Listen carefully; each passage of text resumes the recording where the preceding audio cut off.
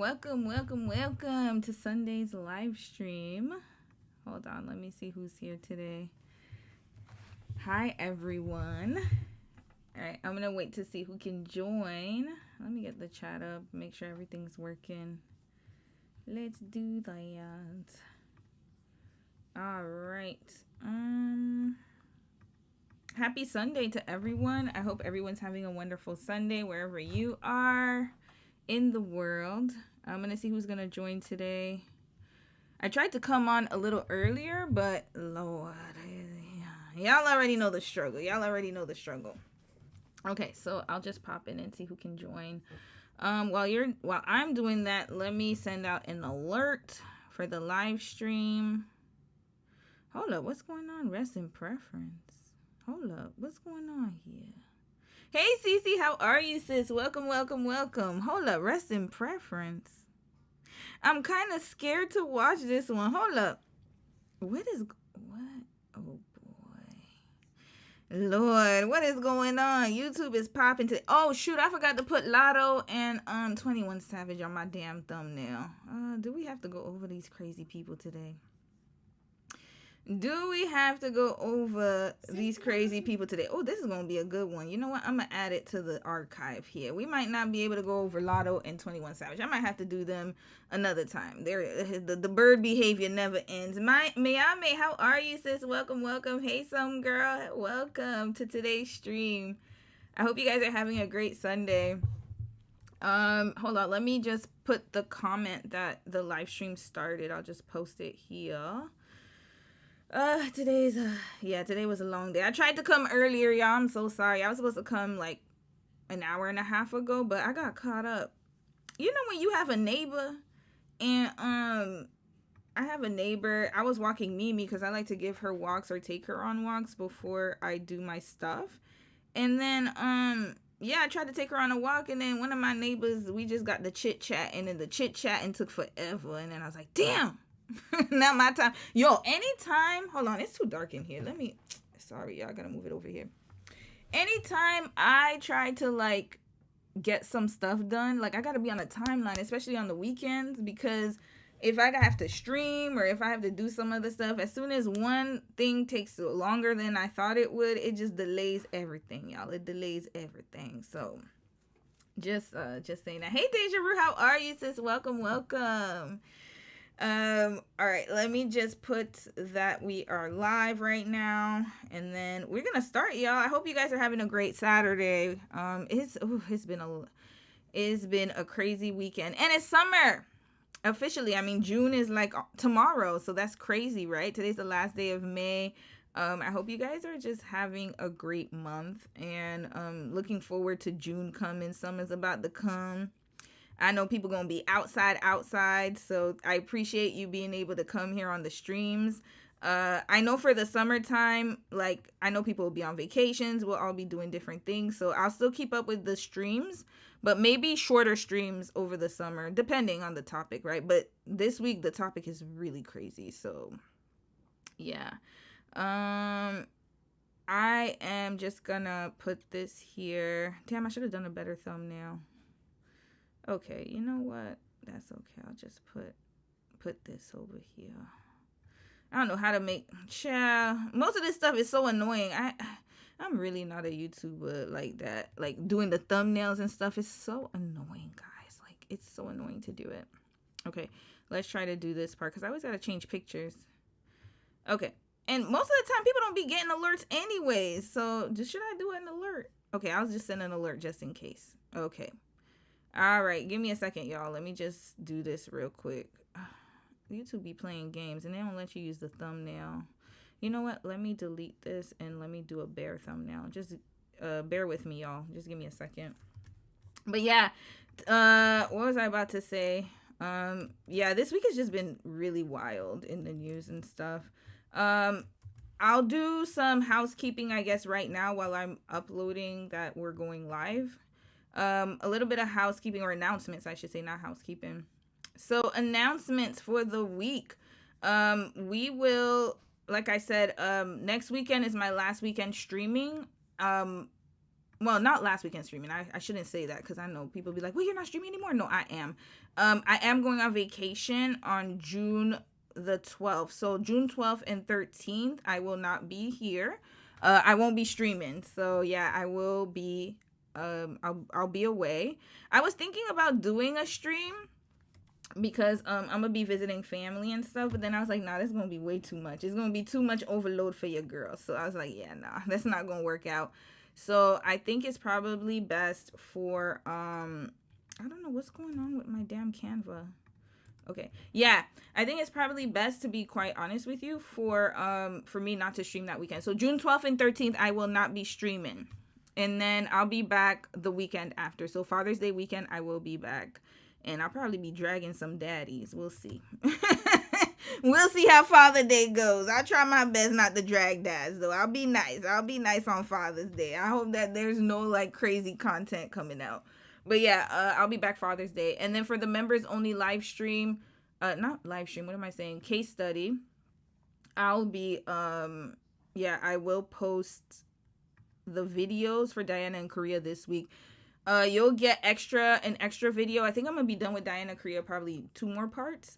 So what I want to do is that I do want to finish it off, and then I'm still, like I said yesterday, deciding what I'm gonna do with the members only live stream, y'all. So bear with me on that, y'all. Please bear with me on that.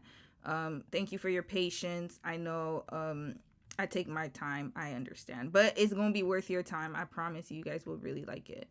So yeah, I'll be posting that this week. So stay tuned for that. And also next week while I'm away on my vacation, that's why I'm going to like really, really push myself to publish some videos. So then that way you'll have those videos waiting for you while I'm away. All right. So anime girl, how are you, sis? And almost, I hope I say it right. Almost Sefe John, how are you, sis? Welcome, welcome, welcome. Or how are you? I shouldn't just say sis, because I know some brothers be watching me. So how are you? That's how, you know what? I'm gonna stop calling people sis if I don't know if you a sis, because I gotta be careful with that.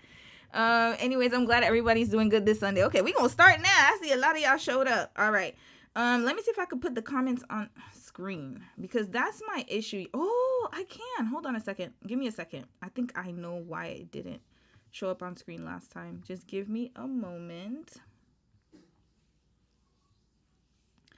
Now I think I see why it didn't show up on screen. No, but where are the comments?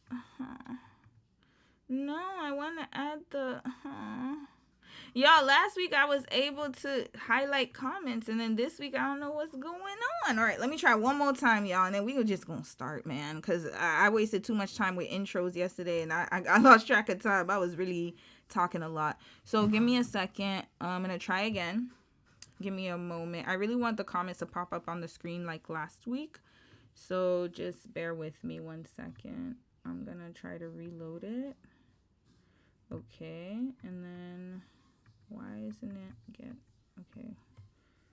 get overlay chat. Give me a moment. Why isn't this thing doing it? This is so annoying.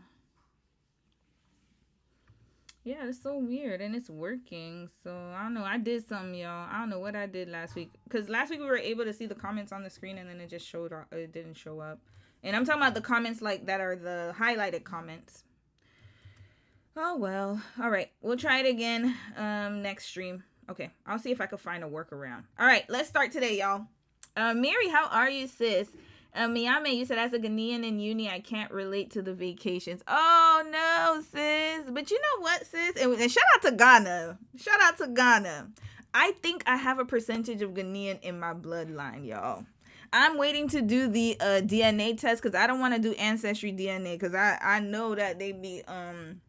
I heard that they always have data issues and stuff of stealing people's bloodlines or people's blood and some weird stuff going on. But I do want to do the genetic test. I want to actually do the proper one, like the one where you go to the actual geneticist and then you get it done. So look forward to that. That will happen sometime in the future. That's definitely on my list. I'm excited to do it. I would love to do it.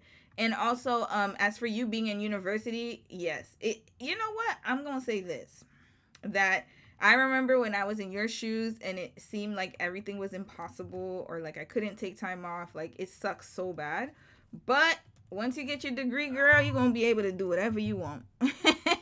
And trust me, it's gonna be well worth it. So getting them books is well worth it. So I sympathize with you, but just know that, once you're done, everything's gonna work out well, and you're gonna have such a great time. I promise. Like there's nothing better than sacrificing for something greater in the future. Trust and believe me, them sacrifices will be worth it, especially when it comes to getting your education. Mary, you said, hey, Romy and Romers. Hey, sis. Mary, how are you, sis? Welcome, welcome, welcome. Let me try. Why isn't it working? It's grating me. But anyways, while I'm trying to figure this thing out of, like, the chat and stuff, let's get to today's topic, because we ain't gonna do too much intro. Last week we did a lot of intros. Not last week. What am I saying? Yesterday. Oh, Lord, you could tell I didn't get that much sleep. Nowadays, Mimi wakes me up at 5:30 in the morning to take her walk. Ooh, and I'm just not a morning person. I'm not a morning person. I don't think I will ever. I have tried so many times, y'all, for many years to be a morning person. I'm just not a morning person. So it's just never going to happen. But I'm trying my best. And waking up at 5 o'clock in the morning is really hard for your girl. But, just doing it. She's a puppy. So just got to do what I got to do. But yeah, okay, let's switch gears. Let's start today's topic. All right, let's get to it, y'all. So we're going to talk about, not these two. We are going to continue on with Jackie Aina, but later on in the stream. I feel like I was tapped out of Jackie Aina yesterday. So today we're going to kind of blend the stream a little bit. We're going to talk about so many different topics. And let's start with Summer House. Summer House reunion. I think that's the best way to start. So Summer House, in case you guys did not watch the live stream I did weeks back, I don't know if you guys remember. Hold on, let me pull up the pictures, just in case y'all didn't remember. So Summer House is basically like a reality TV show, and there was a lot of drama because two cast members, they used to be really good friends. And one of them was a black woman by the name of Sierra Miller. And she started dating this man named Wes. Oh, Lord. I still don't understand till this day what attracted her to him. He looks like a great value Post Malone. But either way, that's neither here nor there. So not even Post Malone. He looks... Anyways, I don't even, it's not even about his looks. It's just the demeanor, I don't know. I'm just disappointed in sis. But either way, she dated him for a while and it didn't work out. But her best friend in the house, what's her name? Amber Petula. I remember that girl. She took that man. Or she decided that it was the prime time for her to date him. And so they got into it. So there was a lot of drama, and there were a lot of, conversations that were swirling around the internet and commentary about how certain women, especially certain, privileged white women, they will try to, humble you. So that was the extent of the conversation. So I did a whole live stream on that, breaking it down. And now this is an update. We're not going to take too much time on it because the reunion is still happening, but I just wanted to highlight like what has happened since then, and let's see if Amber ended up taking accountability. Spoiler alert, she did not. All right, so we're gonna start off strong with Dr. Cecilia Regina, the best that ever did it. Love her stuff. We gonna even like it ahead of time because I know she gonna drop some gems. Y'all could go follow her. Sis always has some really good commentary for reality shows. And so we're going to see what happened during the reunion. And we're going to hear from the good doctor. And while you're doing that, while we're watching that, I'm going to try to figure out how to get the comments on the screen. You went from being married to being one of West Side bitches? That's crazy. Wait, hold up. How did this start? Hold up. Wait, let me see if I can get the clips on. This started off a little crazy. Hold on right now. Okay, it started off a little strong. Okay, Summer House reunion. Let's see if I can find some clips here. And while I'm doing, why is the lighting so bad, y'all? I'm so damn tired. Okay, Bravo cut this from Summer House. Okay. Can we get footage? Watch what's happens now with Andy Cohen. Oh yeah, Amber was married, by the way, y'all. Yeah, I don't know. You'd have to watch the live stream I did a few weeks back. I can't go over the story too much. Okay, so let's hear Cecilia Regina's explanation. Okay, let's get to it. What is this? Love Island. Why do I have that here? Sorry, y'all. I should have put tabs here. Where is Summer House? It must be at the end. Yeah, here we go. Okay, let's watch it again. My bad, y'all. Oh boy. All right. Let's start the intro again. Ooh, that was a strong intro. Why you went from being married, went from being married to being one of West Side bitches? That's crazy. That's what happens when you have a pathological need to be better than Black women and you compete with people who aren't even thinking about you that way. So the need pygmies have for validation is already all-consuming, but it's much more likely when you're a woman. By the way, Amber was a Leo, if I'm not mistaken. If my memory serves me right. What is up with you Leos? Red flag to some of y'all. I'm trying. Devonda's my Scorpio queen. I try my best, y'all, but And hell, Patrick too, Aquarius man. Thank God it was an Aquarius woman. So far, Aquarius women have beaten all the allegations, but for the men, hell, I say red flag to all of them. What was Sierra? My bad, y'all. We gonna watch the video again. I just have to remember their signs. Sierra was a Capricorn, yeah. And Amber, if I'm not mistaken, I think she was a Sagittarius. Petula, is that her damn name? Petula. Amber Summerhouse. What's her damn last name? What's her last name? Batula. My bad. I call her Petula. Amber Batula. It's birthday. I believe she's a Leo, y'all. I believe she was a Leo. I have to make sure. When is her damn birthday? Happy birthday to me. Yup, July 25th. That is definitely a Leo. Okay, continuing. Woman whose whole identity hinges on being higher than another woman in a hierarchy, that you are plugged into some isms. You are most likely a racist, because pygmies are going to seek out systems that automatically validate them. I mean, what could be more validating than being told you were born superior to half or 3/4 of the world? The problem was Amanda's belief system was not lining up with her lived experience. In her belief system, she's automatically better than Sierra because of a few things. Her being white, her being married, her having been in Summer House longer. She's been there since day one. But no matter how much Amanda tried to hold on to these ideas for comfort, she remained incredibly jealous of Sierra because she came onto the show as a +1. Even though she was technically a standalone cast member, she was known originally for her connection with one of the young men, and she was almost instantaneously done dirty as he was dating her and a young lady from another show on Bravo. It was big, it was huge, it was messy, and, she quite rightfully kicked him to the curb, Sierra that is, and she was so captivating. She was able to garner a large following and continue to come back year after year on Summer House under her own steam. And that was just the appetizer. Then she was done dirty a couple years later by Wes. But that's never been the centrality of Sierra's story. Sierra is one of the most beloved cast members just because she is who she is. An ICU nurse, a model. She is brilliant and she's beautiful. Amanda was only ever Kyle's girl, and she needs a man to solidify her identity. And that's why she stayed with Kyle through multiple seasons of nonsense. She went from being a hookup. That's what happens when you are male identified and you ain't got your own motion. That's it. You just gonna be tailing behind a man all the time, looking crazy and very birdish. That's it.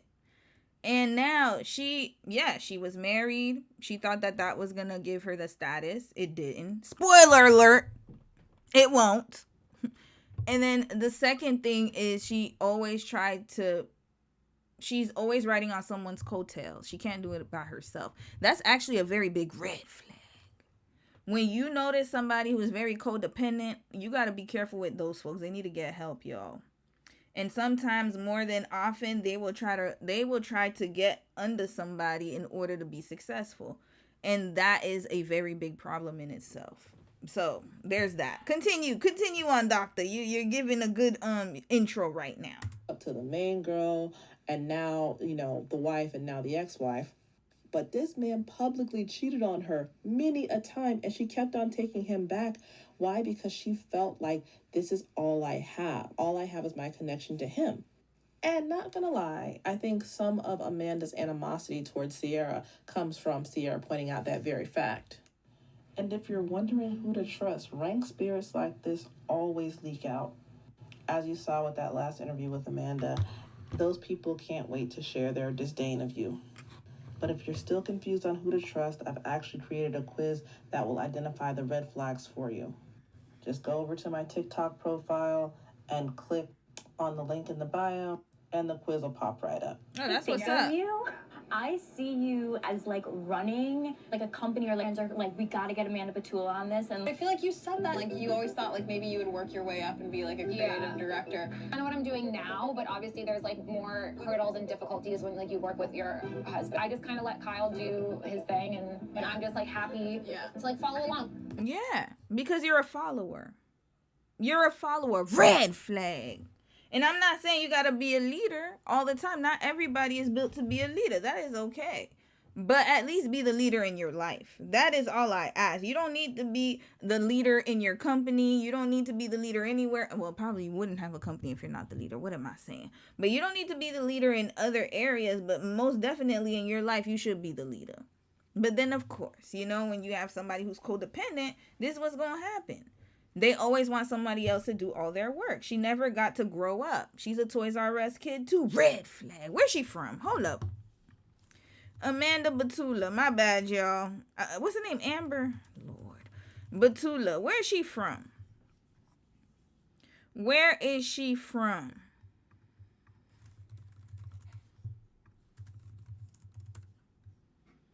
New Jersey. Okay. All right. That tells me all that I need to know. And I believe, what's her background? She was coddled, y'all. She was definitely coddled. I think she's spicy. Polish Italian. There we go. All right. So yeah, spicy white. So what I'm trying to say is that she never was able to gain a level of independence. She probably done went from her mama's bosoms to her man's. Oh no, it wouldn't be mother's father. So I'm assuming that she's very close to her dad, maybe. I'm not sure. But whatever family she comes from, she's very dependent. She's seen that behavior from somewhere. And I can almost guarantee it comes from the mama. Two kinds of situations that usually happen. Either the mother did not have a husband, and so therefore she's trying to recreate that. Or the mother was very codependent with her husband, and so she followed that. And so sometimes that does happen when you, again, emulating behavior that you've seen. So whenever I see somebody like that, I can sniff the mama. Usually it's a very submissive mom will have two types of daughters. Either a daughter who's going to be uber independent because she can't stand to be submissive and be weak like her mama. I got to be honest. Or she's going to have a daughter that is just like her. Just like her. And so she's not independent. So I'm going to assume that this is a behavior that was modeled. And it might not be, it is caregiver. I don't know if it's her mama, or stepmama, whoever she saw in the household. That's who she's emulating. Because you cannot go through life just letting anybody do anything. She just want, just let him do whatever. I just, and then look at what happened. What happened, Amanda? You regressed. And now you're a side chick for a man who looks like he... You know what? Let me shut up. I'm not trying to be mean today. I'm just Sunday. Let's continue. Do you feel like you have an identity outside of Kyle? No. Because I don't. That's mean. But like everything you do is so Kyle and like lover boy. You're so creative. And this is why you don't give encouragement and advice to pick-me's. You may think you're doing a good thing, but it's like feeding the gremlins after midnight. All you're going to do is create a monster. In this moment... You know why? So, Cecilia, I'm going to add a little bit more. I love her commentary, how it's going, by the way. What I'll say, Dr. Cecilia, and let me add a little bit more. The reason why you can never feed the monster is because they're just not happy. That's it. They are looking to you. Again, they're feeding off of your energy because it makes them feel good, but they could never be like you.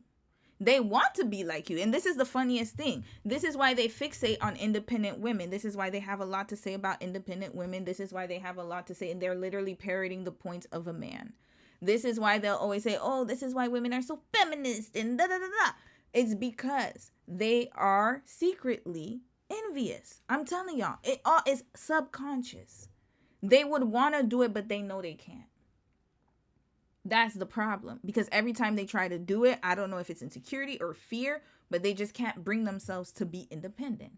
Because like I said, anyone who focuses on something means that there's an obsession. And if there's an obsession, then I know that there's a secret jealousy. And if there's a secret jealousy, then I know there's a thin line between love and hate. Red flag. Get healed, people. Go to the damn counselor and therapist. She needs to heal. I don't know what happened in her household, but she needs to heal. But instead of doing that, she would rather fixate on other people to make her feel better. She is basically using people as her stimulant. You know how some people use food as their, addiction? They're addicted to food. They're addicted to, other stuff. Some people are addicted to people. They're addicted to having people around them all the time. This is a problem. If you cannot be alone and you are always up under people, that is a problem. There's one thing to be social, but there's another thing to be codependent. This woman is very codependent. And so as a friend, Sierra, she's trying to be a good friend. And hell, we've all been there. Unfortunately, when you're dealing with these type of women, you cannot speak any logic into them. They're already in the sunken place and they're going to just drag you along with them. These are the type of women that will have you crashing out with them. They're going to put you in the danger zone because they do not care about their lives. They care about your life. They care about what you're doing. They care about what their man's doing, but they don't care about themselves enough. And they feel like the more that they care about people, the more useful that they will be. And so nobody's going to leave them. And this is an internal problem she needs to fix, but she doesn't want to fix it. That's the problem. And a lot of young women go through that, y'all. This is not just Amber Batula. There's a lot of Amber Batulas around us, among us right now. It's an inner problem when you are looking to the outside world to fix what's internal. You want to be of use of other people because you fear what? Rejection. But guess what? You're going to get rejected anyways. So why are you doing all of this to keep friendships, to keep men, to keep whatever, jumping through all these hoops? You can't even control the man. Your man is slinging dick everywhere. That's what he was doing. While you up here trying to be Molly the maid. This makes me remember Jocelyn when she said, hey, maid. I see you got your maid outfit on like you. Oh, hold up. Let's play that. Where's Jocelyn? You know what? If there's a favorite Scorpio other than Queen that's in the chat, because I know you're a Scorpio too. Jocelyn Hernandez is one of my favorite Scorpios, and Monica the singer. You know, I have my faves. Hey maid, Jocelyn, I see you got your This is it, y'all. Hold up. Where is it? Feel what you got the heater on here? It's hot in Yeah. What's up? Don't be touching up on me. Okay. You're not gonna speak? Hey, maid. I see you got on your maid outfit like you always do. I don't blame you. Maid You got it outfit. clean. I have on a t-shirt. You got it clean. That's what. Ain't that what you're clean with? You need to buy her a fur like you bought me one. Get this hoe out the house. I could take your maid again if I wanted to. Molly the maid. There you go. Jocelyn a mess, y'all. But yeah, hey maid. Yeah, you want to cook, clean, do all. And I'm not saying you can't do that for your man. But it should be under terms that are very healthy. You're not going to cook clean for your man who barely lifts a finger in the house. You sitting up here slaving for his ass. He could barely remember your damn birthday. Slanging peen everywhere in New York and Central Park. Amber probably heard Autumn's story. She's from New Jersey. Autumn girls be whispering, your man been around. Oh, he was around. And you sitting up here looking pitiful as hell. They can't be strong, y'all. They need other people. That's why she needed Sierra there. She felt like she was strong. But then now, you're going to see what's going to happen. She has to face herself. That's the problem. She doesn't want to face herself. Both Paige, the other white young lady, and Sierra are pouring life and affirmation into Amanda. The problem is Sierra also gave her a hard truth that was a bit unpalatable to go along with that compliment. I do see you being a creative director. And hey, you said you wanted to do that, but you've taken 0 steps towards that. And you're not even like stepping up in that capacity in the company that you're running with your husband, Loverboy. And this is where you have to let water seek its own level, because a lot of people aren't going to like what I'm about to say, but I'm going to say it anyway because I have never cared. Culturally, it's easier for white men to be friends, because you see how Paige just gave her an empty compliment and it stopped at that? That allowed Amanda to build her castle in air without taking any responsibility. Oh, I see you as a creative director and like running a company, and all the brands and all the people are going to flock to Amanda Batula, and she's going to tell them what's hot and what's not and what's in and what's out and what's cool. And that feeds into her delusions of grandeur. And it's something she doesn't have to do anything with. She gets the fantasy, she gets the compliment, all is well in her little world.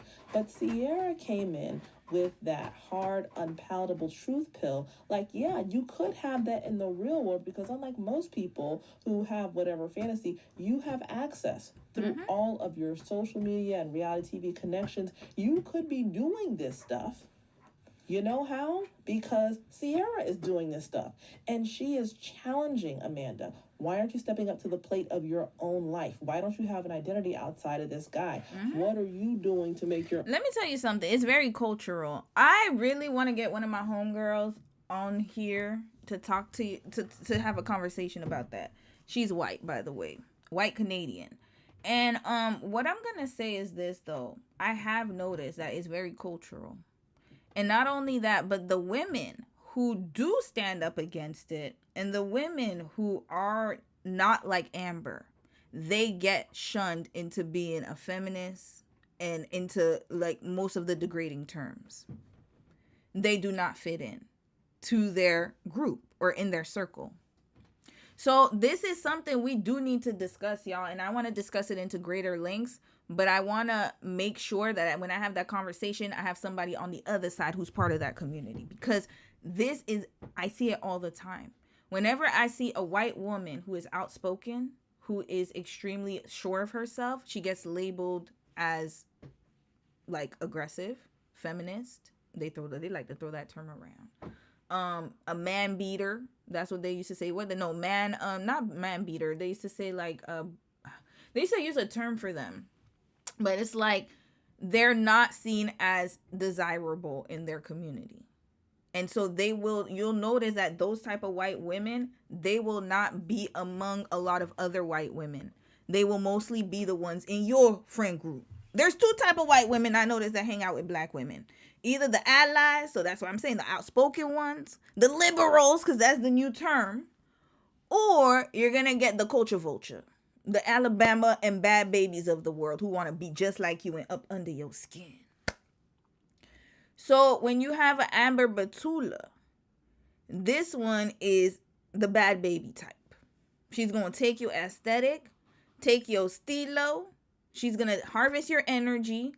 She's going to cry to you. And remember, they both like the same type of man. So there's always a competition. Best believe that. Because they're not fighting for the brothers in this part, because Sierra, she's in the white circle. So she fighting for the Brads. And so they're doing the same play. It's just in a different way. It's very subconscious, y'all. It's psychological. And then the over outspoken ones, they're the ones who are going to be the allies. But then at the same time, they're the ones who get very comfortable with you. So then these are the ones you also have to be careful of in some capacity, because then they feel too comfortable. And so they start, that there is a lot of levels to it. So it's very rare to find somebody who is extremely healthy minded and somebody who can understand things from another perspective. And usually what I've noticed, and like I said, the Amber Batulas of the world, they're the most dangerous to me. They're the most dangerous to me. So yeah, notice how Sierra, she was socialized in a different way, because as black women, and I would say specifically North American black women, I can't speak for other countries, and I make sure to say that because I know every country has a different context, right? So I don't want to say it's across the board, because it may not be. And I grew up in North America, so I can't give you the perspective of somebody growing up somewhere else, right? Even though my parents are not from America, they're Haitian and Canadian, obviously. But I don't have that perspective because I didn't grow up in Haiti, right? So what am I trying to say? I grew up in a Haitian household, I have to say that. But I didn't grow up in Haiti is what I'm trying to say. So when you think about black women, we are socialized. We don't have the right to make mistakes. We're not given the grace. So you can't just sit here and whine and cry. There's no room for you to do that already. As a young woman and as young girls, we were taught that if you had parents who actually were emotionally supportive, you're very lucky, because many of us didn't have that. So when you start crying, when you start showing emotion, it's like, what are you going to do about it? We're very action oriented. And so when we get to the place of work, this is why black women work very well in the workplace, is because we don't have time to sit there and mull over different types of reasoning. There was a girl on TikTok who talked about it very well. I'm going to see if I could pull up her video later.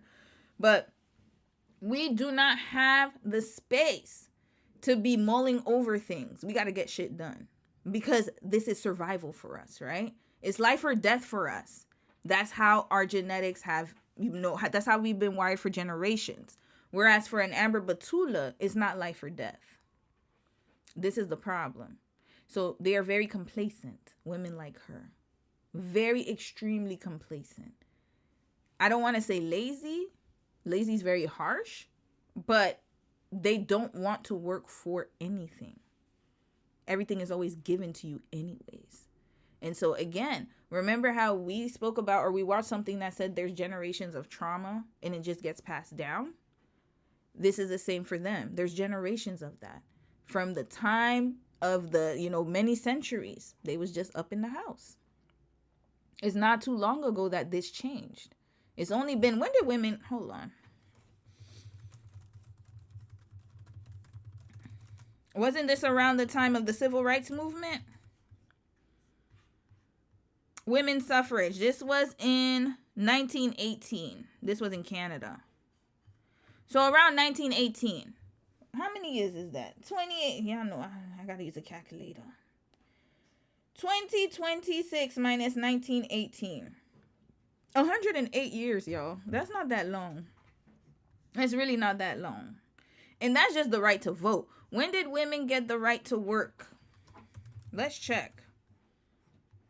Let's see. When did we get the right to work in North America? Let's see the year.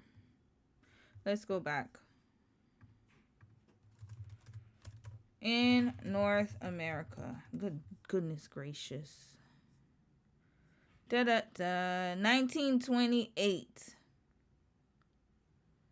1977. Hold up. Women in the labor force. 1918 and 1920. No, that was voting. Damn it! When did they get the right to work? Damn it. Is that a problem? Hold on, let me find out. Okay, we're going to have to just check Canada.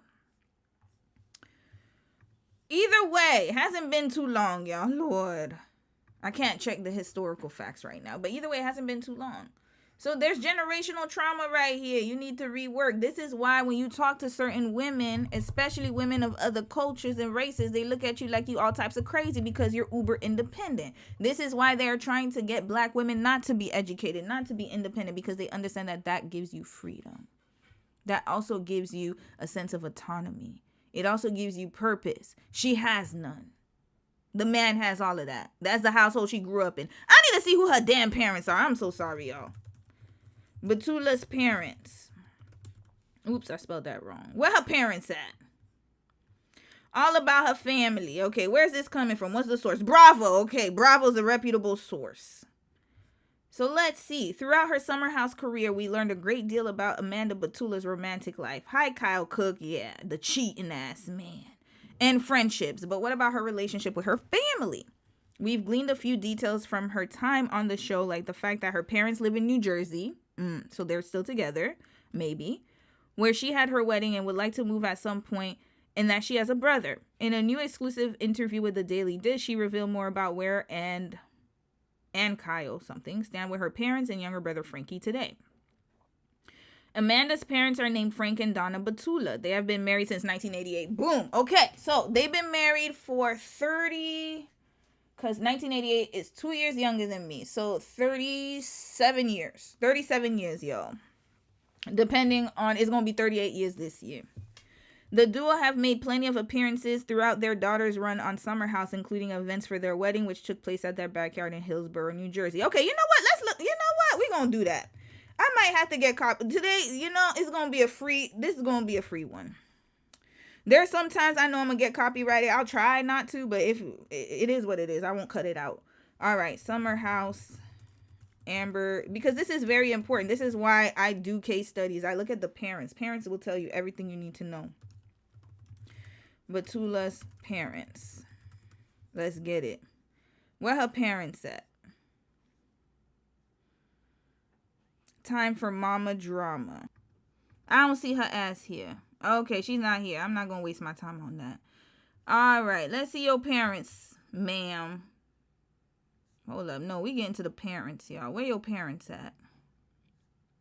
Where are your parents?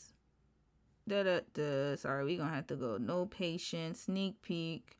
Why is it so hard to find these damn... Wes ignores Amanda with his parents. Okay, I don't give a damn. No, parents. Okay, you know what? Let's put Amber Batula's parents. I don't have time for all of this. YouTube, your search engine sucks. I hate it. It's so annoying. And look at his raggedy ass. Red flag. Okay, Amber Batula's parents. You know what? Let me do Google. I ain't got time for all this nonsense. Amber. TikTok has a better search engine than YouTube, by the way. Okay, here. I had to look on. Okay, this is a minute. Amber Batula's. Okay, here. Amber's Mother's Day. All right, let's see. Oh my God. Gary dropped off Leah. Oh no, hell no, not that Amber. That's Amber Port. Not they gave me Team Mom Amber's old crazy ass. Her deadbeat ass. Allegedly. Well, I mean, that's what was on TV. Hell. The reason I said allegedly is because I didn't watch Teen Mom too much after she got out of prison. Why is it so hard to find her parents? Okay, you know what? Maybe they have videos here. Amber Batula's Jersey life. Okay, all right. Anyways, we'll read the article, y'all. I ain't got time for this. Amber has a great relationship with her parents, who still live in Hillsborough, New Jersey. She told the Daily Dish in an interview that they often drop her dogs off at their house in New Jersey and stay for dinner. It's kind of an escape. They've been so helpful. Okay, they've just been so helpful. As they've discussed during Summer House Season 8, Kyle and Amanda also eventually plan to move to the Garden State. All right, blah, blah, blah. Who cares? My dad's dying for grandkids. My mom is so good with children. So when we have kids... New Jersey it is, she said. They would be over all the time helping. You know, these are code words, y'all. We go over to my parents' house and Kyle's getting hors d'oeuvres and Aperol spritz just like handed to him. I'm like, you don't want to live near my parents? Yeah, spoiled. Listen, once you hear this, dying for grandkids, well, that's all parents. Some parents, they just want you to have kids. My mom is so good with children. That means that, I don't know, but it's giving stay-at-home mom to me, maybe.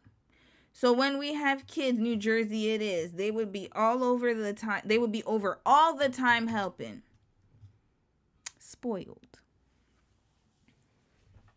I don't want to say spoiled, but okay, let's say that. I don't want to say spoiled because I do know that there are some parents who really love their kids. They spend time with them. But let's just say over the line, over the threshold of helping out.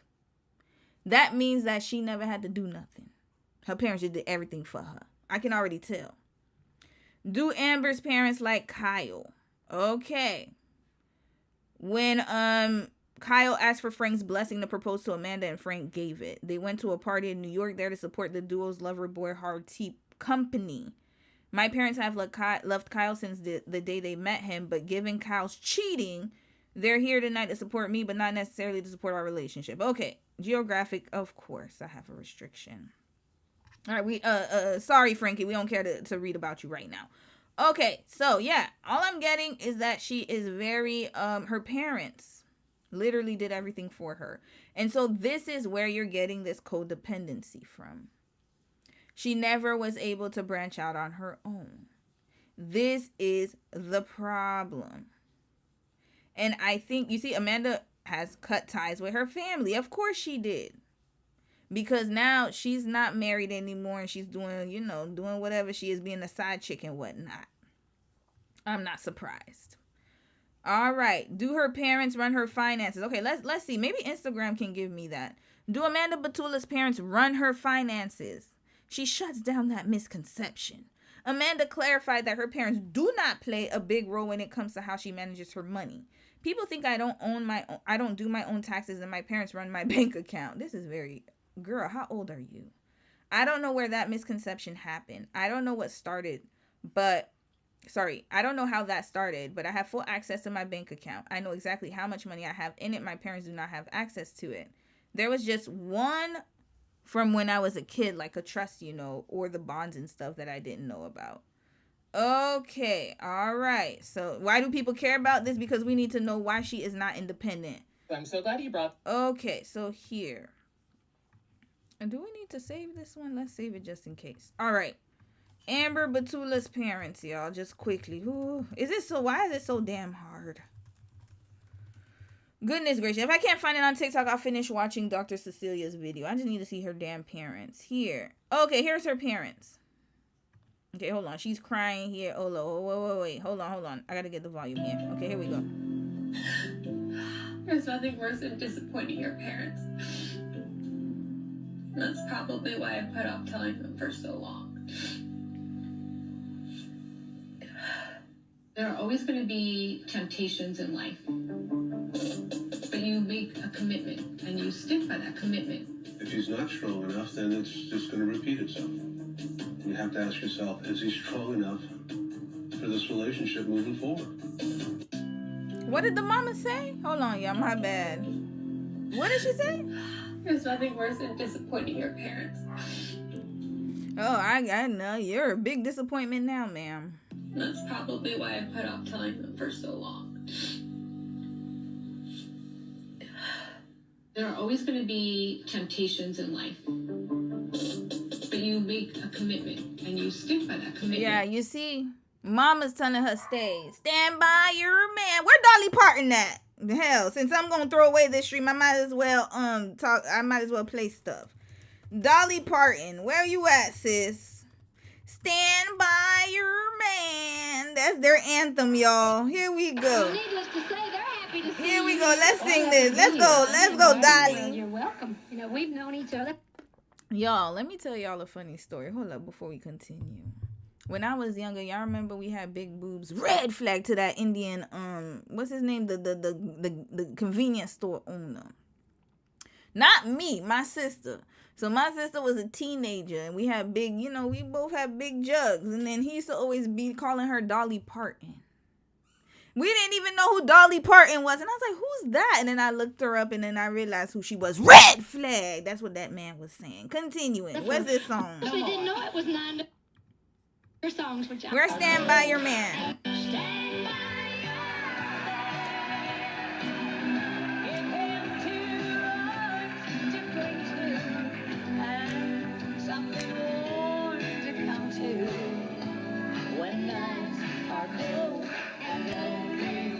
Stand by your man. I know that's not what she said in that part, but that song be hitting. Yeah, stand by your man. That's where that came from. Dolly, what's your sign, sis? Oh, Capricorn, Lord. Of course. All right. Is it a Cap? It better be Cap. It damn well ain't no damn Aquarius. That's a Capricorn. Yeah, that's a Capricorn for sure. All right. So, yeah, notice how she like, stand by your man. Amber. Let him cheat in peace. You just better be a good girl. We raised you to be that way. I already know what type of time it is with you, mama. And now let's hear what the daddy had to say. Notice his demeanor was different. If he's not strong enough, then it's just going to repeat itself. Yup. Basically what he's saying is he going to keep cheating. And me and him going to have a conversation. I'm about to rough him up. That's what he's saying. You have to ask yourself, is he strong enough for this relationship moving forward? Basically, he's saying, I want you to leave him in coded words. He's going to keep doing it. The ball's in your court, but I don't have any. You see, he knows. He's a man. Men know men. He's like, look, he going to keep doing it. And notice how, look at little mama's face. Stand by your man. And that's why this happened. So now, Wes was her escape, y'all. Hold up. Where her daddy? Oh, is that her daddy too? Hold up. Well, there was just too much culture going on yesterday, so didn't get to this. But in the least surprising news ever, Kyle and Amanda finally announcing that they are splitting up. Yeah, Amanda Batula's dad is the happiest man. Yeah, you could hear it in his tone. He did not want her to stay with him. The way he said, he's like, you're going to keep doing it. We got you. And then mama's like, stand by your man. I feel like I'm living with my dad. Oh, listen to this one. Dad, where you're like, get up early, like do this. 9 o'clock on a work day. Do I literally have to like act like your dad and tell you what to do? Because it's exhausting. Why is it my responsibility? I just feel like I'm living with my dad where he... This is a problem, y'all. Hold up. Yep. So it's, again, she needs to fix herself. And she's not taking the proper care to do that. And to be honest with you, I'm lucky that I didn't turn out like an Amber. So I'm going to tell you right now, Haitian mothers are very extremely like doting to their sons. However, my mother, although she was very doting to my brothers, she also didn't make my sister and I do housework. I talk about it all the time. She wanted us to focus on our education, right? So I grew up in a household where my mom just did everything for me. I never had to lift a finger, like literally. Like my mom cooked for me, cleaned, except my room. The only thing she didn't do was my laundry and clean my room. She would do it for my brothers though. That's another story. But she didn't let me cook, clean, do none of that stuff. Like if I did it, it was because I wanted to do it. Most of the time, my mom just did everything. The Libra mothers, y'all, oh Lord, they like to be in control. So now, what ended up happening though is because I still had a semblance of independence, meaning I worked young, I started working at a young age, I still had that instilled in me. I'm not gonna lie to y'all, when I got married, I had a lot of struggle because, you know, Dom was doing all the housework and I was just looking at him like, go babe, go. That's why that one time in that live stream, he called me a deadbeat wife in the beginning. Guilty. I'll just watch him clean. And I'll be like, okay, thank you. That's it. And then I realized, I was like, oh, yeah, I'm supposed to help out with that? Oh, yeah. It's very different when you live alone versus when you live with somebody. Because I have lived alone in my own apartments, but I just clean when I damn well want to. I ain't do it all the time like that. But then again, we didn't know that he was undiagnosed OCPD. So that's another story. But point is that if you grow up in a household where your parents do everything for you and you don't have any level of independence, meaning that you've never learned how to be independent, whether it's making your own money, living on your own, making your own decisions, and you're going to turn out like an Amber. That's across the board, y'all. It wouldn't matter. And so now she is living out her teenage rebellion phase right now because she was up under her parents for so long.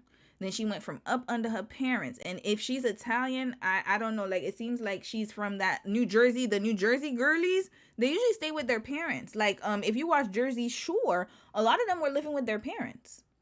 They do not leave the house until they're married. So I remember there was a Love is Blind episode with one of them, Nick. I think it was Nick and that girl that used to be mean to him, the little blonde girl. I forgot what season that was. And he was still staying with his mama. And the girl thought it was weird, but I was like, no, this is Italian, y'all. They are, I told y'all, spicy white. So they're just like any other cultures where you stay with your parents until you are getting married. Matter of fact, if my dad had it his way, excuse me, he would have had us stay in the house until we were married. I was like, I'm not doing that.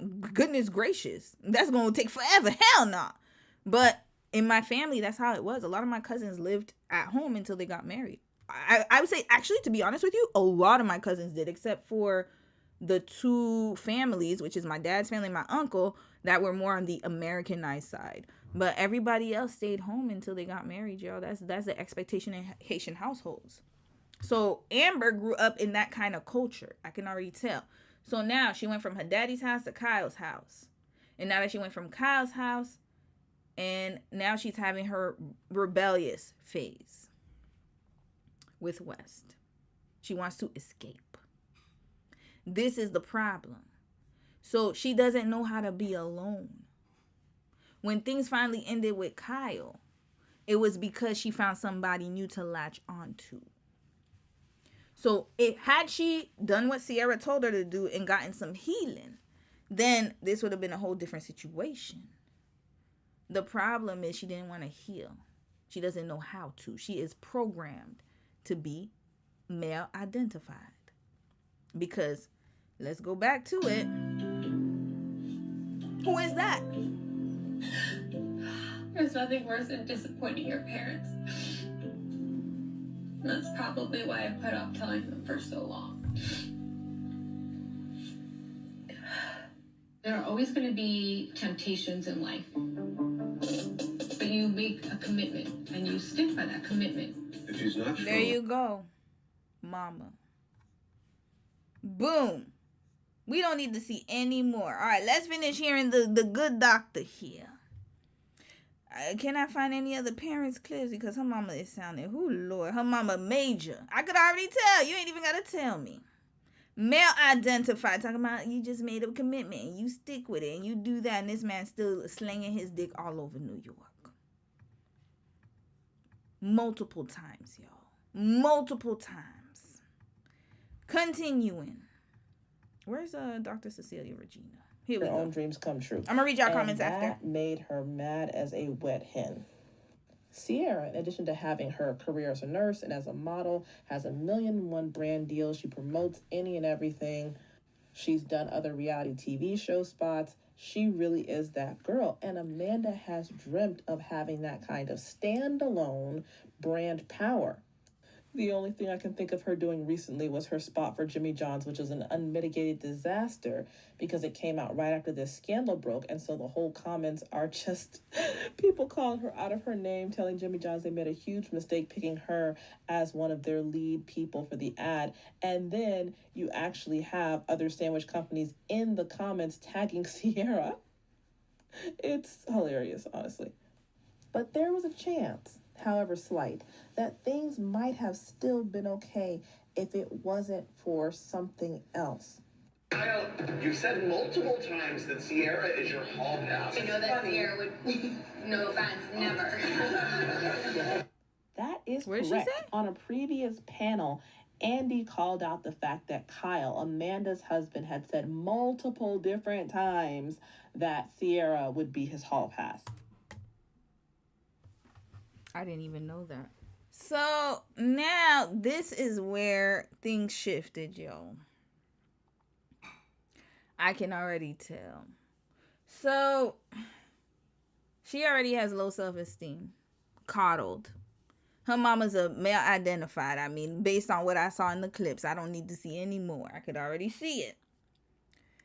And now the girl that's your bestie or that you were low-key probably envious of, we gotta say it, or admiring, your husband is triangulating you with her. Red flag to that husband. He knows what he's doing. He was cheating on her. So that means that think about it, cheating on a woman is like the most surefire way, especially a woman who's already weak to begin with, to make her feel like she's nothing. I'll be honest with you. Especially if her end all is to be in this happy marriage. She probably thought this was the end all be all. This is end game because that's what she saw her mama do. Her parents been married for a very long time. So she's thinking this is end game. Kyle is, like Ken. She's like Barbie in the socialite world. She already had her whole planned out life in her world, in her fantasy, delusional world.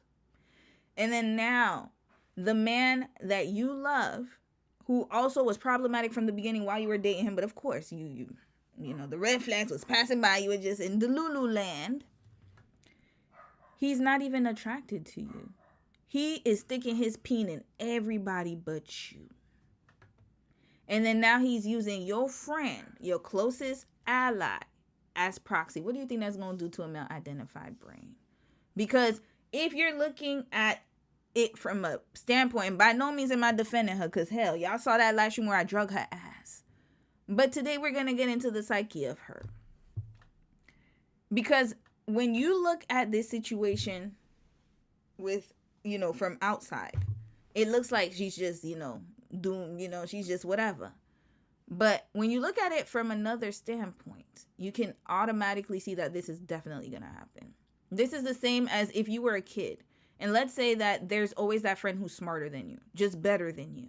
And you don't know how to manage your emotions because your mother is competitive. And so she's going to comment every time that friend comes over and is like, oh, that friend is so smart. What about that friend? Why?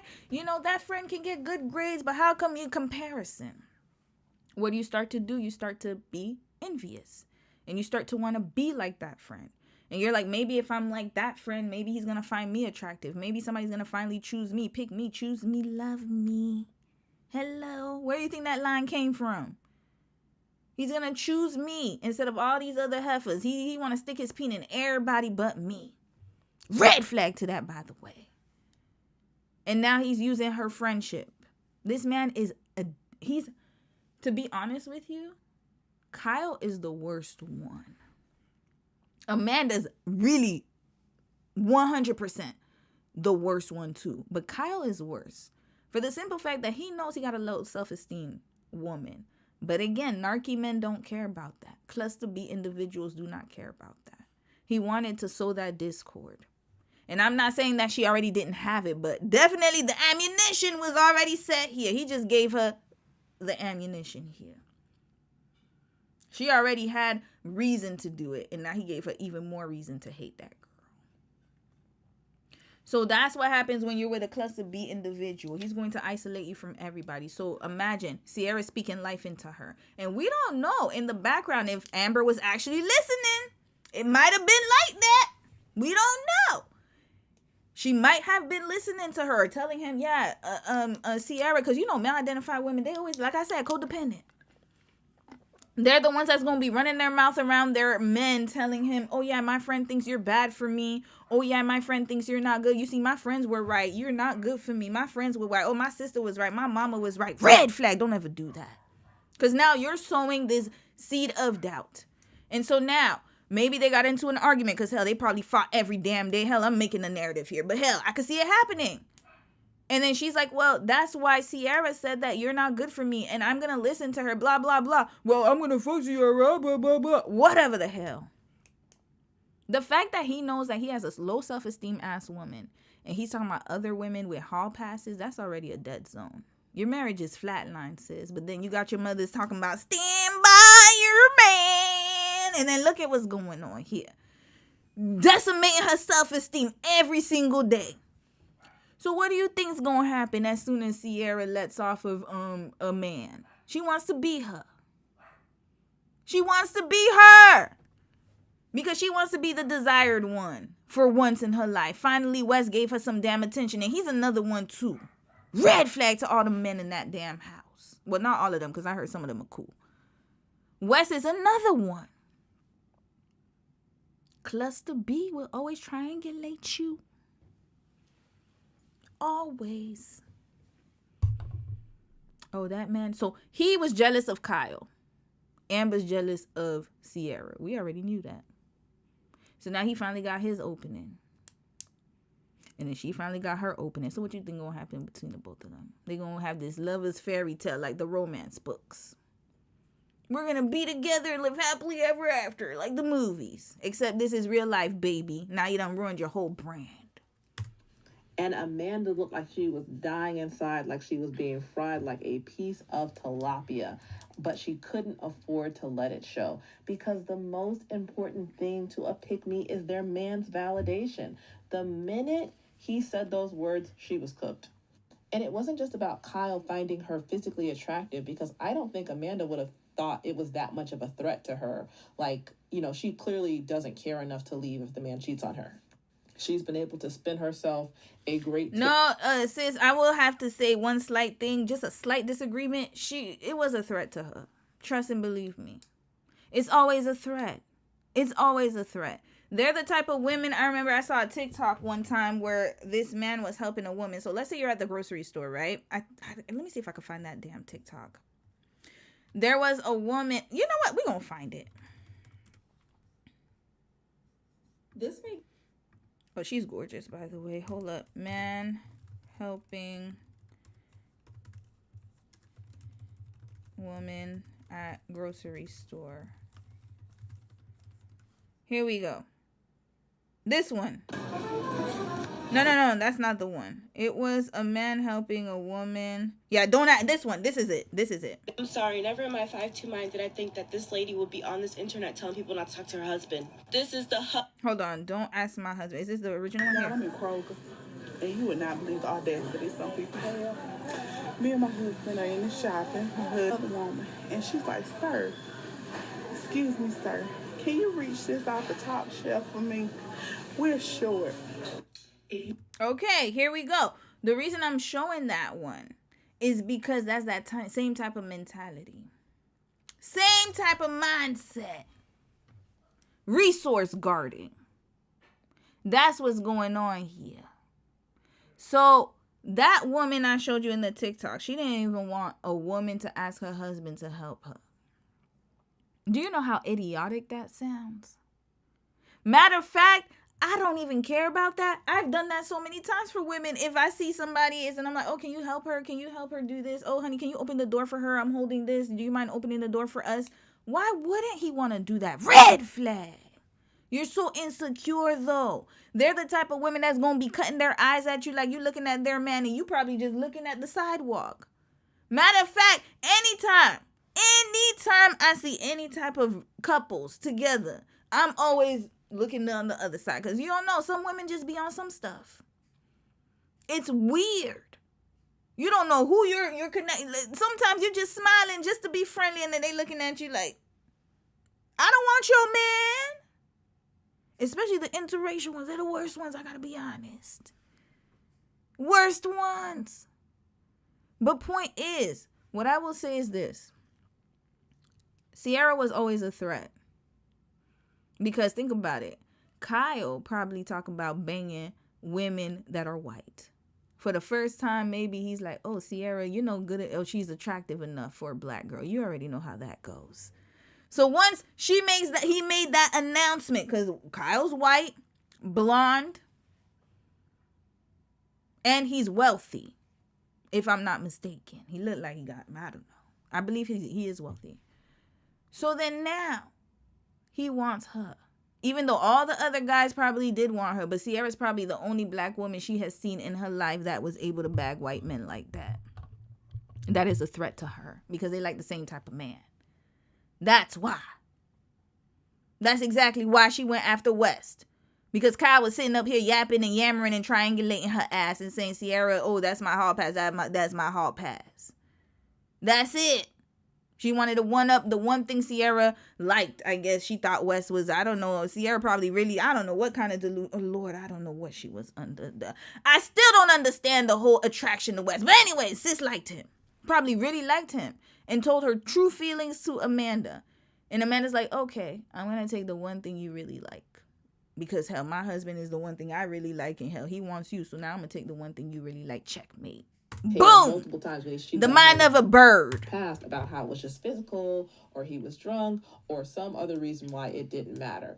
The reason this mattered to her so much is because Kyle has treated Sierra so much differently than he has other women in the house. Now, I'm a firm believer that a man who is bad to a woman or multiple women will always be bad to all women on some level. Yep. But it is very true that men always want what they can't have. So because all the other women ran around trying to appease him, especially Amanda, he has had no problem screaming in their faces, including Paige, being actually quite aggressive towards women in the house, including his wife, Amanda. But people have pointed out ad nauseum, he's never done any of that to Sierra. Sis, I think it's because he knows she will box him upside his head. That's it. That's all. I don't know if it's a respect. I think to be honest with you, is that, and that respect. He knows he can't get away with it with her. That's why. Notice, they never gonna become up. They're not gonna be disrespectful towards you if they know that you have a strong personality. They know they know he about to get boxed up. He does not trust me. They know. I told y'all, I love it when people say, "Oh, I didn't know you were that nice." Yeah, don't think that. Please don't. I could run up on you at any time. Just like Mimi, I don't play that. Maybe dogs do pick up on their owner's energies. I gotta get her together, y'all. But yeah, he knew she was going. Sierra does not look like she plays, y'all. I don't think she plays. I wouldn't play with her ass. The way she was at that reunion, she does not play. He knows he gonna get in trouble with that one. She's not gonna be afraid to box your ass. Don't be yelling at me like you lost your goddamn mind. Who the hell are you? It's about to be World War III up in here. And so, respect. That's cluster bees love that. They will give you that respect. They're not gonna do it to you. That's the sad part about this whole situation. They'll give you that respect. Why? Because they know that they can't go toe to toe with you. That they're always gonna choose a weaker person to yell at and to be screaming and yelling at. And then as soon as somebody stronger comes along, quiet as a mouse. Ain't got nothing to say, huh? Yeah. There was one time Don was telling me at his job that he had somebody there who was like, he would take his food out the microwave because, everybody's sharing the microwave, and the guy would see that his food was in the microwave and it was heating up, and he would literally just, let's say the food stopped or whatever, right? And instead of waiting for the person to come get their food, he would take people's food out and then put it on the counter. And one day Don went up to him and he's like, "Why'd you take my food out the microwave?" And then the guy just looked at him, and then he stopped. Yeah, he stopped right then and there. Because he was angry. He was like, "Don't you touch my stuff ever again." And y'all know Dom is a little diesel man. And then, that man, he did it to everybody else but Dom. After that day, quiet as a mouse. Started going to another floor. I was like, that's right. Don't let nobody punk your ass. What time? This ain't it. This is not it. It's not going to work in your favor. But anyways, yeah, that's that respect. Yeah. Yeah, come on now. Don't play with it. Sierra got that fire. Yeah, she's not going to play with your ass. Even though Sierra continued to check his behavior on behalf of Amanda. We don't have a long time to get into the psychology of that. All I'll say on it is that a few things. Number one, men who do all of that, screaming and screeching, typically want to be dominated anyway. Mm-hmm. They tend to gravitate towards women like Amanda. I think what Sierra said was an accurate characterization. She is always on mute. She is just letting a man run the show. And that is the opposite of what he wants. He's probably doing all of that nonsense because he wants somebody who's going to fight back. And because he doesn't have to be with Sierra, he romanticizes the fact that she puts him in his place. A lot of men in general also just have a fetish for that. They want to be screamed and shouted at and dominated by women. Honestly, it's weird. You think you're really straightening the person and trying to teach them to act like a freaking human, and all the while they're sexualizing it. So she ain't lying though, because while I was getting my locks retied, dang, I wish I had took down Sis's YouTube channel. There's a dominatrix on YouTube. We watch her channel. I was laughing my butt off. But yeah, most of her clients are white men.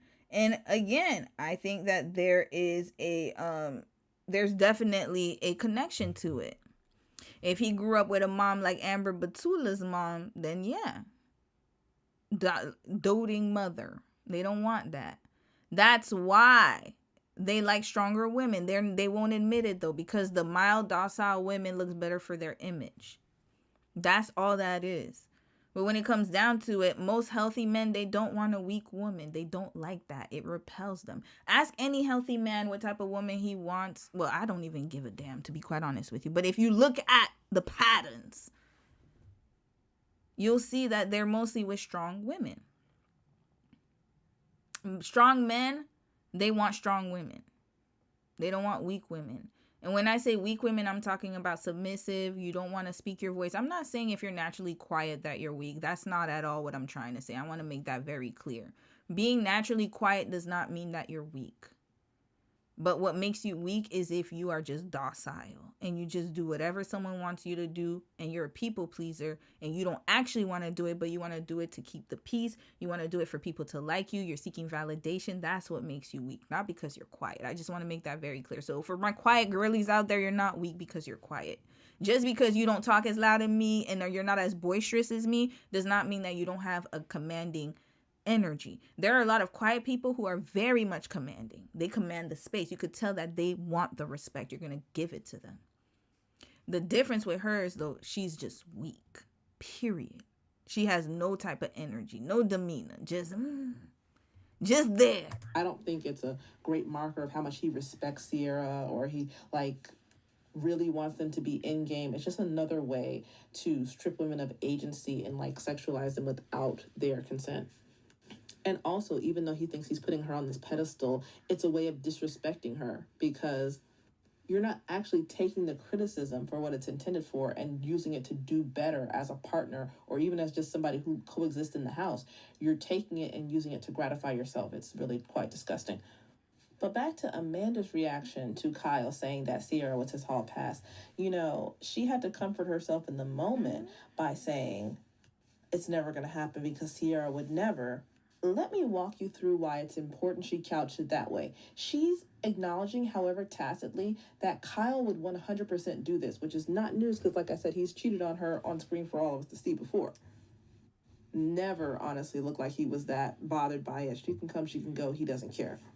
But by Amanda saying, I know Sierra would never engage with you, she's acknowledging outwardly Sierra is no threat. Sierra would never harm her. Sierra does see her as a friend. Sierra has no ill intentions towards her. So whatever Amanda chooses to do, that's on her. But I told you 1,000,001 times, for pick-me's, it doesn't matter if you're guilty or you're innocent. A lot of women get very confused when pick-me's attack verbally or physically the other woman who didn't know she was the other woman. Oh my God, she didn't know the guy was married. He lied to her. Or maybe he hit on her and they're not even dating or having a relationship, and the wife still attacks her. It's because it's not about the relationship. It's not about whether or not you did anything. It's about his validation. You have gotten something she didn't get. In her mind, you've stolen something that belongs to her, that she worked very hard to get. And because of you, she didn't get it. And not only that, if you got that validation because you did all the things she wishes she could do and chose not to because she was told this was the more guaranteed way to get a man, she's going to be extra angry. Like I said, Amanda was sitting there on mute. Amanda let him run over her. Amanda has allowed herself to be used and abused and ultimately discarded. And Sierra, who got his admiration by standing 10 toes down, being herself and telling him off quite a few times, Amanda is beside herself with rage. So now she has to make Sierra pay for what Amanda feels she has stolen from her. Not only that, but Sierra is the representation of all the other women that he's been with, but she can't attack them. So you go by proxy. Additionally, that's why if my friends' men, when my friends had boyfriends back in the day, I don't really have friends like that, to be quite honest with you. I mean, I do, but we don't really, it's different now. Now I'm an adult, right? So I don't be hanging out with people like that like I used to. When I was in high school, though, if I noticed that a friend's man was very, wandering-eyed, or even relative's husband, I stayed far away. You ain't gonna get me caught up in your nonsense. But most of the time I repelled them because they know I didn't play that. But yeah, it was you'll get that weird, there's a whole bunch of them, y'all. There's a lot of male identifiedness everywhere. It's an epidemic.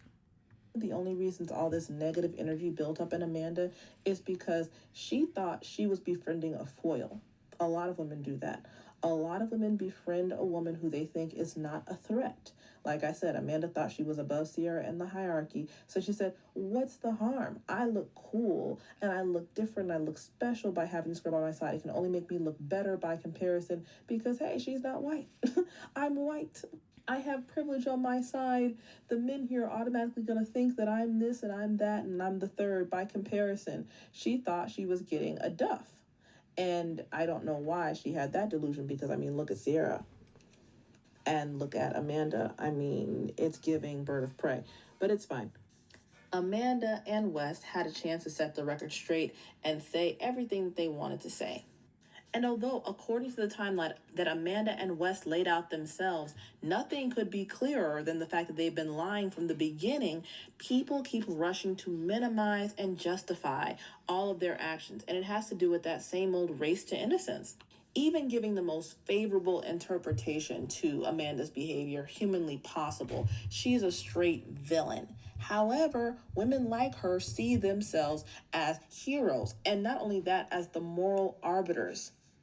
All she's done on this show is judge other people in their relationships. This has been her whole big character arc. But you know why she's judging people on their relationships is because hers is in shambles. That's it.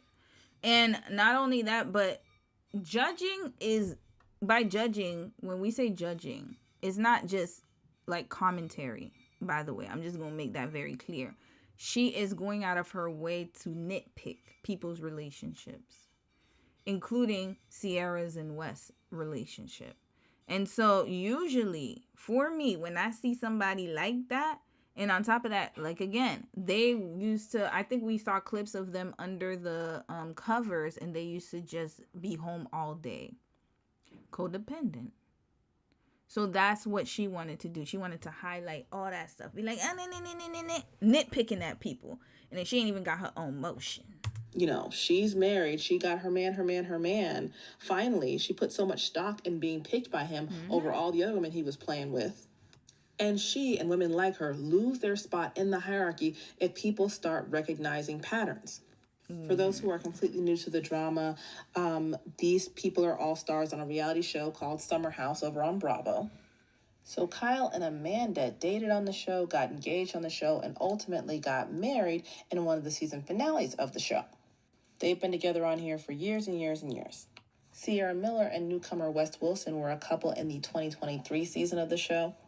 He did her dirty. I still don't get y'all. I'm very perplexed by this couple, y'all. I usually it's very rare for me to be perplexed, but this is perplexion at its finest. Like, I don't get how this was attracted to this. Like, I still, you know what? I think she has white blindness. Sometimes that'll happen. It'll happen. That's white blindness, y'all. It's white blindness. Because I had Asian blindness at one point. Oh, yeah, I did. Just with one guy. I was like, oh, that was blindness. Yeah, it was blindness. It must be. Sis, no, I don't know what you was going through at the time. But, oh, Lord, that must have been a hell of a time. It ultimately did not work out. But during the 2025 season, they were exploring a relationship again. And they were seen out in public together as recently as 2026 Super Bowl. So this very year. Amanda and Kyle announced their separation and intention to divorce in January of this year. And even though there have been rumors circulating about her and West forever, she and West denied that they were anything more than friends through January, February, and March, only confirming that they were an official couple on March 31st.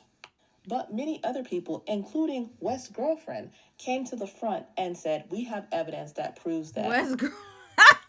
I forgot that man had a whole girlfriend. This man is a loser. Red flag.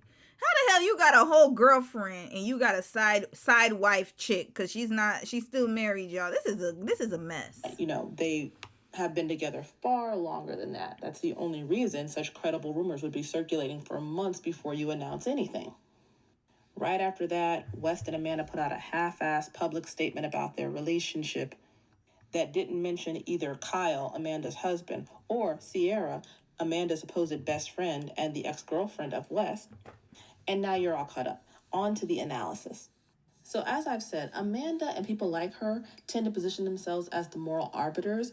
And one of the things they're trying to do to maintain that position is to minimize and justify the behavior. It's just goalpost moving, because these women always want to be girls, and oh my God, friends don't do this, and girl code until you want to do something wrong. They're always talking about loyalty. They don't want loyalty. They want lackeys. They want people who have one-sided loyalty to them, who they don't have any responsibility to. And they're always going to go with the narrative that means you owe them everything and you, in return, get nothing from them. You can have no expectations of them. I thought this comment here and all the likes were particularly telling of that kind of mentality. Amanda doesn't owe Sierra anything. She dated West for about 5 minutes 3 years ago. And she's just like Amanda. TikTok 24. That's why she's not showing her face. Red flag. Just like her. Minimizing, justifying, and obscuring what the issue really is about West. I have never heard it said that you have to prove a certain, length or seriousness for girl code to kick in. Your exes are off limits to your supposed... Period. Why would you want to date your friend's ex? Like, it never made sense to me. Like, again, it's... That would make me feel weird. Like, why would you even want that? Friends, isn't that right? But they start with these asinine arguments because everything they would normally say, they can't say. They can't say, oh, it's just reality TV. The relationships don't matter. You married Kyle. So just because it's a reality TV relationship doesn't mean there aren't real feelings, real lives, and real... And by the way, so let's dissect this comment, because I know somebody's going to bring up, what about Alandria, Nick, and Sierra? Oh, I got your number. Don't worry. Let's explain logically. See, this is why I love logic. Amanda doesn't owe Sierra anything. She dated West for 5 minutes 3 years ago. Amanda and Sierra were friends, like real friends. They were together for many seasons. Not only that, they hung out outside. Not only that, they actually called each other. She gave her marital advice, was with her through the whole cheating scandal with Kyle. This was a real friend. It wasn't no summer friend that you met like 6 weeks ago. That's not a friend. That's a colleague. If you call somebody a friend within 6 weeks of meeting them, a real friend, what kind of friend are we talking about here? That's just an acquaintance who becomes a friend at that point, in my opinion. Y'all just getting to know each other, just like dating. Are you going to call somebody your husband in 6 weeks? Red flag if you do. That's craziness. They were close. There's a big difference. Probably having sleepovers and all. Coming to each other's houses, consoling each other. That's a real friendship. And 5 minutes 3 years ago, it doesn't matter if it's 2 minutes 3 years ago. Y'all was close. There's a big difference. Big difference. Realities involved, right? And people also push back against the maligning of... And also, Love Island is a show where you're supposed to find love. So that defeats the whole purpose of the argument, just in case. Because not y'all, but I know some people come in, well, Sierra, Diddy, you know how they like to do. You're supposed to find love on the show. Red flag. That's the whole premise of the damn show. Summer House is not a reality dating show. It's a show where you're supposed to just live in a summer house, vibe, and party. And if you so happen to fall in love, then yeah, you're going to do it. Just like Jersey Shore. The West Sierra connection. As Chris says, West just called Sierra the love of his life, told Ben that he missed her and had a crush on her, and West and Sierra kissed last summer. This was all on camera, by the way. I'll put in some clips later. It wouldn't matter. It doesn't matter. Told Amanda how much she was still, having feelings about West, and said, I think this is my person. We're starting to get serious again. And Amanda acted all defensive on behalf. Oh my goodness. Well, if West does anything to hurt my girl, I'll just do this to him and I'll do that to him and I'll cut him off if he does anything to hurt my friend, my bestie. Whenever people are super over the top with something, they're calling you like their sister, and they're talking about how much they love you and how they couldn't get along without you and all this other drama, it's most likely a lie. Mm-hmm. People who are really about that life, who feel that way about you, their actions will speak for them. Unless it's your birthday or you all are celebrating 20 years of friendship, they don't have to be so effusive, and talk about all of your wonderful traits and give these long, flowery. I hate that stuff, y'all. I used to hate when people did that. Like, if somebody, that's why I stopped putting my birthday on social media. I don't like the fake messages. I really hate it. I don't like it. I hate it. I don't like it. Now, what I will say, though, is if you are telling me something like you write a comment or something like that, that's different. I'm talking about people that don't even talk to you at all. Like, they haven't seen you in years. And then all of a sudden, they got a huge message to send you. I be feeling weird about that stuff. I don't know. I just be feeling suspicious. That's just me, though. I'm just naturally a suspicious person. But yeah, as soon as somebody starts clinging on to me, oh, that's my bestie. That's my bestie. Oh, yeah, da-da-da-da. They're the worst ones, y'all. Because I done told y'all about the Scorpio friend that I had. And then my sister had a Scorpio friend, too. Same situation. As soon as they found a man, gone with the wind. Gone. Disappeared into the abyss of male identifiedness. One even got with a jailbird, but we gonna talk about that later. Oh yeah, she got with a whole jailbird doing conjugal visits and all. I know she is not black, but do not ever, because I know some people be like, oh, she must be, you're probably picturing a black. Nope. She's Filipina. Yeah. They do it too, y'all. They just be low key with it. Melodious speeches. They can just live your friendship, and that's fine. When people start putting on this whole persona about what a great friend you are, it's a setup to get you nice and tender so they can stab you in the back. Observe. No, but wait. Saying somebody's a great friend, that's not bad. I think, but it's the overt friend. Like, oh my God, that's my bestie. I would do anything for her. I would die for her. That's what I'm talking about. Not the you appreciate and give your friends their flowers. Because people do deserve to know how good of a friend they are. So I got to be very clear on that. Amanda does this huge interview in Marie Claire that was published in March, all about how Sierra is so wonderful and amazing. It would have been a very difficult summer to get through without Sierra. She's one of the kindest, most loving, loyal, there's that word again, friends I've ever had. She sends me texts out of the blue, reminding me how strong, powerful, smart, and kind I am. I don't think she realizes how much I need those texts. Sierra was doing too much labor. Poor. She's learning, y'all. She's learning. How old is Sierra again? Sierra, how old are you, sis? 30. Okay, she's still learning, y'all. Her frontal lobe it's been developed, but this experience has definitely taught her. I'll say that. Listen, y'all. You have to be very careful about who you do that to. And I can almost guarantee you it was one-sided. Yes, you can be a friend. Yes, you can tell your friend they're strong and they can make it through something. I understand that. But at the same time, your friend has not proven anything. She has not taken the actions and the steps to make herself be better. I could understand it if you're like, for example, let's say if you have a friend who had an addiction and they finally went to rehab, they finally kicked the addiction, then you can go and you can send those kind of messages to keep them motivated, right? The problem with Amanda, though, is that she never took any steps, really. And she's never really taken a hold or control of her life. She's not getting better. And so Sierra is just saying these things to her and trying to motivate her and uplift her and speak life into her. But unfortunately, I can almost guarantee you it's not reciprocated at all. And it would not be reciprocated because she's a one-sided friend. She's just harvesting your energy. That's it.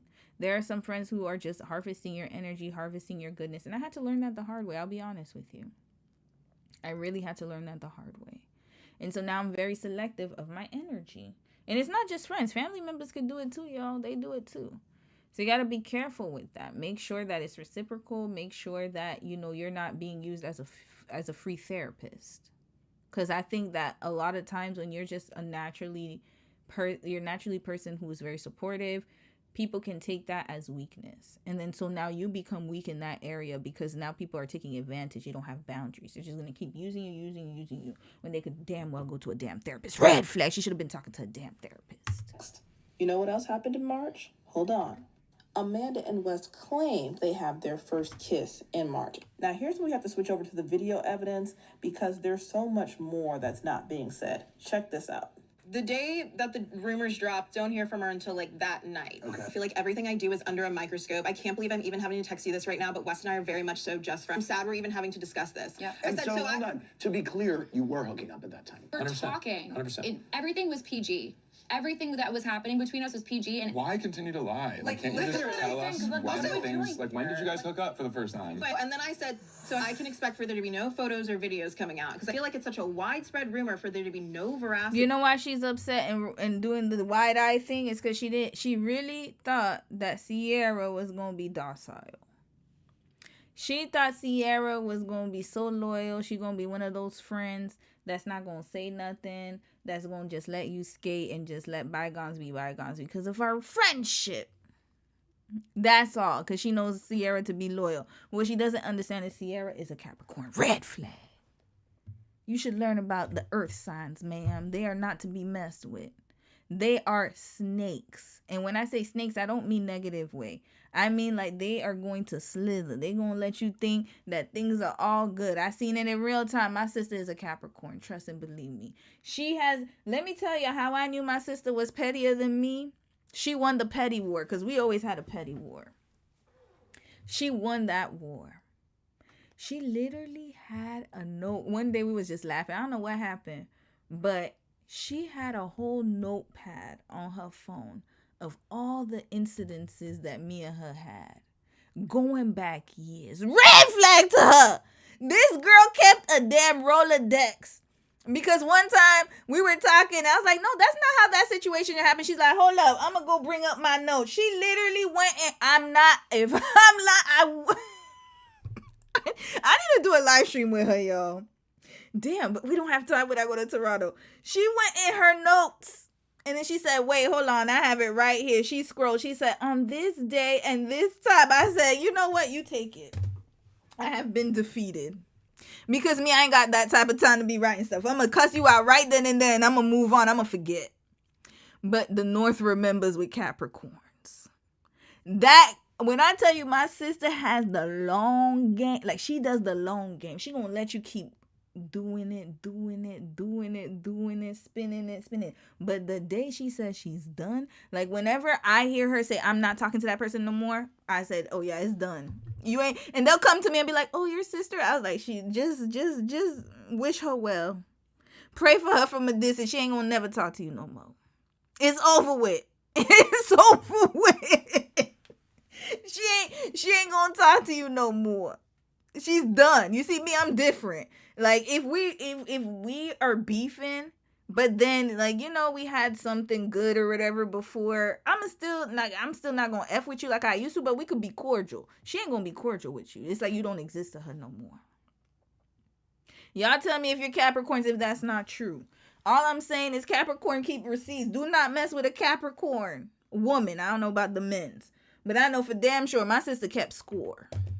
Oh, she sure did. When she went in her notes, when I tell you, I was like, all I did was like this, like that meme, like, and then I said, you know what? You take it. I'm not even going to argue with you. I was dying. I was like, you really kept a note of, she's like, this day, that time. Did this, because you know my let me not say my, I'm not sure.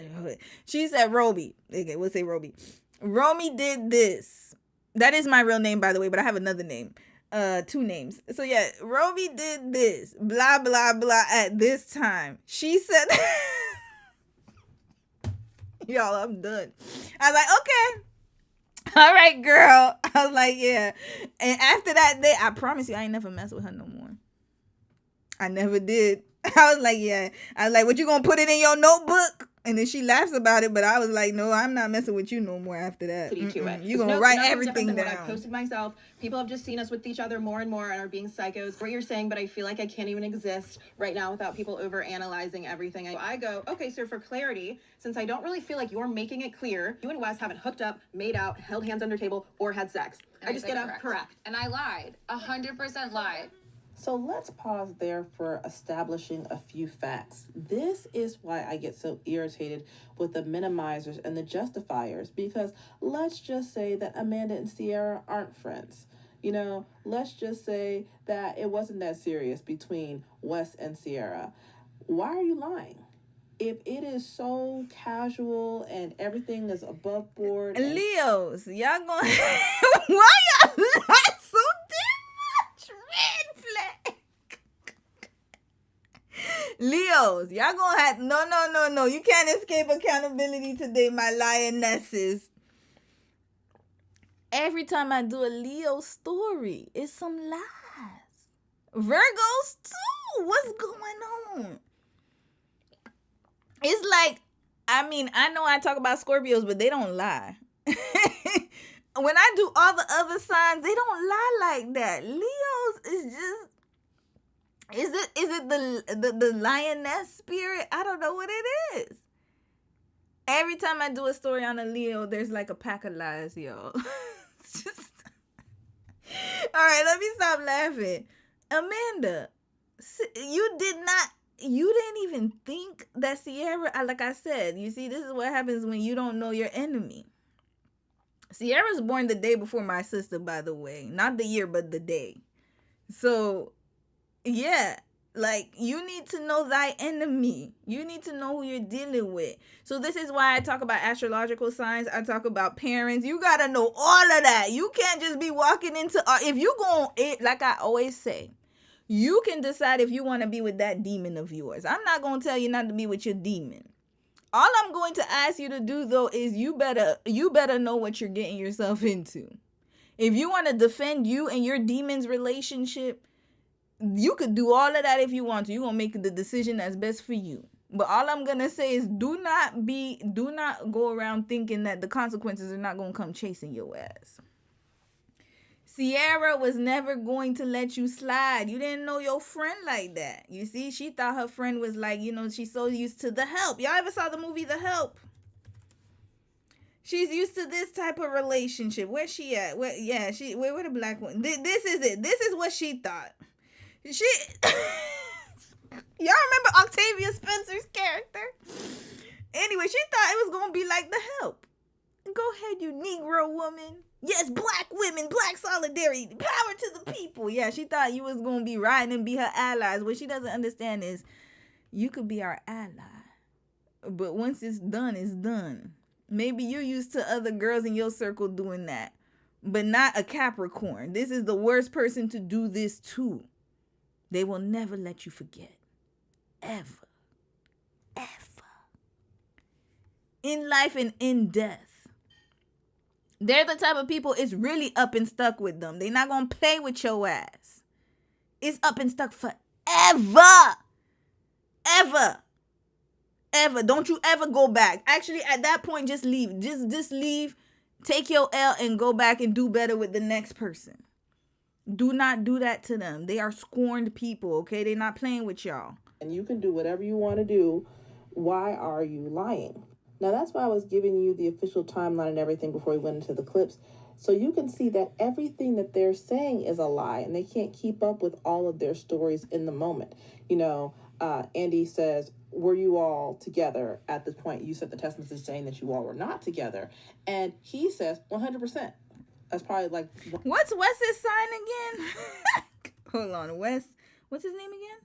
West...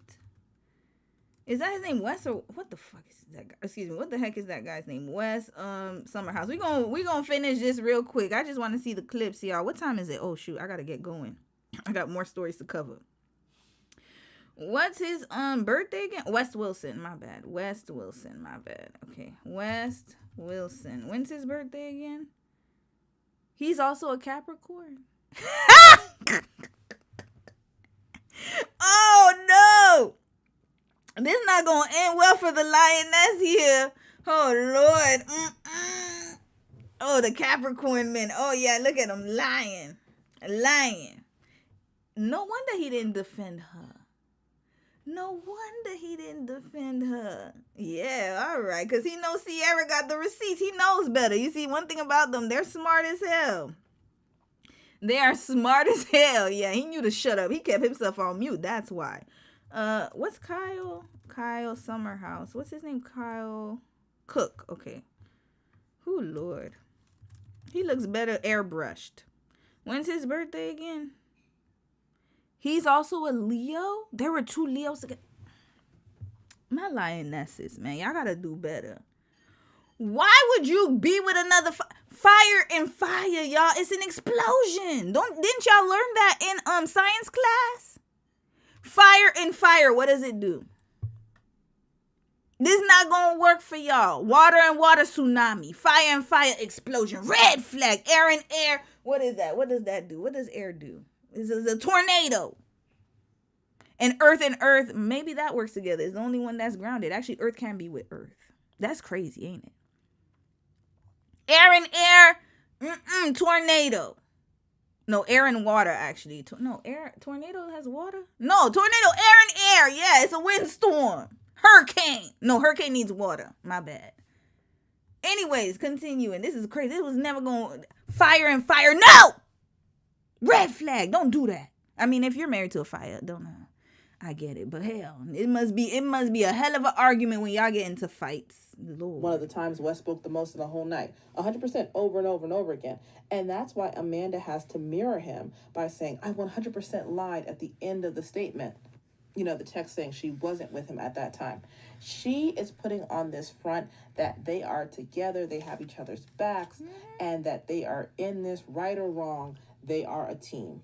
And it may be she even deluded herself into believing this, because this was also true of Kyle. Again, I think she thinks she has monkey branched from one man to the next, and that, you know, she had one bad man, now she has another, one lied and cheated, this one's lying and cheating. What's the difference? There's a huge, huge difference. Amanda has been prone to building her brands on a man, okay? And she thinks there's no harm if I lie to the public, if I jiggle around the truth to make the timeline more favorable to us, because we're on the same team. She's wrong.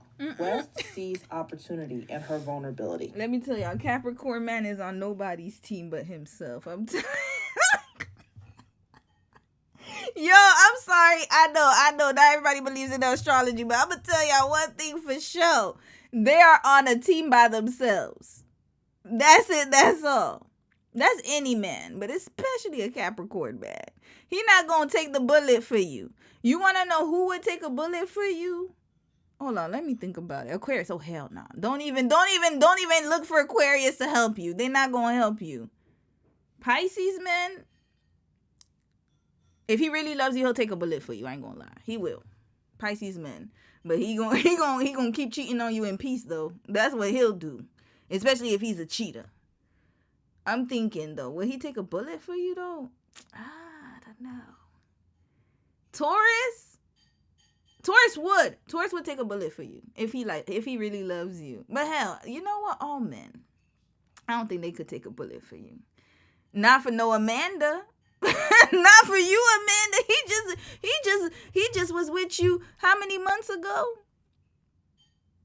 And I gotta be honest. He probably just, you probably had sex with him and he's like, that's it. That's how some men are. They're like, they just want the thrill of the chase of having something they can't have.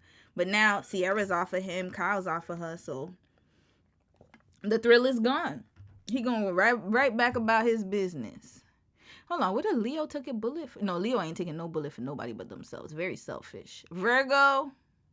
Nah, Virgo ain't taking a bullet for nobody. Virgo's about Virgo. Libra, oh hell no. Don't even look to a Libra. Matter of fact, all the air signs. Do not look to an air sign, man. Like, don't even try. Don't even. Scorpio man. He'll cry. I think the water signs might actually, because Drake looked like he would have taken a bullet for Rihanna. He definitely would have. He would have. I know he would have done it. Drake would cross an ocean for Rihanna. So actually Drake, yes, I could see that happening. That's why I said Pisces maybe water signs. They are very emotional. They'll do it emotionally. They're very emotionally driven. Capricorn, no, earth sign, I don't see them doing it. No, they're not gonna do that. Fire, nah, they're not gonna do it. Hell nah. But especially air sign, forget about it. Anyways, point is, Amanda, you should have known your enemy and the enemy you sleeping with right now. You should have known better. Because she's out in the cold. She's out on elbow with him. She's on the island of rejects. And the only possible chance she has back to some sort of good grace in the public's eyes is if they make this relationship work. And then she could monetize the brand of their new relationship. She could sell that for viability. Because with her former husband, she was on another... How far does the delusion go with Leos? Like lionesses? I need to know. Like, honestly, this is an honest question. How did she build up this fantasy in her head? Like, I don't get it. And you know why I'm singling out Leos right now is Princess Love. Ray J's wife is also a Leo. Like, how far does the delusion go? Y'all remember when I did the live stream and then he had a pew pew in the house? They called the cops and everything. She's still dealing with him. She was like, oh, she doesn't want anything bad to happen to him, all that stuff. Like, how far does the delusion go? Jennifer Lopez and Ben Affleck, another Leo.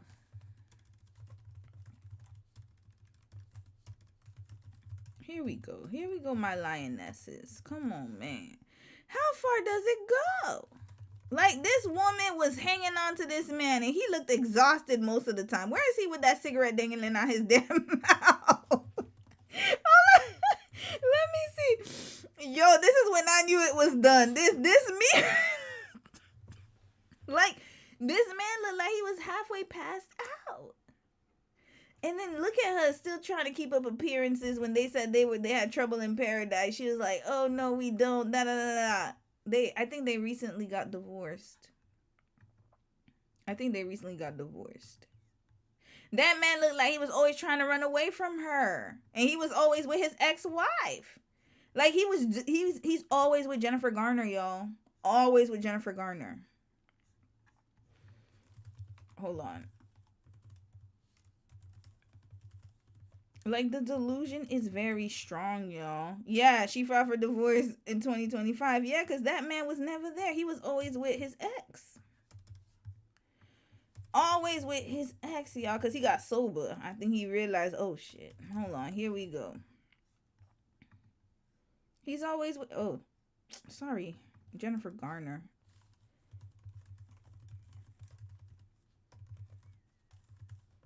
I need to know the delusion, y'all. Like, how do you build a fantasy that delusional in your mind? Like, it comes to a point. It comes to a point, y'all. They were caught together in a car, all that stuff. Okay, my point, the reason I'm bringing this up is because, like, you thought you and Kyle had a social media presence. And you thought that throwing a black woman under the bus and dating her ex in this 2026, when black women are more in solidarity than ever, and when Trump is doing his rampage in the US, when white women are starting to give us blue bracelets, y'all remember, not us, but black women give y'all blue bracelets, when he's running amok during this time, and when people are in straight dyers and they're like, you know, everybody is on TikTok talking about how awful men are and how awful pick-me's are. There are like literal TikTok series about pick-me's. You thought it was the right move to do this in 2026? And you was going to have a social media coupledom with this man?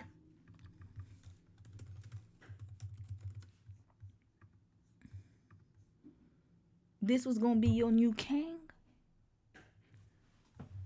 The delusion. No, at this point, I think it's mental. She needs to go see somebody clinical. Not Cheyenne Bryant. Go see a real therapist. Amanda, you need to. Because there's no way you thought this man was going to be your come up. And you were going to continue your social media coupledom.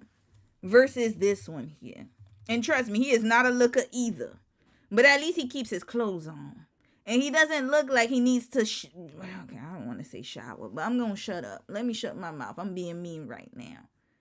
This man was going to be better than this one. One thing about white women, I will say, as a collective, is they are not going to prop up this one over this one. They like you guys because you look like a couple. They could actually, like, they could see that. People normally want to see, like, especially people from her, you know, her community. And I'm talking about the privileged ones because these people got money. They want to see beautiful couples that they can aspire to be. This man looks like he could be at any bar every Friday. Didn't they meet him at some damn baseball game or something? He looks like you could see him down the street somewhere at a honky tonk. And I'm saying honky tonk because it's not derogatory at all. It's literally the name of like in country. Honky tonk is like it's like a country dance. Like, you know, when they do like they call it a honky tonk, okay? I don't want people to think that I'm being stereotypical. It's really called a honky tonk. You could see him at any bar any day. But some women, they look at him, especially the filtered version of him, and he looks like he's, you know, he has up there. He looks like, you know, the type of model that they would want to be with. There was never going to be any reality in this world that we live in that he was going to be more popular than this one. Come on now. But then again, when you're delusional, this is what happens. Another show in the city. There was talk of another show outside of that one. People were hungry for the storylines about them buying a house, potentially having a child. She has to parlay this relationship into something, or it was all for nothing.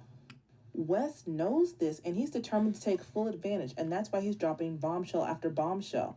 Oh, I was seeing another girl, but Amanda here, she knew all about that.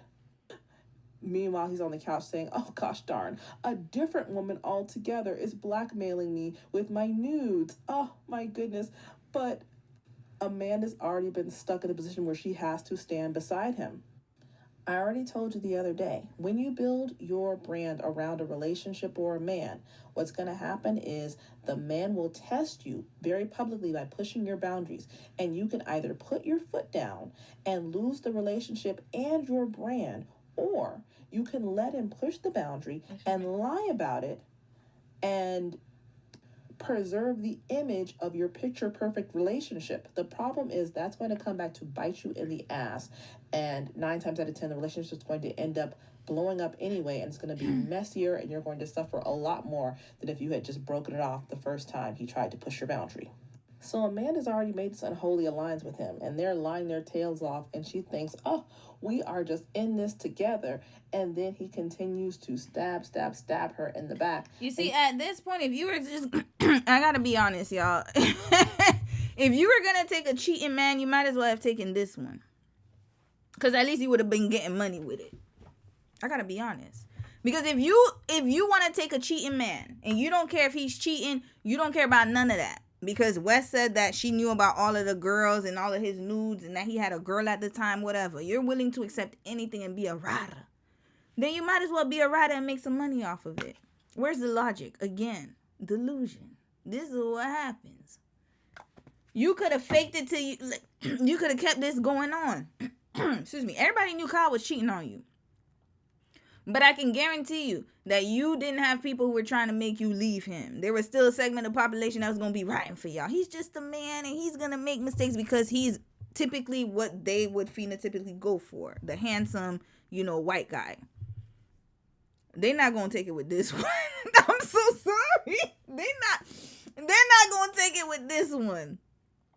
You'll hear all the excuses. The only way they'll take it with this one is because it's with a black woman, because she's beefing with a black woman. So they're going to hype him up to be the best thing since sliced bread. But had Sierra been a white woman, this one, they would have dragged him. They would have dragged him. He wouldn't have made it. But because it's against a black woman, anything to win.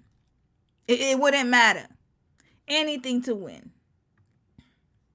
Continuing, Lord. And you can see her shock over and over again. Excuse me. Here are a few of the highlights. So that final night of the summer, the two of you made out in the backyard. Yeah. It was like ear stuff. Ear stuff? Is that what you said? I believe so. Ear? Like ear Like licking? kissing the ears? Like eyes, nose, ear. Lobes and stuff. Were you aware that they were canoodling? Not to that last week? He kissed ears. Let's do a close-up, Is y'all. that what you said? I believe so. That's an ear, y'all. Excuse me. Cap and Capricorns. I call them that for a reason. Cap and Capricorns lying Leos. That will be forever. Cap and Cap. I didn't know her ear was here. Her ears her ears right here. All right. Ear kisses.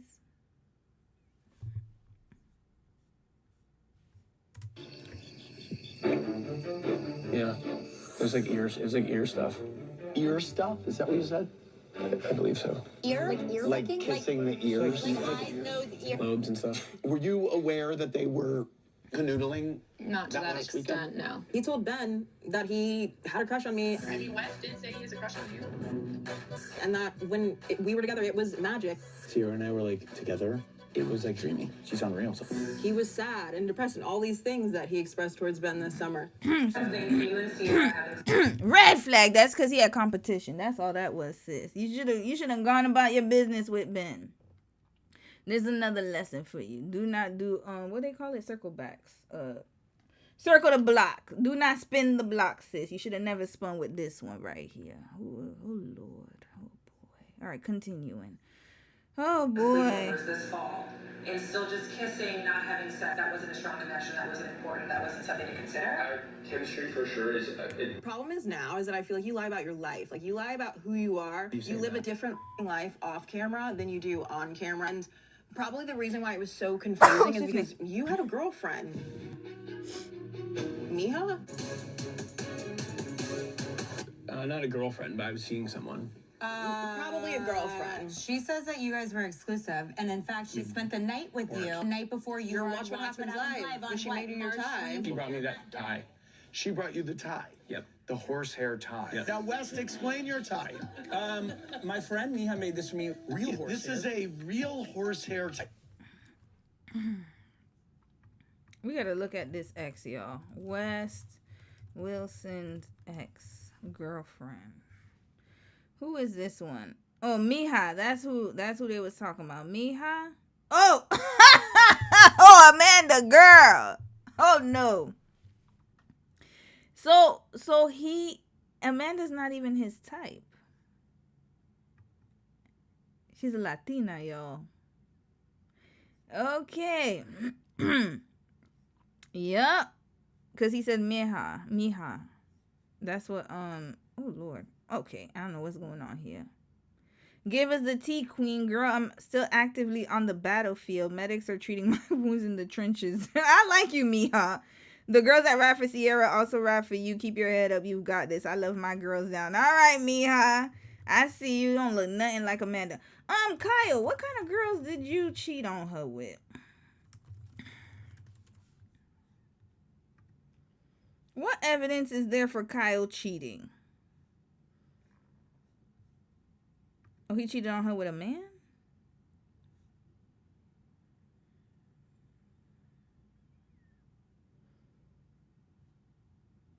With a man? Hold on. Some of those covered faces in the previous screen grab were indeed Ryan Lochte and Scott Porter. Wait, what?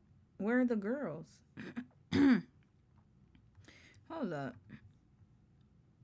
What damning photo? Oh, while there's no evidence of him cheating, but we do have inspiration for a modern day Brokeback Mountain. Come on, man. Y'all crazy as hell. Brokeback Mountain. I can't with these folks. You know what? I'm tired of Reddit. Reddit, you're done. You're done. Good night. Who did he cheat on her with? Hold on.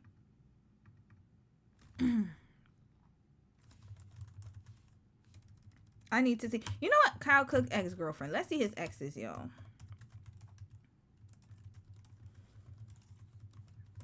A cheating man will always have a type. That's his ex. Oh no, that's Amanda. Ooh, excuse me. Sorry, I keep I don't know what's going on. Who is that? Earlier in the season confessed he had been unfaithful to his girlfriend of 2 years. Who is that?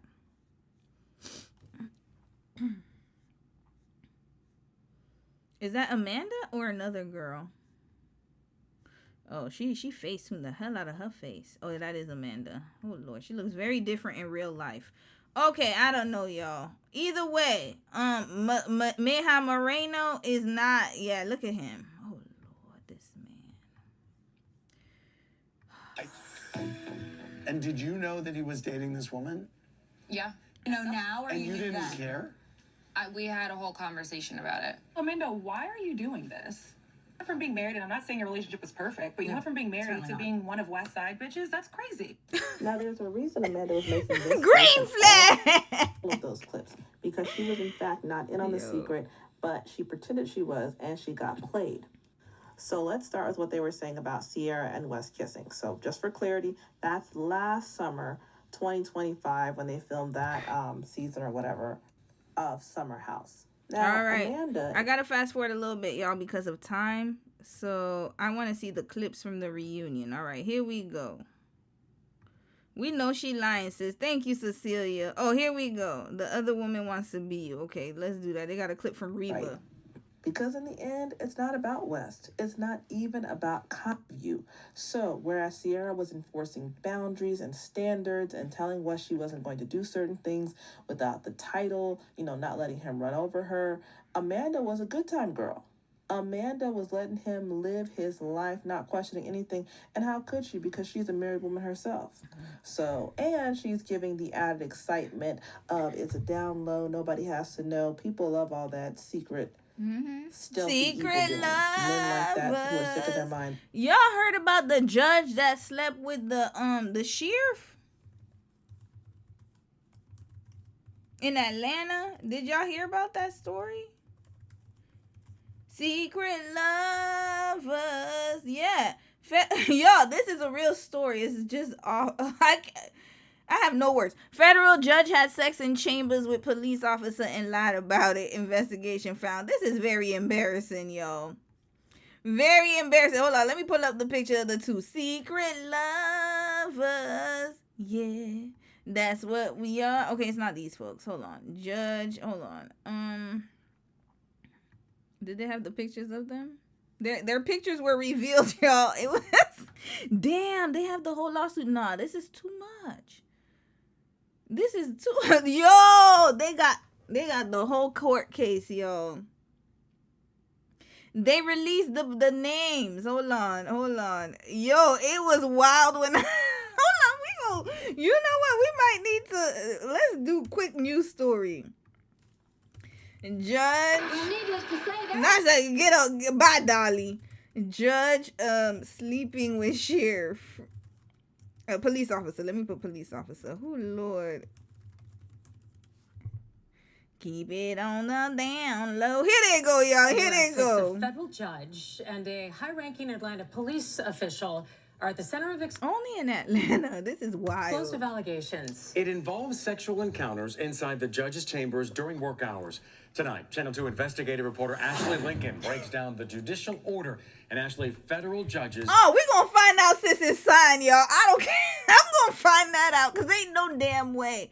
Oh, the court records might have had their birthdays. Hold on. Let me go look for it after. Discovered this activity went on for years. Yeah, according to this 20-page order from the chief judge over the 11th district. Now, the report does not name the judge, but for the last 2 days, I've been speaking with sources and going through public records to identify the accused after federal employees complained about hearing intimate noises through the walls.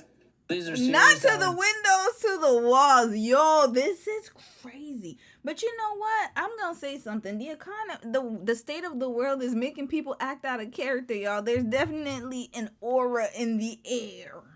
It's permeating. Of sexual encounters during work hours that a federal judge admitted to, according to this newly released judicial order. The report details an investigation launched after a complaint was filed against a federal judge last September. I don't think judges are perfect. They're human beings, too. Former federal prosecutor Doug Gilfillan says federal laws allow judges' identities to remain undisclosed in reports like these to protect the integrity of investigations. However, the law requires an order like this one to be made public if there's an imposition of discipline. The report claims the judge had sex on at least 5 occasions over a 2-year period inside her chambers with a high-ranking police officer. Employees interviewed during the investigation described multiple incidents where they allegedly heard people having sex through the walls. One court clerk testified to hearing what was described as unsettling noises, kissing, and music coming from the judge's chambers.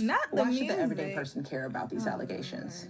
The American legal system depends on honesty and truthfulness. This investigative report did not identify the judge or the officer, but multiple sources confirmed to Channel 2 that federal judge Eleanor Ross and Atlanta Police Deputy Chief Kelly Collier Eleanor Ross. Oh, sorry, sis. I mean, I don't know if you're. When's her birthday, y'all? This is her. She's a Sagittarius. Red flag. Oh, Lord. Fire. Fire. Sagittarius. Lord. Fire signs. Y'all, okay, Sagittarius. Now I know. Y'all some freaky people. What's his name? Eleanor Ross and Atlanta Police Deputy Chief Kelly Collier. Kelly Collier. I hope their families know by now. Everybody knows, y'all.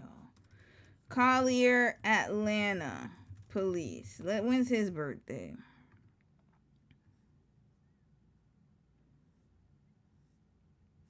Wow, he has a long-standing. Look at his mouth. Why he look like Steve Harvey? He's giving Steve Harvey. Great value, Steve Harvey. The teeth. Maybe it's the veneers. Of course he's married. They're both married, y'all.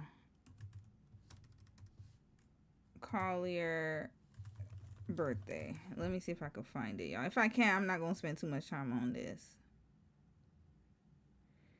Who too much, y'all? This is craziness. Okay, I don't know. I don't see his birthday, but this is a Sagittarius. Okay, Scorpios, you have been vindicated.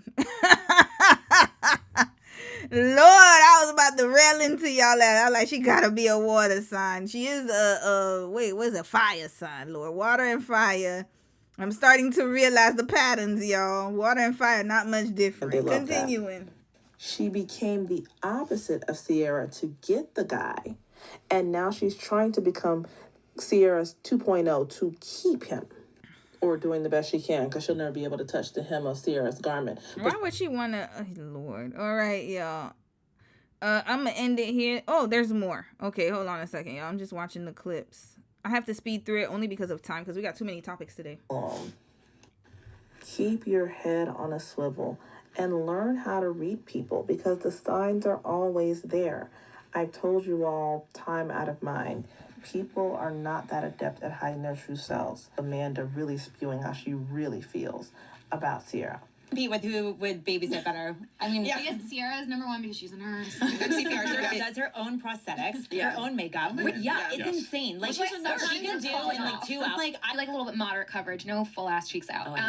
Sorry, C. Mine are a little too covering for Sierra's bottom, but I just personally want you guys to stay on until Sierra gets married. That's all I want. And not to be the officiate. We may never see the day.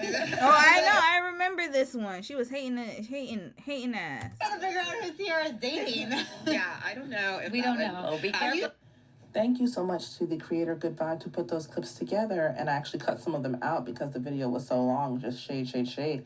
But that all took place in February of this year when West, according to the timeline, he and Miss Thing here were already talking. So if you already have the man, why are you so mad at Sierra? Could it be it was never about West to start with? It's not about the man. It was never about him. Hold on, let's let her finish her thought. Sierra's place. You saw the other young lady was so happy, just hyping her up. And she's a great nurse, and she does amazing makeup, and she does this, and she does that. And every chance she got, someone was undercutting her. Well, yeah, she does her own prosthetics, but one time one of them fell off. Oh, my God. And she shows off her butt too much. This from the girl who was telling West to look at her butt. Don't you see how people always tell on themselves? And she tried to play the one thing she had that she felt that Sierra didn't have. The people said, I just want you all to stay on the show until Sierra gets married. I want you to officiate. I want you to be girls together. The day Sierra gets married, this girl is going to go, she's going to be comatose. She's going to be in a facility, because I don't think they have mental health facilities anymore like that. But she's going to be 5150 to Baker acted. I'm telling y'all, she's going to go crazy. She's going to go into a rage. She's going to be obsessed. All right, I'm going to read some more comments, y'all. Now, we got to get to the next one. Lord, this one was long. My bad, y'all. I didn't realize it was going to take that long. As usual. Shout out to Cecilia Regina, though. Okay, hold on, y'all. I got to fix this thing here, this chat overlay. Sorry, give me a second. I got to fix it up here. Oh, it's not doing what it used to. Oh, wait a minute. Hold on. Give me a second, y'all. Because I want the comments to come up. So just give me a moment. And then I'm going to read y'all comments. Manage extension. Here we go. Okay, I can manage it. All right. Wait a minute. Cause I needed to do what I wanted to do. Yeah, here we go. All right, I think I did something to it, y'all. I think I did something to it. Okay, save. All right, give me a second. Let's make sure that it works this time because I'm not playing with them. Q question. Okay, whatever. Let's just put it that way. Okay, I'm just gonna save it. Okay, let's try it again. And then I'll read your comments. Just give me a moment. What was I doing? Oh, yeah, here. Give me a second. Let me just pull it up. All right, where's my chat box? Okay, let's try it again. Pop out chat. All right, it better work this time. It's not working? Hold on.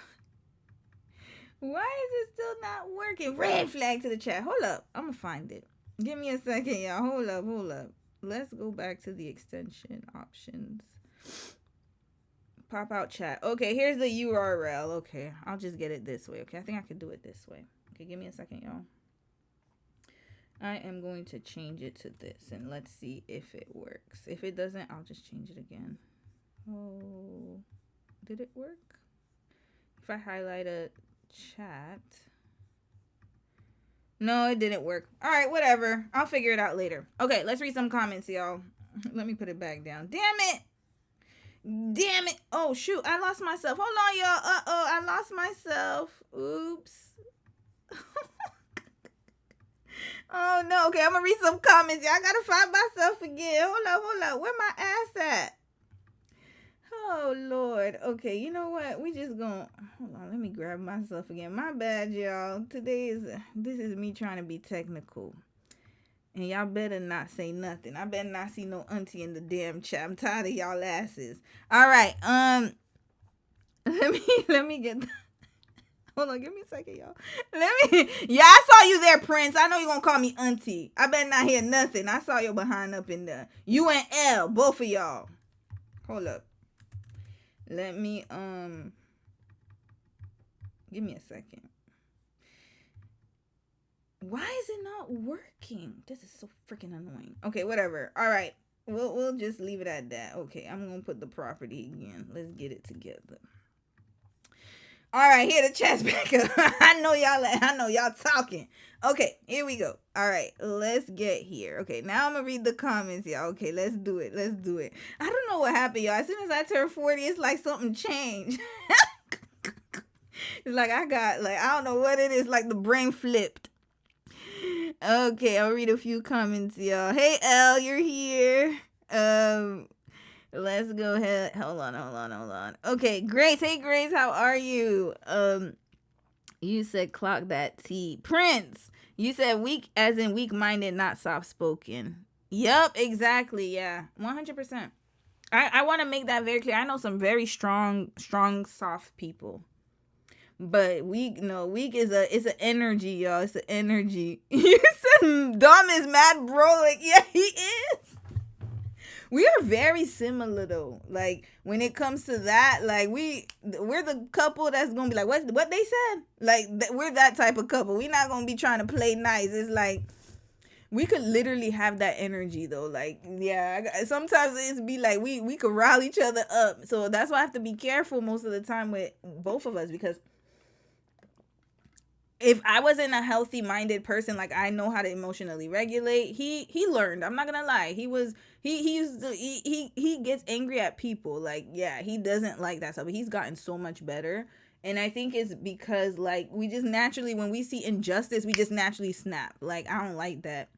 You got about one time. I don't even give people one time no more. I used to give them one time. Now I don't even give them one time. It's like, you piss me off, I'm gonna say it. But now I say it in a different way, right? So yeah, you should see us at Costco though. He be mad as hell. He hates going to Costco. He hates it, y'all. Kay's World. Hey sis, he said, I'm so lost. Who are these people? I usually join halfway, but when you said Sierra, I thought of Russell's wife. No, not that Sierra. I'm talking about Summer House, sis. Summer House. But welcome. I think we need to stop updating time. We haven't even covered everyone from the previous episode. Yeah, we're gonna cover it today. Wait, which title are you talking about? Oh yeah, I forgot to update it last night. My bad, y'all. We're gonna finish covering everyone today. That's why I did a part 2. So everyone will be covered.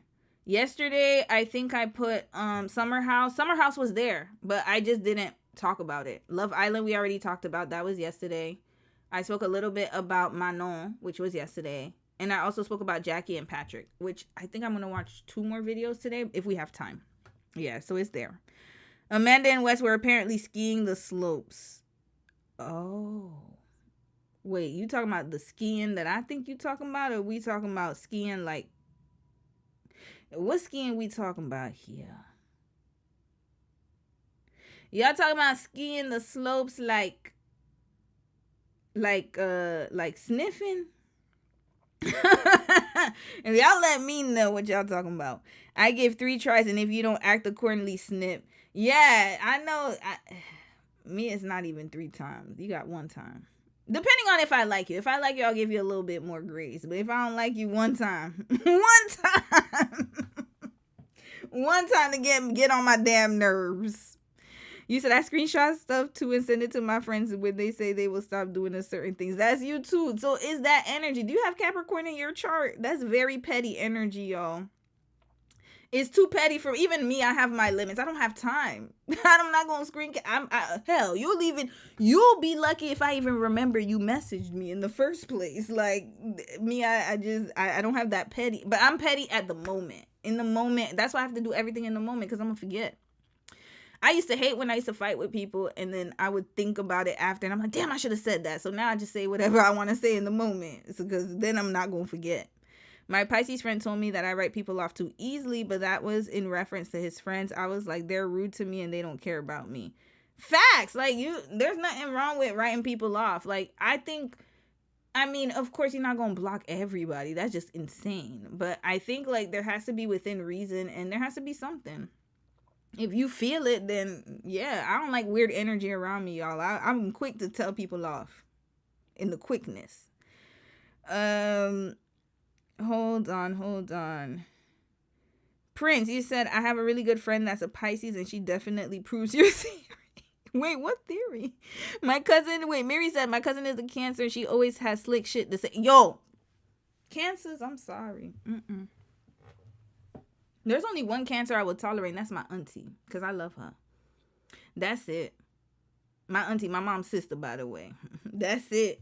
Everybody else know if you a Cancerian, love you, but we love from a distance, because I can't deal with y'all. Y'all just, Something about not the Pisces, the Cancers. I can't rock with it. Oh, she doesn't like Capricorn women. She stays silent with her goofy ass. She loves my Cancer, sis. I don't know. Cancers, they're special women. That's all I'm going to say. You said, my mom's a Cancer, and I will never involve myself with a Cancer because of her. Y'all, Cancers, I don't know. Do we need to start a therapy group for Cancers? Those who have been victimized by Cancers? Like, honestly, I mean, the thing with them is they mean well. Okay, you could see it. I understand. And I could see their love, but it's just, they're very overbearing. And it's just too much emotions for me. I just can't handle it. My nervous system is shot. I can't do it. Y'all. Sylvie, hey sis, you said I'm a Leo married to a Leo. It's the most harmonious, peaceful relationship I've ever had. Zodiac signs. Well, you know what? You're an anomaly, sis. Leos who fire with fire, Lord. I don't know how y'all do it. Maybe a Leo needs to be with a Leo woman. Maybe that's the only way y'all would understand each other. Cause ain't no way. Every Leo that I know is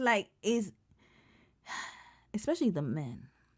Oh boy, my brother Lord. It's like you can't get through to that skull. That skull is thick as hell. It's like, you know how some people, you talk to them and then, they kind of listen. With them, it's like the ego is hard, yo. It's tough. It's too tough. But I'm glad you proved my theory wrong, because hell, maybe Leos and Leos are different. Maybe y'all could be together, because ain't no damn way. Ain't no way. Ain't no way fire and fire, Lord. But I'm glad that you guys are good. Whitney Houston, love her though. Whitney was a Leo? What was Bobby? Wait, what was Bobby Brown? Whitney Houston was a Leo? I didn't know that. Hold on. Oh, she is. She did lie though. She lied, y'all. Yeah. Hold on. She lied, y'all. Y'all don't remember that? So not all of y'all, because I know some of y'all gonna be like, I got two Leos. Sylvia, I didn't even know you were Leo. I thought it was just L. Whitney Houston, crack. Here. It may be a bad shot, but this is real. I mean, the bones, that's real. Yeah, my bones, yeah. I'm 5'7" and thin. I can understand what you mean. But that's not just thin. No, what is it? Diane, tell me. Do you know? It's scary thin. I can believe what you feel. I can believe that. But do you really know? Did you really know? No, you know. Thank you. Anorexia. No way. They've written it. No way. Bulimia. No way. That it's because of drugs. No. But it's the way she's, you see, that's that Amber Batula look. They had the same face. Hold up. Let's go back. The blinking. Now, I grant you, I partied. But there have been times when I know I was going through a lot of emotional stress and my eating habits were awful. Whitney dying. Crack rehab fails. First of all, let's get one thing straight. Crack is cheap. I make too much money to ever smoke crack. Let's get that straight, okay? We don't do crack. We don't do that. Crack is whack. There we go. And you know what the craziest thing is? And this is what is blowing my mind. And that's what I was talking about with the Jackie Aina situation. That's another Leo. She didn't have to do this interview, y'all.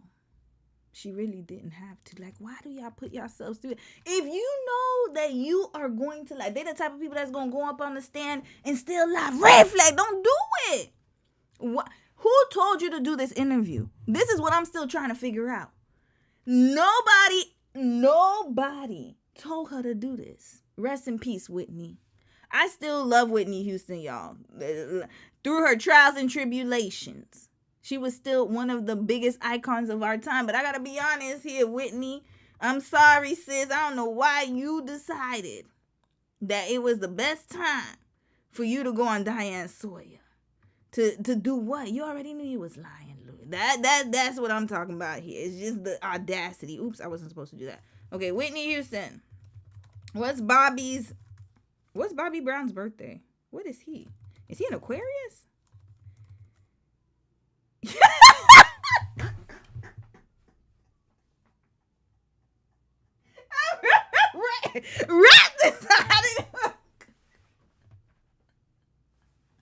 Red flag, Lord. Oh boy. Yeah.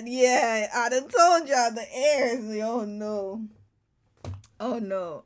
I done told y'all the one time I was with an Aquarius man, I said never, ever sign me up for this nonsense again. Red flag, hell nah. Bobby was an Aquarius with a Leo.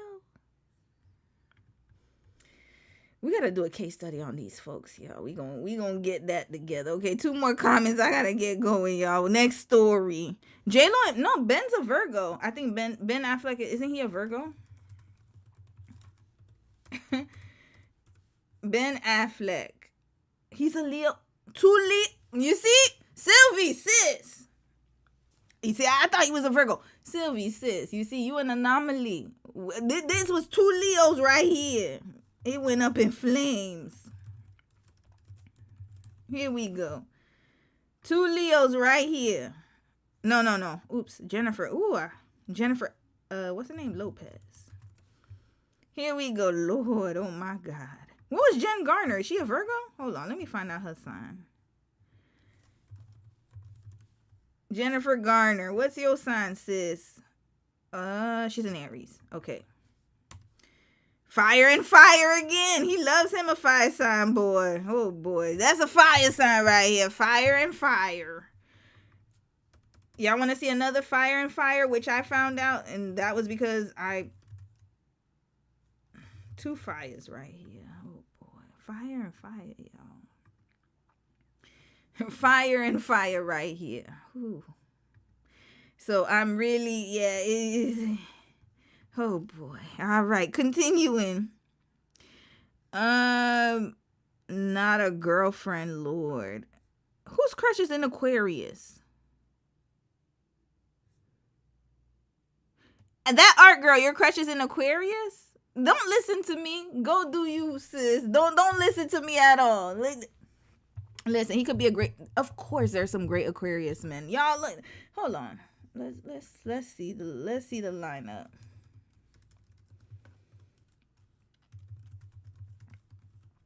Okay, we gotta see famous. You know what? Famous Aquarius men. No, here we go. Okay, we'll just.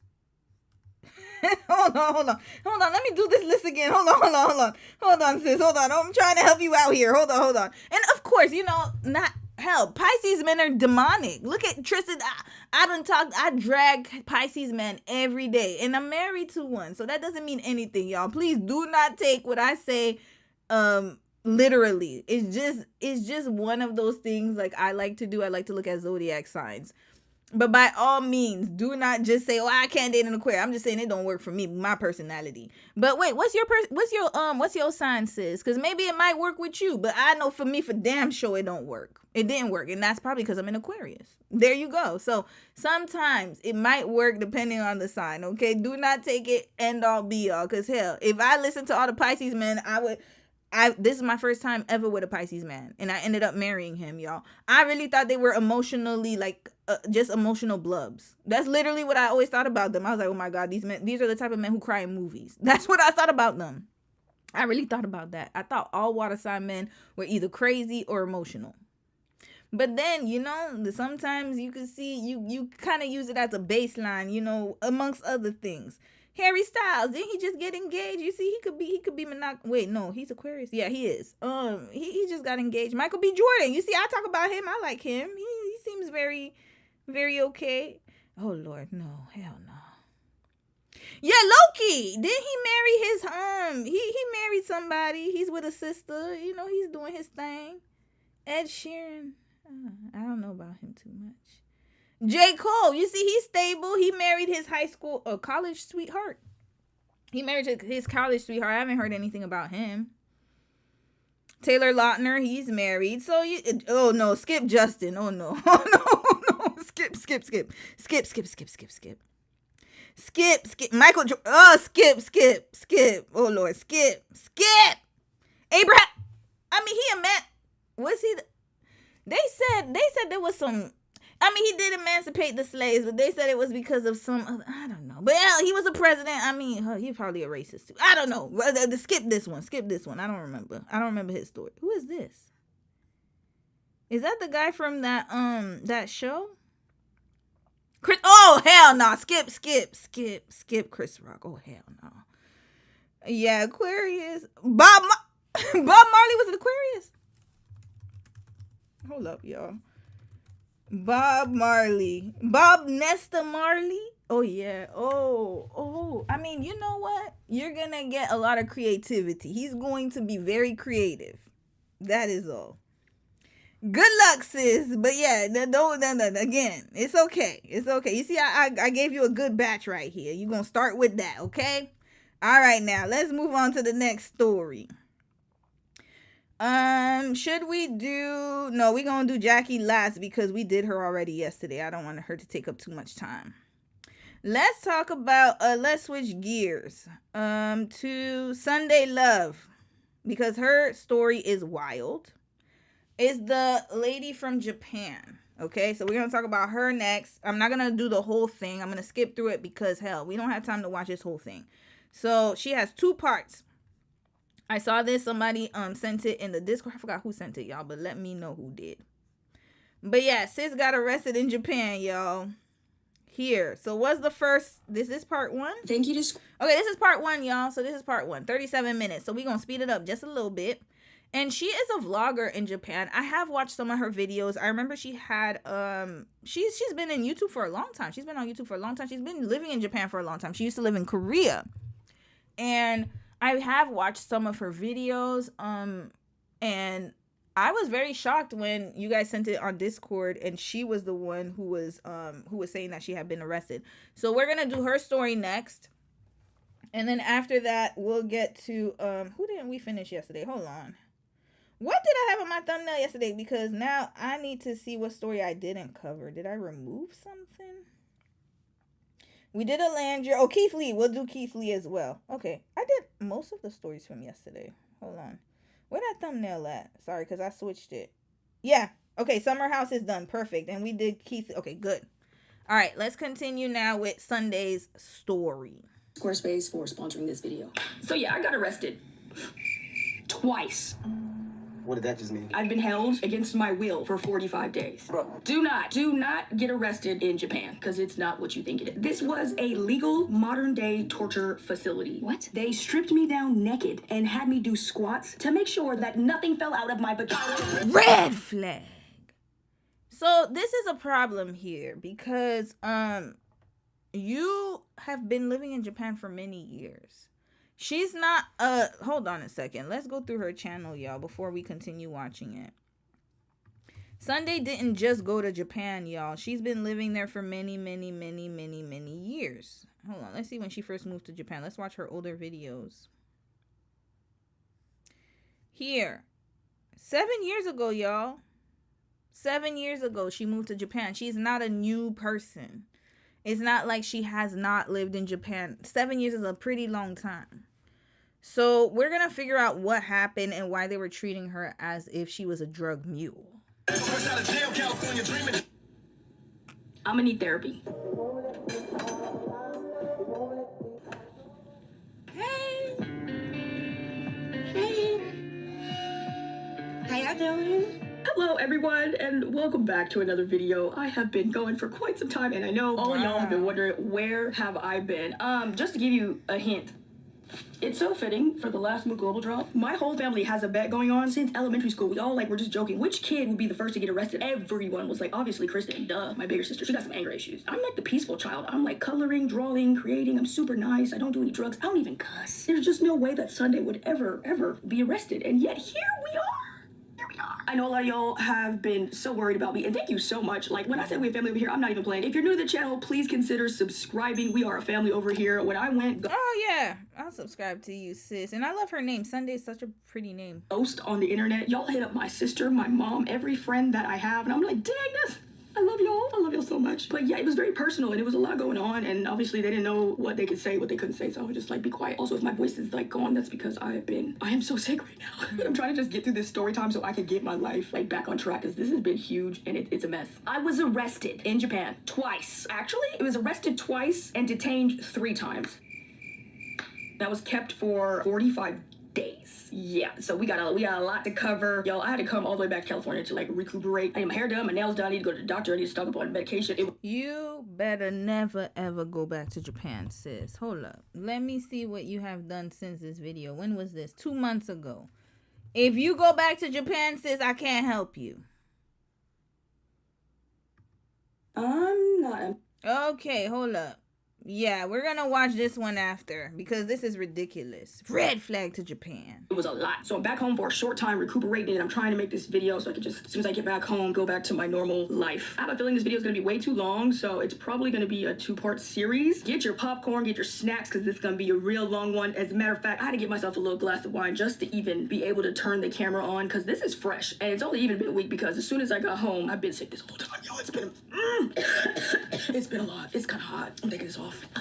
Anyways, in this video, I'm going to be talking about what happens when you get arrested and they send you to this detention center and what exactly this detention center is, what to expect, what is going on in here. And then in part 2, I think I'm just going to get into a whole bunch of stories and stuff that I experienced during this entire process and try and wrap up everything that happened. This is actually very traumatizing and very personal, but I did want to make a video about this because, number one, my channel is very transparent and I feel like I have... So today we'll watch part 1, and then since the second one is about her stories, we'll do part 2 next week. I think that's the best idea. But part 1 was the part that is the most important. Kind of a unique situation going on over here. Like, I don't just showcase traveling and cooking and all that stuff. My channel is like a lot about my personal life, and it's very transparent around here. Like, I don't think I could pretend like everything. Hold on, y'all. I gotta take a bio break. I'll let y'all watch this while I take a bio break. Even if I wanted to, that's just, it's not in me. I don't have that feature. So yeah, I'm going through a lot right now, and I just went through a lot. Also, I want to help as many people as I possibly can. That's the main reason I started this channel. And this is something really crazy that can happen to literally anyone for any reason, and nobody even knows about it. Like, even me, I heard a tiny bit about this, but y'all, I met so many people and got so many stories. This is insane, and I can't even believe it is legal. I pray that none of you ever gets arrested in Japan, because it's not what you think it is. This was a legal modern day torture facility. I wanted to drop kick one of the security guards by the kneecaps just so I can go to jail, because jail would have been so much better than this place. I don't even know how a facility like this is allowed to operate. This has got to be the most unjust, corrupt, insane, I don't even know what to call it. Nobody's talking about this. All the people that do end up there, they're definitely not speaking up about this. They're not talking about this. It's straight trauma. If I didn't have a YouTube channel, y'all, the zip would have been zipped, because what did I just go through? I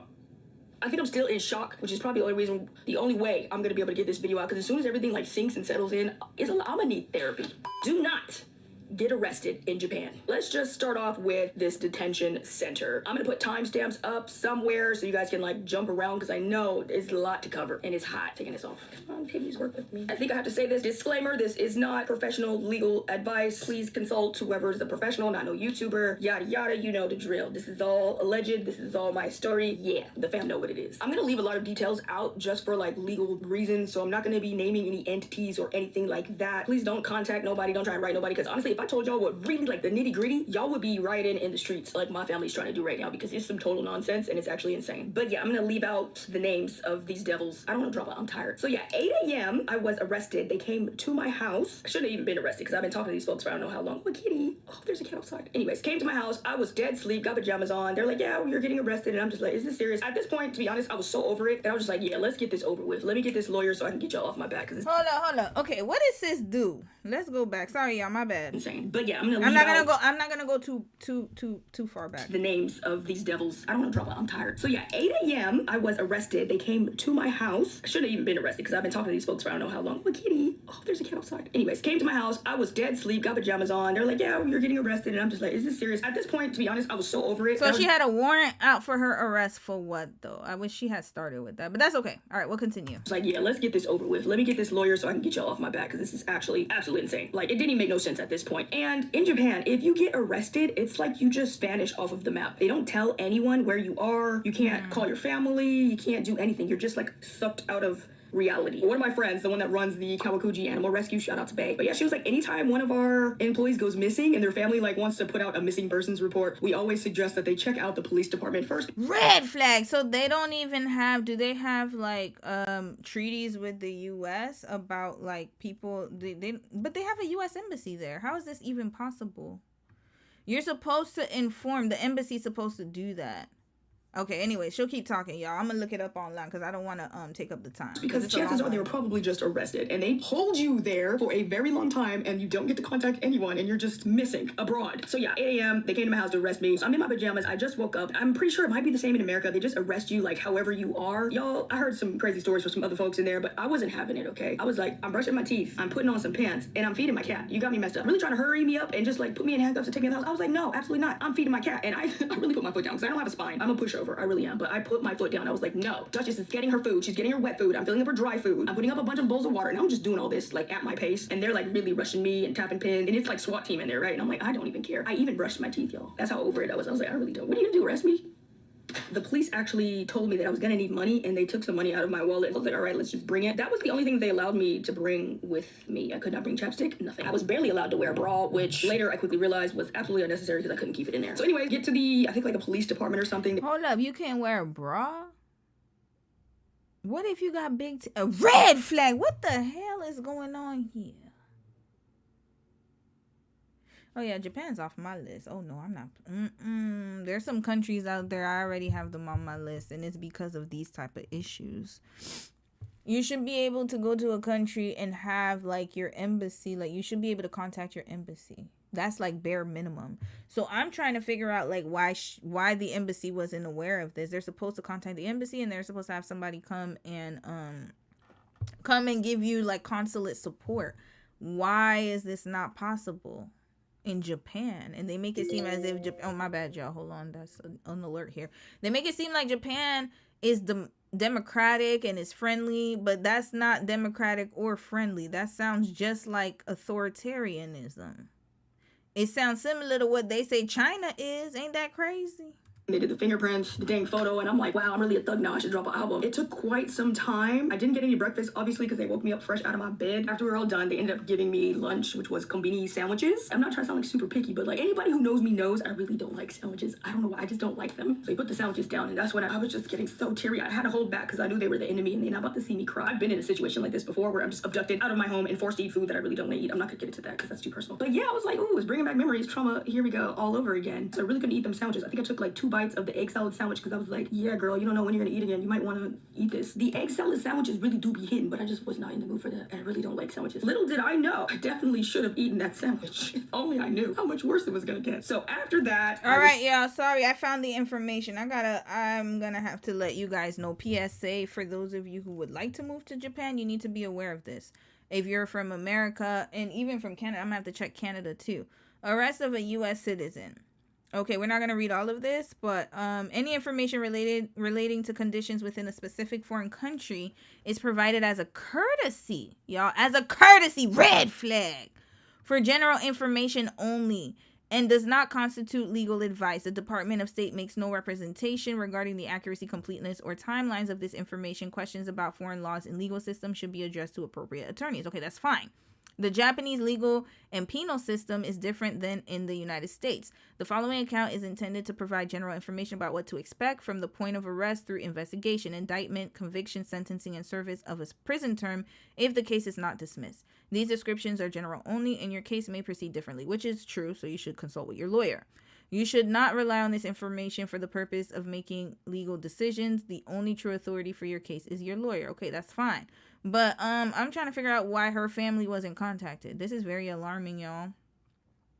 While in Japan, one is subject to the same laws as is a Japanese citizen. We know that. But why hasn't the counselor... Like, that's bare minimum. That's bare minimum. Bare minimum.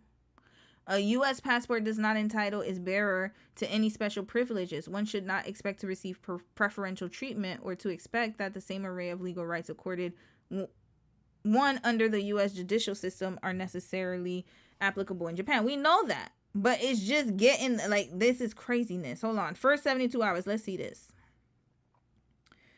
Under Japanese law, so this is why it's important to know the laws of the land, y'all. Usually jails, I mean, they let you get a phone call in other countries. I'm very shocked that Japan is like this, y'all. I never knew it, but now I know. Now I know. You at least bare minimum get a phone call.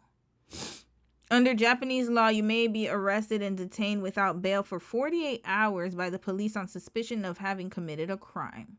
During this period, the police are required to inform you of the crime of which you are suspected, of your right to remain silent, of your right to hire a lawyer at your own expense, of your right to request a court-appointed lawyer, and of your right to have the embassy or consulate notified of your arrest. Okay, so why didn't they give her this one? So it's there. I knew it because I'm like, how you a democratic country and you're acting just like an authoritarian one? It just don't make no damn sense. But here, it's written here, and your right to have the embassy or consulate notified of your arrest. Arrestees are not allowed to make phone calls. Yeah, because the consulate is supposed to do that. Now, my question is, when did the consulate come to see her? Because then that's an infringement of this. It's supposed to be within the first 48 hours. So, all right, let's continue listening and let's hear if the consulate or the embassy got involved, because that's going to be very important.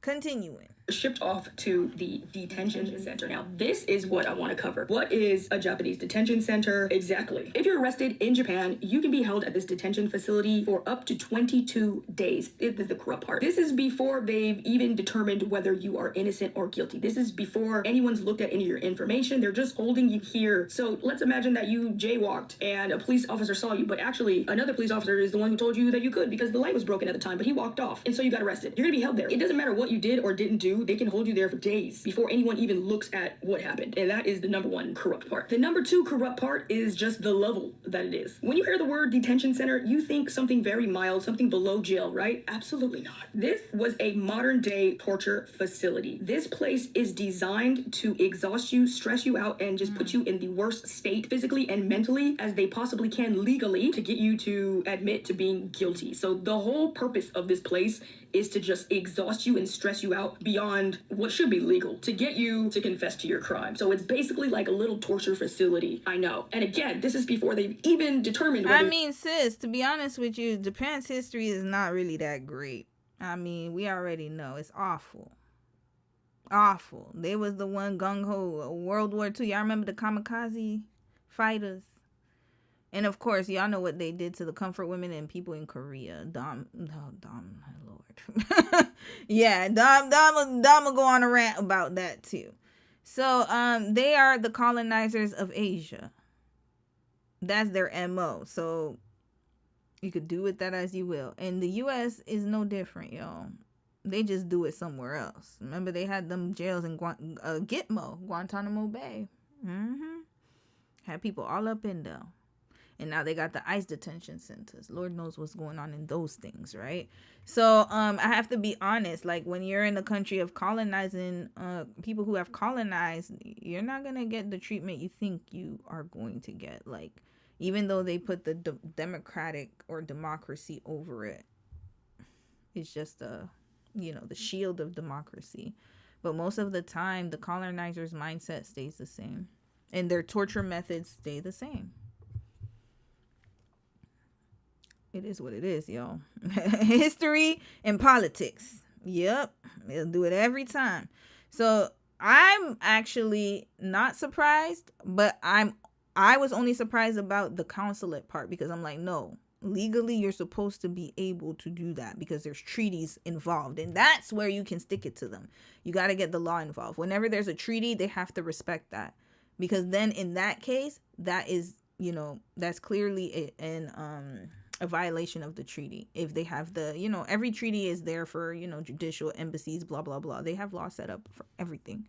So I'm wondering when they're going to give her phone call, though. That's very important. You're guilty. Because her lawyer could do something about that. Or innocent. Their goal is to make you say that you're guilty. This is a lot to take in, and it is a lot of information, but I do think it is extremely important, and this can happen to literally anybody, or something as small as having NyQuil or Benadryl in your suitcase to walking out of the store accidentally with something in your hand. Like, it can happen to anyone, and I do think it's very important that everyone knows the system in Japan. So I was able to put together a blog on my website, sundaicity.com, with all kinds of information about this situation, things to look out for. I even have some Japanese phrases that you might need to use if you ever do get into this situation. I was able to create this blog thanks to our sponsor, Squarespace. If you didn't know, Squarespace is... All right, sis, love you, but the ads, yeah, we gonna skip through. And no, it's informative to know, but I shall never step foot over there. Thank you for adding them to my list. Bali, Indonesia was one of them, but Indonesia's good. It's just, you just gotta make sure that you have your bags on you, because they give you the death penalty for any drugs, y'all. You gotta be careful with that. Even if you were tricked or whatever, yeah, you better have. If I go to Indonesia, if I ever go there, it's gonna be a carry-on bag with me at all times. I'm not doing no checking bags around there. And there's other countries you got to be careful about too, of their legal systems. Those things need to be considered before you step foot over there for travel. People don't think about those things, about if something happens, what would happen to you. Hospitals, legal system, in majority of countries, like not all, but majority of them do not have the systems that you think they have, right? Anyways, you guys all know that. You guys are very smart individuals, but I will say that that's something to consider at all times, especially if you're going to live there. You have to consider those things all the time. Thank you again, Squarespace, for sponsoring today's video. So in the real world, it's like detention, jail, prison, maximum security prison, and then segregation of like maximum security prison. This is like when you get in trouble for fighting or something and they put you in that tiny room with no windows or nothing. That's all the way at the top. That's what this detention center is. It is segregation of prison. And again, this is before they've even determined whether you've done anything or not. You're being held at a place like this. I don't even have words, to be honest. It's just insane. insane. Let's go into the check-in process. So when I arrived at the detention center, the first thing you have to do is check in. They immediately stripped off all of my clothes. I don't know if it's the innocence in me, but every time I took off an article of clothing, I was just really confused because I was like, oh, you want the next one? What is happening? So like I took off my jacket and she's like, your shirt. I was like, oh, take off my shirt. And she's like, your bra. And I'm like, oh, until I was just fully naked. Take your panties off. She was also stripping down all of my clothes at the same time, like turning the pockets inside out. She even took out the soles, the laces, like she stripped my shoes down to the Shein factory setting. They ask you a lot of questions about your health. They take your blood pressure, weight, height, and then you also have to go over all of the rules for the facility. The rule book was like this. She just had me sitting there while she's going through the rules and stuff, and I'm like, I'm not gonna remember all this. Can I just write something down? I'm just trying to like retain as much information as I possibly could that was actually important, like the daily schedule. I think I saw on there, wake up at 6, and I was like, oh, I'm in for it. Like, it's just get ready, Sunday, because it's not a joke. Keep in mind, everything is in Japanese, which wasn't a huge issue for me, but I heard a lot of horror stories about people getting arrested like fresh off of the plane or just visiting Japan for the first time, and obviously they can't speak a lot of Japanese, so they're thrown into these detention facilities with nothing but Japanese, and they can't communicate, they don't know what's going on. I could see that being that's a lot of other countries too. Yeah, Japan's not the only one. Korea, same thing. Like, don't be fooled by the English. Oh, we speak English. No, the hell they don't. Because hell, my mama was stuck in the purgatory of airport land when she came to my wedding when I was in Korea, right? Because we were supposed to fly together, and then I forgot what happened. Her flight got delayed or something, so she ended up canceled. Her flight got canceled, so she ended up missing her flight. And she was stuck there trying to figure out how to get out the airport. Nobody could speak English. Of course, you know, she's in another country, but even for tourists, they don't have none of that. She had to figure it out. She had to thug it out for like an hour or so, and then finally she came out, and she was like, oh my God, I was trying to get help, blah, blah, blah. I mean, this is the thing, is the reality of it. Even if you're a tourist, even if you're not going to live there and to visit, you have to really think of that and keep that in mind. Extremely frightening. You don't want to know what they'll do to me in jail. But you're not in jail, you're in holding. And I don't think people usually get in holding. Luckily for me, I know enough, so this actually wasn't a huge problem for me. There was a lot of stuff that I couldn't say. I can understand pretty much everything, but there were so many things that I wasn't able to express. I only asked 2 questions. Hold on. Granddad, do people get in holding? One of them I saw on the list, the schedule that said exercise at 7 a.m. And I was like, oh, what's that about? Because no. And she's like, oh, don't worry, you're just going out to get fresh air. I was like, okay, great. One of the rules said that you can only shower once every 5 days. I can't remember what she said that got me to ask this question, but then I asked her, how many people am I going to be sharing a room with? She said 2. And I asked her, like, are they dangerous? Like, what do they do? Do you have us mixed in with people who have done, like, more serious crimes? I can't remember how I said this in Japanese. And they were very, like, kind. I wouldn't say kind, but, like, you know, that high-pitched, happy Japanese voice that they put on. They were all, like, very kind and high-pitched and in that tone. Until I asked this question, she got so serious that I knew this is not a game. She was like, do not talk to anybody in here. Do not tell them your real name. Do not tell them where you live. Do not tell them why you are here, what you did. And I was just like, oh, it was the tone for me. I was like, oh, this is not a game. I'm just gonna be quiet. And then they had me stand there and they started doing like this body examination. They have to make a detailed report about all of the tattoos on your body. I was like, oh, I have 9. We're gonna be here for a while. We went from feet to head. I thought I had 9 tattoos. Actually, by the end of it, I realized I have 11. I'm gonna stick a pin in that conversation for now because it actually was relevant later on. There's a really good reason for them writing down what tattoos you have. I just thought that was like, oh, y'all just trying to link me to the Yakuza, but that was useful later on. She was going all the way up and I was trying to seem as innocent as possible. I'm like, look, it's just Gigi. Like, it's Ghibli. It's I love Japan. I'm not Yakuza. If you don't know, pretty much the only people here in Japan that have tattoos for the most part are the Yakuza. Gangs. That's why they have such a bad rep in Japan. Yeah, because in Asia, they're looked at as gangsters if you have a tattoo. Well, now the stigma's done, and there are a lot of young people who have tattoos. Exhibit A over there. But for the most part, the elders do see it as you're a gangster. Yeah, if you have tattoos and stuff. That's a lot of countries, actually, not just Japan, but yeah. Just the history involving them, and the Yakuza is basically the Japanese. So that's why you can't have tattoos in the pool, in the onsens, in the gym, all that stuff, because they want to keep them out because they end up like taking over establishments and blah, blah, blah. Anyways, the noises they was making when they got to the cheeks, y'all, my cheeks are tatted. I'm not going to show you all of them, but y'all, the cheeks is tatted. Okay, I got a lot. And the Yakuza tattoos are kind of, they're not that style, but they are massive. So I think she thought at the time, and I'm like, no, it's just flowers.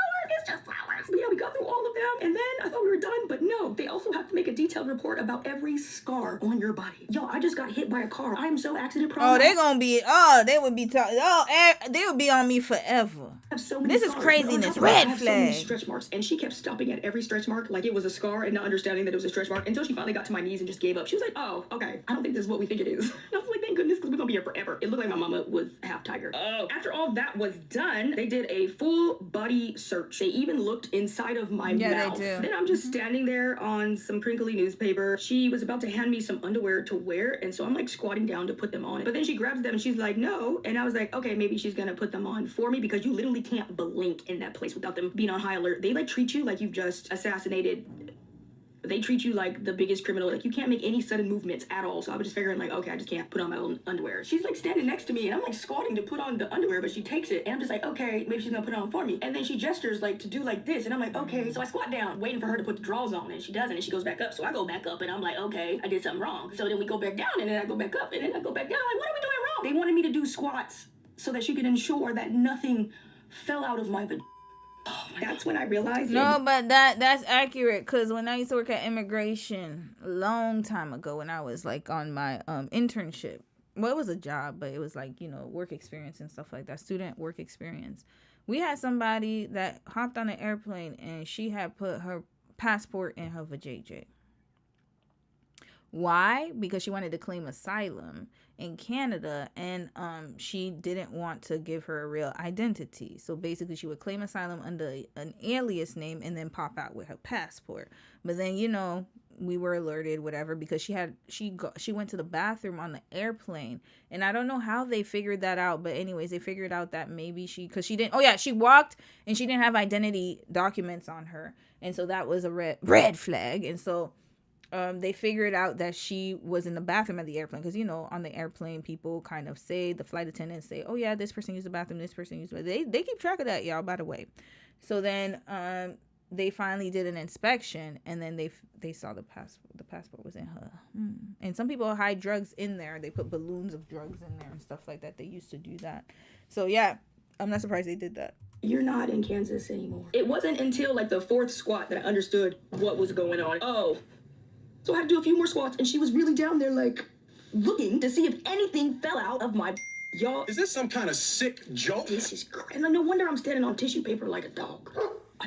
And thank goodness she didn't really look up in there because it could have been a lot worse. Mind you, when y'all find out what I actually did or didn't do, actually, this would make your blood boil. After that, next step was to purchase some items. They had this display of items that you could purchase. It was so confusing. I do not know why they worded it this way. They were like, would you like to buy these things that you might need? Because why would you word it like this? You absolutely need these things. So I don't know why they worded it that way. But yeah, it was just basic toiletries and stuff like that. There were underwears, socks, ladies' feminine products, soap, shampoo, a handkerchief, a really small towel. I'm not calling it a bath towel. Really small towel. Yeah, they use like their towels look like dish towels. Lotion, chapstick, and I believe that's it. The most expensive thing was the feminine hygiene products. The underwear was like $6.58 if I'm not mistaken. For the clothes, you can rent them, and it is just a gray sweater, a gray t-shirt, and gray sweatpants. And you have to pay for the socks. It is gray socks.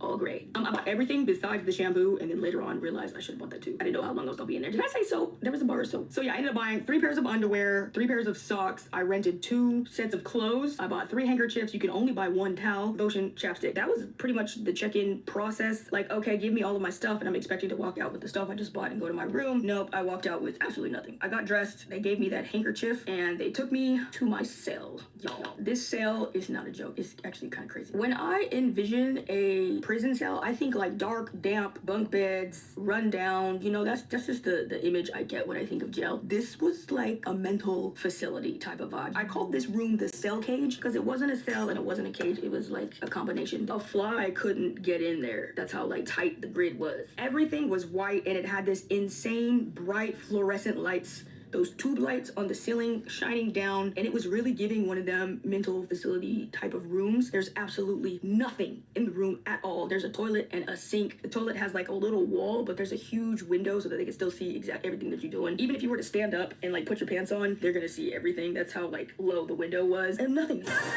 There's no bed, no seat, no cushion, no window, no windows. You don't know what time of day it is, nothing, no TV. It's just a white room. So I go in there and I sit on the floor with my little handkerchief. You're only allowed to have 2 things in that room, that handkerchief to dry your hands and a couple of pieces of loose tissue paper to wipe your butt. And that is it. And you cannot use either of those for any other purpose other than what they are intended to do. There are an insane amount of rules. I think they just made all these rules just to make you as uncomfortable as possible. But like, you can't use anything for anything else. Like, I tried to use the little handkerchief to wash my face and they're like, do not wet that. That's not what that's for. Got in trouble for that. I tried to use some of the tissue to roll up and put in my ears to go to sleep. They was like, do not do that. Got in a lot of trouble for that one. It gets so much worse, y'all. The cell is like slightly elevated above the hallway that you come in on. There's like this little rectangular door at the bottom of the cell, and that's what they use to open to slide your food in or paperwork or whatever, but it's on the floor. You're pretty much just on the floor the entire time, kind of, just because the way that the room is situated. They had like 18,000 locks on the main door, and it is so noisy. It's like the heavy ka-chink-chink type of door, and I'm just like, I know somebody's in here for jaywalking. This is extremely unnecessary. It was giving maximum security prison from start to finish. Like, there's no way anyone is breaking out of this place. It's just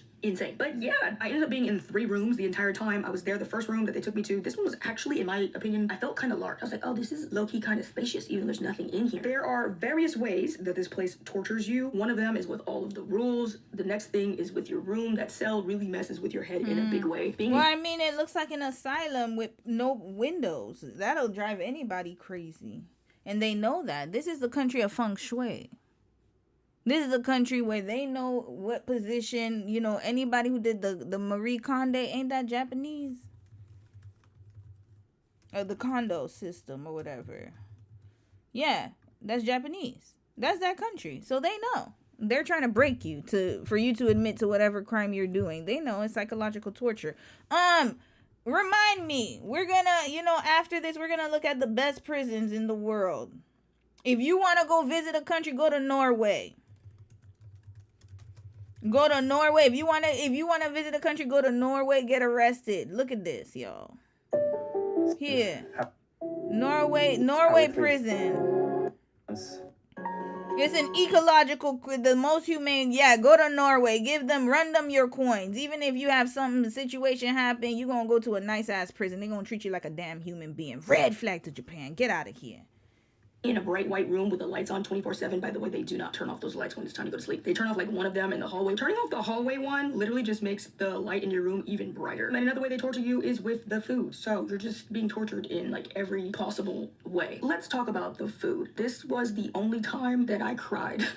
Oh my God, this was such a terrible, awful experience. Like, I just can't even explain it to the capacity that I need. Like, I can't explain it the way that it really was, especially since I'm such a goofy person, but this was crazy. It was time for lunch. First, they squeezed this mat in through the little door at the bottom. In Japanese, I think it's called goza. In English, I don't know, but it's like a plastic foldable tatami mat. It's pretty big. No instructions at all. They just slide the mat in there, and I'm like, I guess we're about to do yoga, was my first thought. It comes in, and I just lay it on the floor, and I sit on top of it, and then the guard comes back over and yells at me like, no, don't sit on it. Oh, okay. And then they slid the food in, and that's when I realized that this was like a eating situation so that you don't get the floor dirty. And I was like, oh, okay, that's why I don't want to sit on it. Anyways, when they slid that first meal in, that was the only time that I cried. I could not hold it in. I was like, oh my God, you gotta be kidding me. Y'all, mind you, lunch is the same every single day. It was 3 pieces of white bread, boiled pasta noodles, no sauce, and they were cold, and a bowl of hot water on the floor. I cried. You can't be serious. I just went from organic vegetables that I grew myself and lean protein to boiled pasta noodles and white bread. Like, I'm not gonna survive in here. Y'all. Also, every single meal comes with a fried croquette, and if you have been following my channel for a while, you'll know I already hated fried croquettes before this last situation, which was very similar. Basically, I flew into Japan and I tested positive for COVID at the time. It was like that crazy pandemic situation, and if you came to Japan with COVID, they locked you up in a government facility, which is basically just like a hotel, and they held you captive there for like up to, I don't know, 17 days. I was only there for like 11, I think, but they held you there. Even though I have a private house by myself in a private car, they still made me quarantine there at this place. I had COVID and I was like sore throat, dying, coughing, and the only thing they gave you to eat was cold fried croquettes. Like, this thing scratching down my throat. Like, if I didn't hate croquettes before, I absolutely hated them after that. And now here we are again, being held against our will, eating cold croquettes. And it was so much worse. They were tiny, and every single day they were filled with some mystery nonsense. It was almost never good. Thank goodness I was like in, I don't know, so much shock and stress that I had no appetite. I just was not hungry, and thank goodness, because what do you mean white bread, pasta, and some scratchy croquette and hot water? I think I took like 2 bites of the egg salad sandwich. I just was not in the mood for that, and I really don't like sandwiches. Little did I know, I definitely definitely should have eaten that sandwich. If only I knew how much worse it was gonna get. I'm gonna have to eat this every day. I cried. Why? So again, this place is designed to stress you out and wear you down physically and mentally as much as possible. You just can't possibly function. You can't live there for very long. You have to crack. I'm gonna put a pin in that too. I'm gonna explain that in detail later on because this is gonna make so much sense once you understand the whole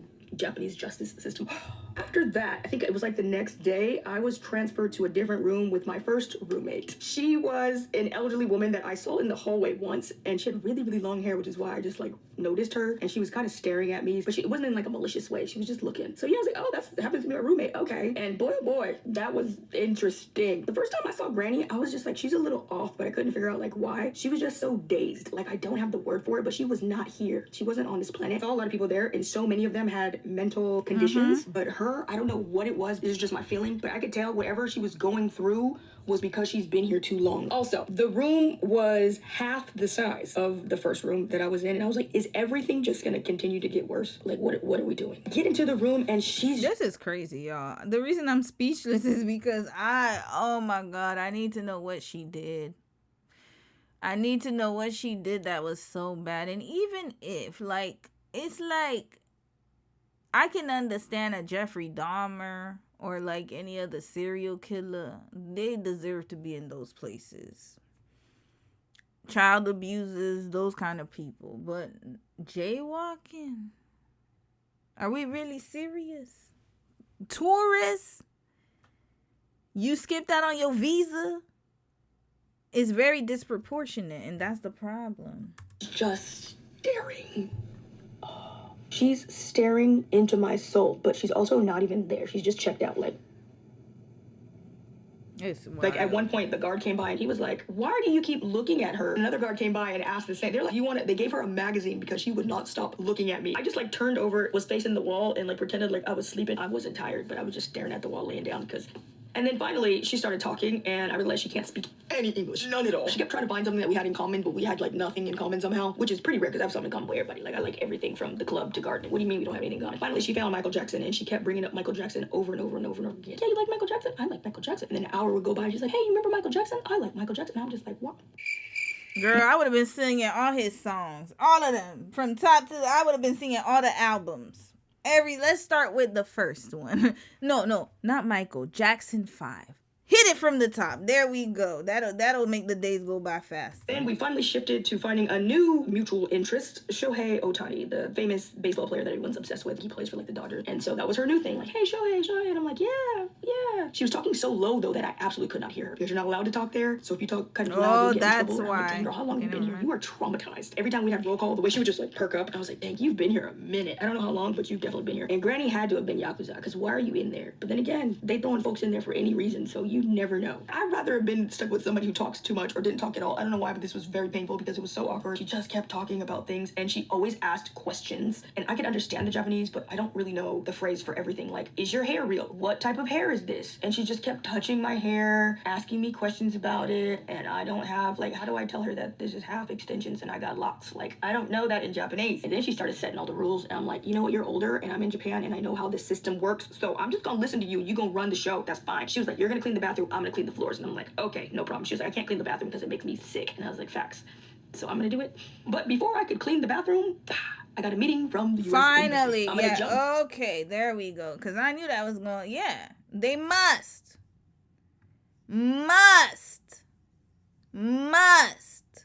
This is not the 48 hours. You need to have this. Okay.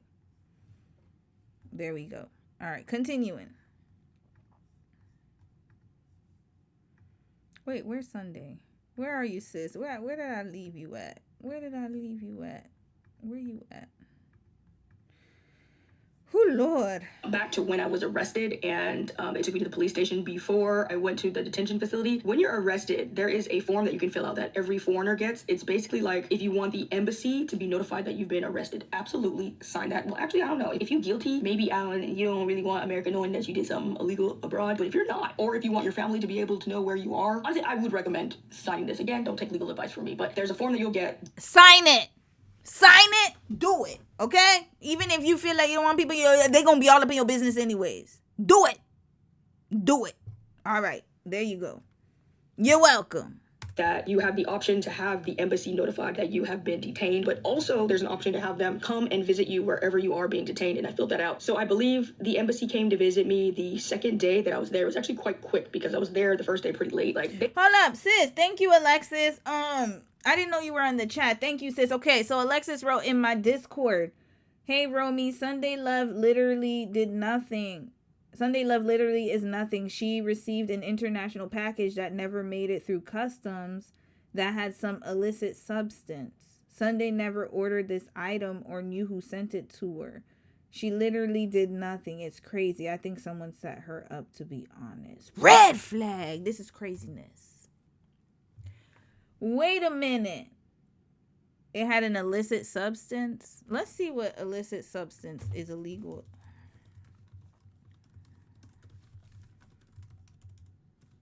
Thank you, sis, for sending that to me, by the way. I appreciate it. And shout out to sis who sent me the Beyonce Lemonade. She has sent me a video by Naomi. Ooh, I forgot her name. But thank you, sis, for that. Yeah, live streams. If you guys want me to, the best way to get me is live streams, y'all. I on my YouTube videos, it's way too many comments for me to go through, I'll be honest. But live streams, Discord best. So thank you, sis.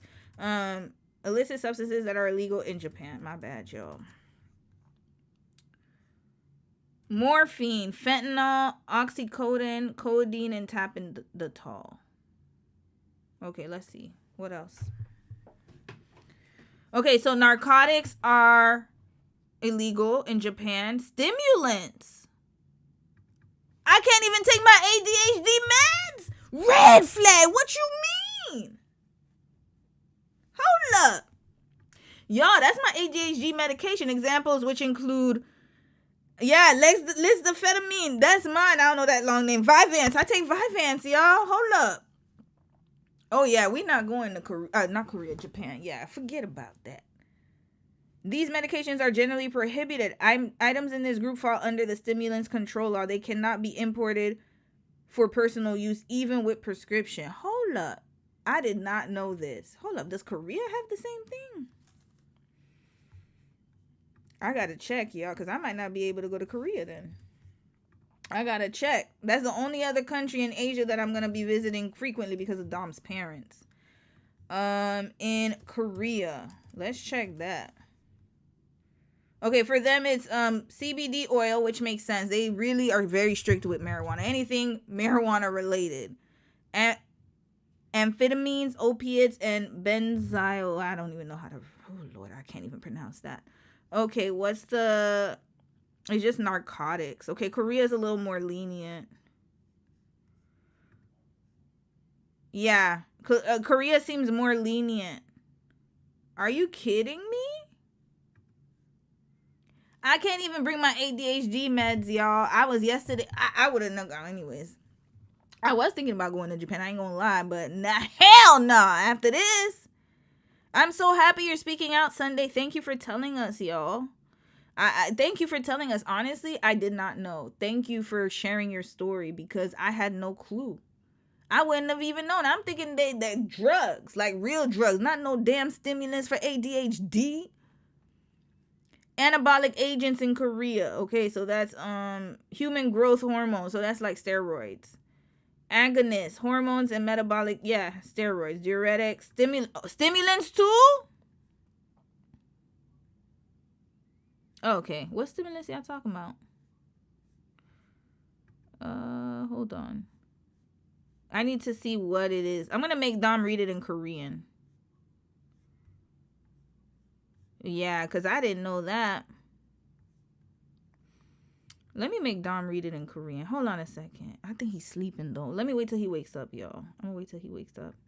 Okay, here. Okay, we got one in English here. Okay, vaping. Yeah, absolutely. Of course. I mean, yeah.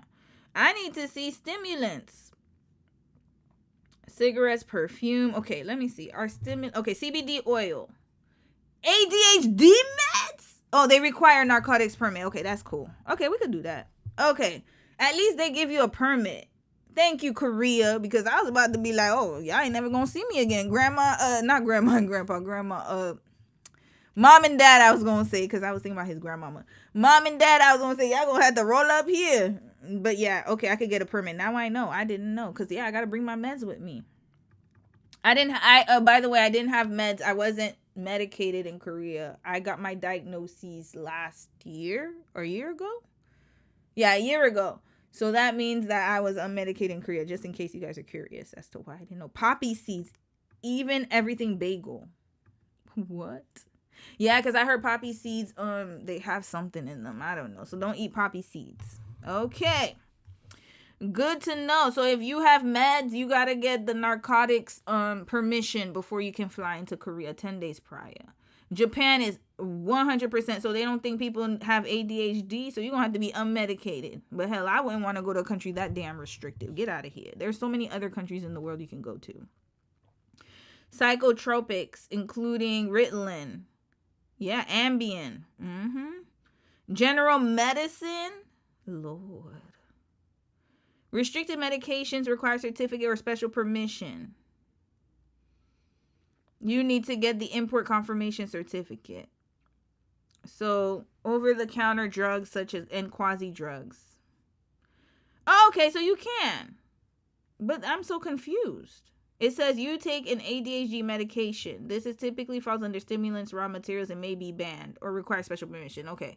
So, Japan, you do need permission as well. You might have to figure that out. But then they say without prescription. I don't know. Something's off here. Because they said here, these medications are generally prohibited. Items in this group fall under stimulants control law. They cannot be imported for personal use, even with a prescription. Okay, so I guess maybe if you're traveling, chill. I'm not going anyways. Even for over-the-counter medicines in your home country, don't bring it. Yeah, just buy your stuff over there. If you're still gung-ho on going to Japan, I'm not going. I don't have a desire to anyways. I don't have a reason to. If I want to get the experience of Japan or Japanese food, I could just go to my local Japanese market or something, or go to a Japanese restaurant. That's good enough for me, because I'm not going to put myself through this. This don't make no damn sense. And I understand, not everybody's going to have that experience. Some people have great experience, but what if I fall into the negative experience? I'm too damn old for this stuff. I'm not risking it. But I'm not deterring anyone else from going there, because I know so many people who have no issues living there and they're still vlogging till this day, but not I.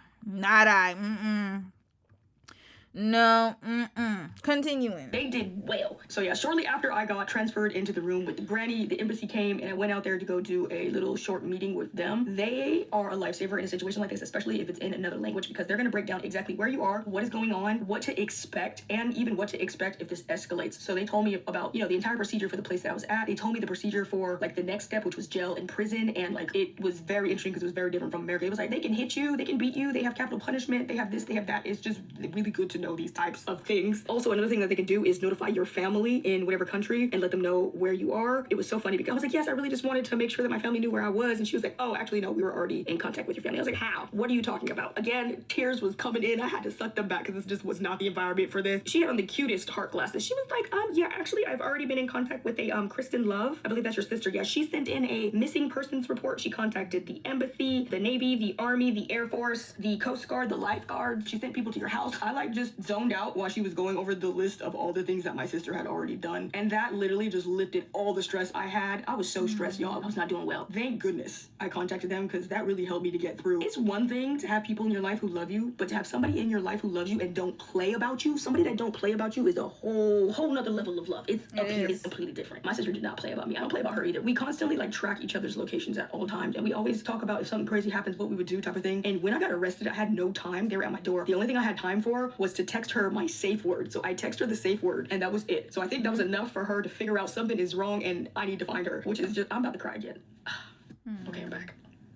So yeah, she was like, yeah, already got in contact with your sister. She knows everything. And another thing that was a hot mess was they confiscated my phones and my laptop and everything, and I could not get a hold of the lawyer that I had designated for this whole situation. I didn't know his name. I knew nothing. The only thing that I knew was his website color was brown, and that is the only information that I gave to my sister. And tell me why she found the exact lawyer in Japan all by herself with just that. That's kind of how our whole life is. But thank goodness she found him, because in Japan, it's very similar to America. If you do not have money, a lawyer will be appointed to you. If you have more, I think $500,000 in your bank account or like assets, you cannot get the free lawyer. You have to pay for a private lawyer, and they are very, very expensive. I went through the list of all the ones that are on the U.S. Embassy, and I picked out specific ones that I felt would be good for my case, and almost all of them started at 2 million yen. 2 million yen to start, and then if they win the case, another 2 million yen. And not win the case, basically get the case dropped before it even goes to court. They call this thing a Judy lawyer. They basically come and the first meeting is free. They'll listen to your case, they'll listen to, what's going on, and then they'll tell you what they can do, and you can decide if you want to hire them or not. I did meet with the free lawyer at first because I was so worried that I wasn't even gonna have a lawyer because I couldn't find my lawyer. He came, and that man was so incompetent. I was just like, absolutely not. He was one of those like typical, like if you've ever been in Japan for a long time, you'll meet a lot of these Japanese men. They're like zero confidence. They talk with their eyes closed. It's like everything they say, everything they hear is a problem, and they literally just talk to you like this, like and then they're like talking with their eyes closed. So he's like speaking with me like this the whole time. It's completely in Japanese, and he has to have a translator, and I'm just like, I'm already not comfortable with all of this. I need to be able to speak to my lawyer, especially if I'm dropping cash like this. Like, I need to be able to speak English. I can't be doing this third-party thing with the translator. And then I think he forgot that. Very important. Very important. You should have a lawyer that can speak your language. I don't care what nobody says. Or at least if you're in a country that they cannot speak your language, well, I don't know what you're going to do. You have to figure this out. It's very difficult, y'all. You're dealing with judicial things. You have to get representation in your language. Must. Like, I know they do it here, but obviously you're in another country abroad, so I can't have the same expectation. Every country is sovereign. They can do whatever the hell they want. I say, for me personally speaking, I don't visit countries where the risk is higher than the reward. If the risk is that dire, I'm good. It's just way too much. Way too risky. What she got arrested for was, and I'm not saying that of course there are some countries out there, like, for example, I traveled to Jamaica, I've traveled to Haiti, I've traveled to China. So obviously, there's a risk involved whenever you travel to these places. Their jails are not the best, obviously, right? But the thing is, I don't know about China, but at least in Jamaica, I know you're not going to get no damn, like, this kind of situation is not going to escalate this far for that type of whatever she did, is what I'm saying. Especially the jaywalking. Like, that's ridiculous. Red flag. I don't know any country that would throw you in jail for jaywalking. Like, it's just very unheard of. But I would expect it in an authoritarian country, but not a democracy. But this is a pseudo-democracy, and that's what I always say. And don't believe when they tell you it's a democratic country. Democratic what? Because hell, North Korea got the name democratic and all of it. Is it North Korea's? Y'all think I'm joking? Hold up. The official name for North Korea, it has the Democratic People's Republic of Korea. They did. That's what they tell you, y'all. And then Korea is Republic of Korea. Come on now. I'm paying him or something? Because I was like, so what can you do for me? Like, China is the People's Republic of China. My situation, what do you have to offer? And he was like, I think we can get you like 3 years instead of 5. And I was like, what are you even talking about? Absolutely not. You gotta go. And then he tried to like weasel his way in and tell my family that I said that I wanted to hire him because my sister was gonna be paying for this because I can't do anything. And thank gosh, oh my goodness, thank the Lord, my sister understands me. Like, we don't have to communicate so deeply. So I was able to say something to him that I can't remember exactly how I worded it, but I worded it in a way to him that let my sister know that he was an absolute no and to find the other lawyer. And she did. I think like a few days later, here he was. And I was like, oh my God, my sister found you. How? How did she find you? I gave her almost no information. And I'm gonna be very transparent. The lawyer cost $2.4 million and another $2.4 million if he gets the case dropped before it goes to court. It's not cheap. But I highly recommend. That's why you see, when people travel broke, remember them folks that got stuck? Hold up, where that story at? The people that got stuck in Dubai. I'm tired of people doing this. Do not go somewhere internationally and be like, oh, they got me. No, red flag. They got stuck in Dubai, yo. Urging Americans in 14 countries in the Middle East to leave the region immediately.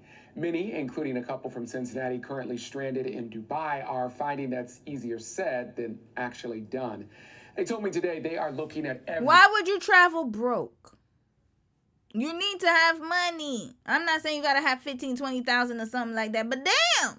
These things can happen, y'all. They happen very quite frequently. Not just jail. What if you get hit by a car? What if I don't want to say that, but I'm being honest. What if something happens to you? What if your life is not the same? Meaning that you have to go to the hospital, you have a medical procedure. What if something happens? So you need to have money. Oftentimes people just travel because they can afford the plane ticket, but they can't even afford to really travel. They have no way to get back home.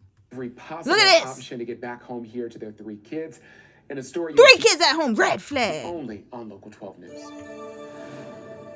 And then you sitting up here fronting for your friends. 4 couples from Cincinnati traveled to Dubai expecting to be there for 4 days. They're now trapped in a war zone with no idea when they'll be able to leave. Everyone's like, oh, they're going to help you. They're going to help you. Like, nobody's helping us. Nobody's saving us but God. No, ma'am, I know this is not your story. We got to get back to Sunday. But sis, you know who was supposed to help you? That man right next to you. Why didn't you have no provision? No provision at all. You should be able to call somebody and be like, hey, I got this much in my bank account. Can you go send it to me? Wire it to me right now. Okay, bet I got you. Jones' husband Tony was on a boat Saturday night when he shot this video of what appears to be a missile flying. Oh yeah, this was when the thing started. They were on the water celebrating what was supposed to be the final night of their trip. That was a little nerve-wracking because now we don't know what this means, right? This has all hit us in a matter of seconds. Yeah. We didn't know that there was a conflict going on, right? We're out here having a good time, and all of a sudden we're in the middle of a war. The return flight the next day was quickly canceled. The ongoing conflict in the Middle East has left airspace in much of the region closed. And not just war, weather, hurricane. Y'all remember the hurricane in Jamaica? How many people were stranded in their resorts, and then they had to pay. They're like, oh, I'm so sorry. But if you want to stay here, you gotta pay for the room for extra whatever nights. Indefinitely. They rebooked us for the 6th, which would have been this Friday. Then they canceled that, rebooked us for the 9th, canceled that, rebooked us for the 10th, canceled that, rebooked us for the 11th. The couple spent hours on the phone with United Airlines Wednesday. They were told if they can get out of the Middle East, the airline will get them home. So they bought one-way tickets to Amsterdam for this coming Monday, but there's no guarantees. As of today, the Dubai International Airport just closed until the 7th. Mm-hmm. So it's like if we look up our flight that we booked this morning, you can't even see it. Whenever Tony and Kiera get home, their 3 kids will surely be happy to see their mom and dad. Family and friends are now stepping up to care for the kids for however long is needed. I'm okay, like really, really okay, because our kids are good. We have a lot of friends reaching out, a lot of people reaching out, asking if we need help. And because of that village, I'm okay. So Kiera and Tony say they've already spent a considerable amount of money to extend their stay there in Dubai. While they are okay financially right now, not everyone in their group is as fortunate. 2 of the couples on the trip have launched a GoFundMe to help cover these unexpected expenses. If you would like to make a donation, you can find them. No, the hell I'm not. I remember when I saw that story, I shook my head. I was like, so you went on a trip? Not them, because they got it, but the other 2 couples. Y'all didn't think of, you just have, some people just have enough money to have fun. And I'm like, no, it's not enough. And you have a situation like this. She talked about jaywalking. And it may not even be jaywalking. What if the light was so fast, and what if you were in the middle of the road and they considered it jaywalking?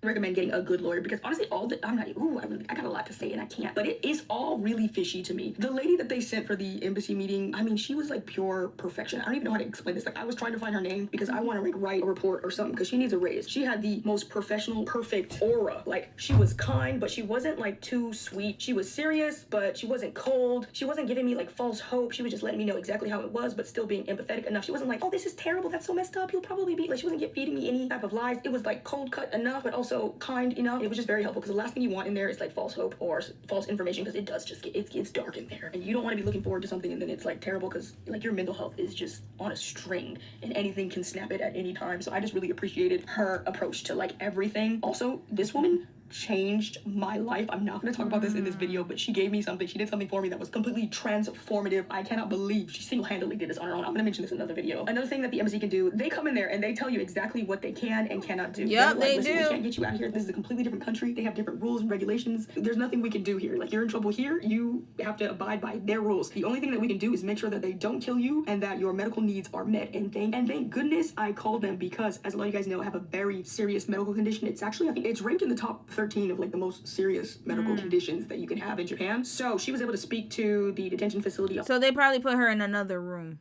or another place. Yep. That's what your embassy can do. That's what your tax dollars pay for. This is what your tax dollars should be paying for. Not that fugazi ass ballroom that your president's trying to create. Red flag. or extend, I should say, because it's already there. But yeah, that's what your tax dollars should be paying for. So yeah, because she has that illness, I'm pretty sure they're gonna accommodate her in some way.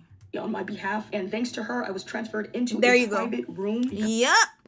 Because if you guys don't know, on my channel a long time ago, my daddy got locked up in Haiti. Yes, yo, that was...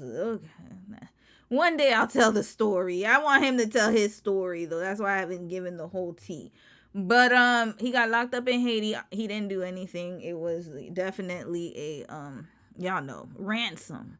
But anyways, he got locked up, and yeah, because he has high blood pressure and he was taking medication, they transferred him to another place. And the embassy, exactly, same thing. Canadian embassy guy called us. He told us the truth.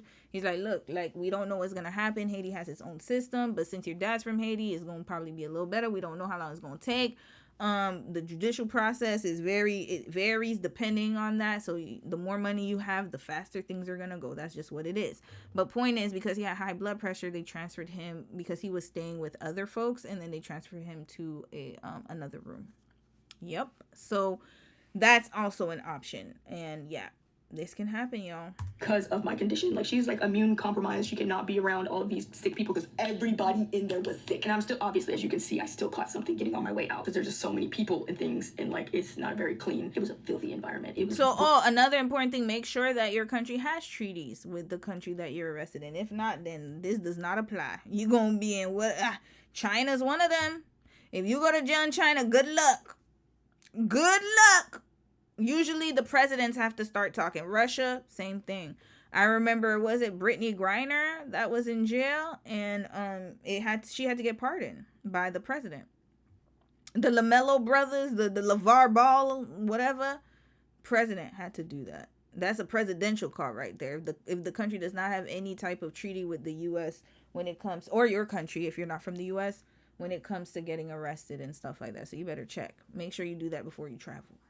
Bright white and filthy. But yeah, thanks to them, she was able to negotiate to get me a private room by myself. And thank goodness, because y'all, the room with the granny, it was already crazy. And I was like, you want to add one more person and it's half the size of the room I just came from? No. So yeah, she spoke to them, and because of my medical condition, I was able to get my own room. But yeah, I definitely recommend contacting your embassy just so that you can contact your family and that you can know what's going on. And it was very reassuring, like, just knowing that somebody knew I was in here. But yeah, that's like the whole start of everything. We are losing daylight. We're nowhere close to finished. I'm hoping I can wrap this up with a part 2, but we are like nowhere close. Okay, so you know what, Sundai, you met the timeline because I sped it up. So part 2.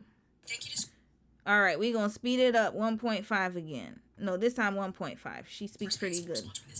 Hello everyone, welcome back. So this is part 2 of... Alright, so I'm just finishing up part 2, and I was not sure if I was going to include this part in the video or not, which was the reason why I got arrested. Number 1, I'm not trying to get in trouble. Like, I'm not trying to put in too many details. I don't really know the law like that. I'm not trying to put my foot in my mouth and step into any more nonsense, so I was just like, let me leave the details out. Number 2, in order for me to say why I got arrested, I would have to relive the most traumatic part of all of this. I wanted to make a video about what a Japanese detention center is, what happens in there, because this is what people don't know about. I think a lot of people were getting confused, like this was jail. It's not jail. That is the whole point. Like, that's the whole problem. This is a place you go when you're just suspected of doing something. Like, you're not a criminal and you haven't done a crime, but you're being kept at a place like this. Jail is worse then. If that's the detention, then jail is worse. And the reasons can vary from actually committing a crime to the most minor thing that should have only been a warning or a fine at most. That's the point. But I did get a lot of nice comments from some subscribers. Like, girl, you have every right to your privacy. You do not have to share absolutely everything. But it would be nice to know the reason just so we know what to look out for and we don't do this. It's hard to warn you about what not to do when I didn't actually do the thing. So this entire thing happened because somebody else sent a package to my house and there was something illegal in that package. Y'all, I didn't even get the package. It was confiscated at the airport or, I don't know, post office, wherever. No idea the contents. Didn't even know what all was in the box. Also, never even got the package. But this is the thing. It's somebody in your camp, sis, because I'm not talking about her siblings or whatever. It sounds like her family be writing for her. But how did they know your address? That's another problem. It's not like they have public information to do that. So, and she's a vlogger. This is actually very alarming. And also you gotta, it may not even, but it came through the air. You know what? It could be somebody local. You better check your neighbors. Because right now, you know what they're doing? There's a lot of anti-foreigner sentiments in Japan. I don't know if you guys have heard that. Oops, sorry. Completely removed from my bad. Hold on. Anti-foreigner sentiments in Japan. Look, Japan came up first. So it could have been a neighbor, y'all. It could have been a neighbor. I don't think it was anybody in her camp. Okay, sorry, sis. Not your camp. Because I don't think people would know where you live unless it's your family. It's definitely not your family that I could know of. I think it might be a neighbor. Because you know how easy it is to order something for a neighbor of mine? I could literally go online and act like it's my house. And then put that person's name, address, whatever, and send it to them. It's somebody in your, where do you live, sis? I'll be suspicious of everybody. Well, first I'll haul ass, because that's what they're doing now. They don't want people to be there. Here, let's watch a little bit of this, y'all. We're not going to watch too much. Let me see if there's a news story about it. Here, ex-Japtor. Okay, no, 25 minutes. He probably talking a lot. Here, The Diplomat. This was 7 months ago. Hold on. Okay, right wing. Okay, maybe we'll watch a little bit of this, not all of it. For some, protecting Japan includes keeping foreigners out to stop what Sunseto calls a silent invasion. An NHK poll conducted in June found that 64% of respondents believe the foreigners receive. You see, my problem with these right-wingers in other countries, and I'm talking about specifically in Japan, y'all could never do anything original. Red flag, Korea too. Y'all can't do nothing original. Always gotta copy the colonizers. I don't understand. The white ones, I should say. Can y'all ever do anything original? Like, is it hard? Do you not have an original bone in your body?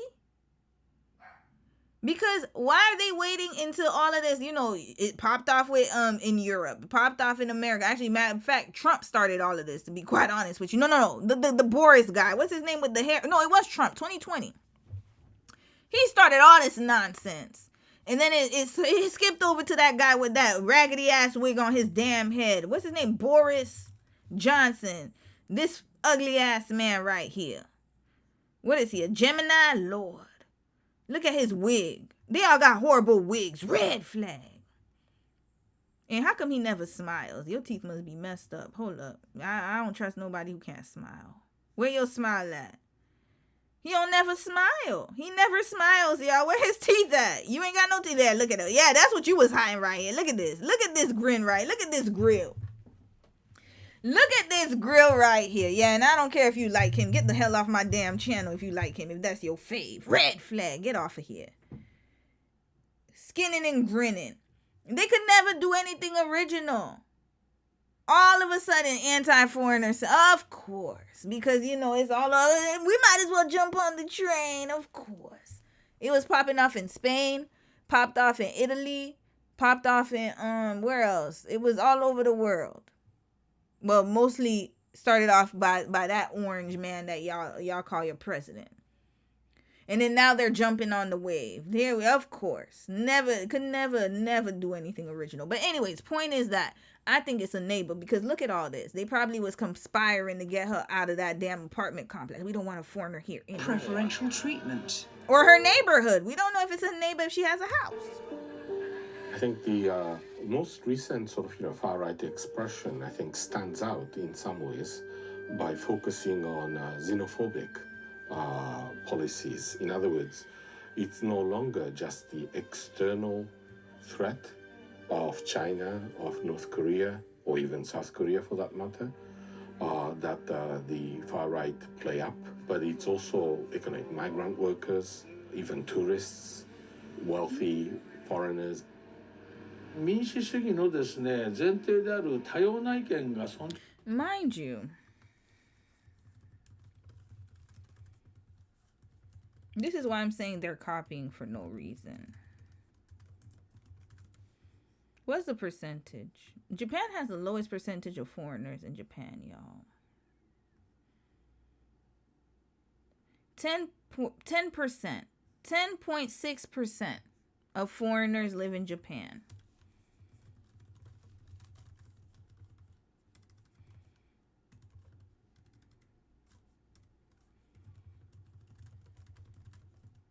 Remember, 10.6%. 14%.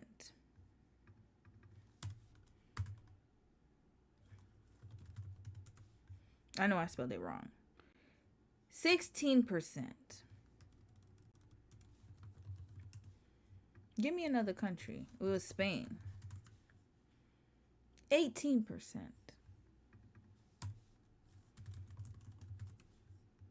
23%.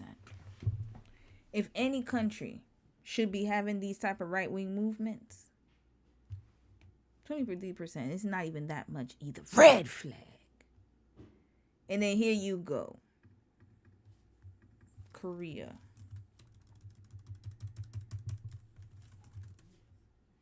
.3%. Y'all ain't got no movement. Here we go.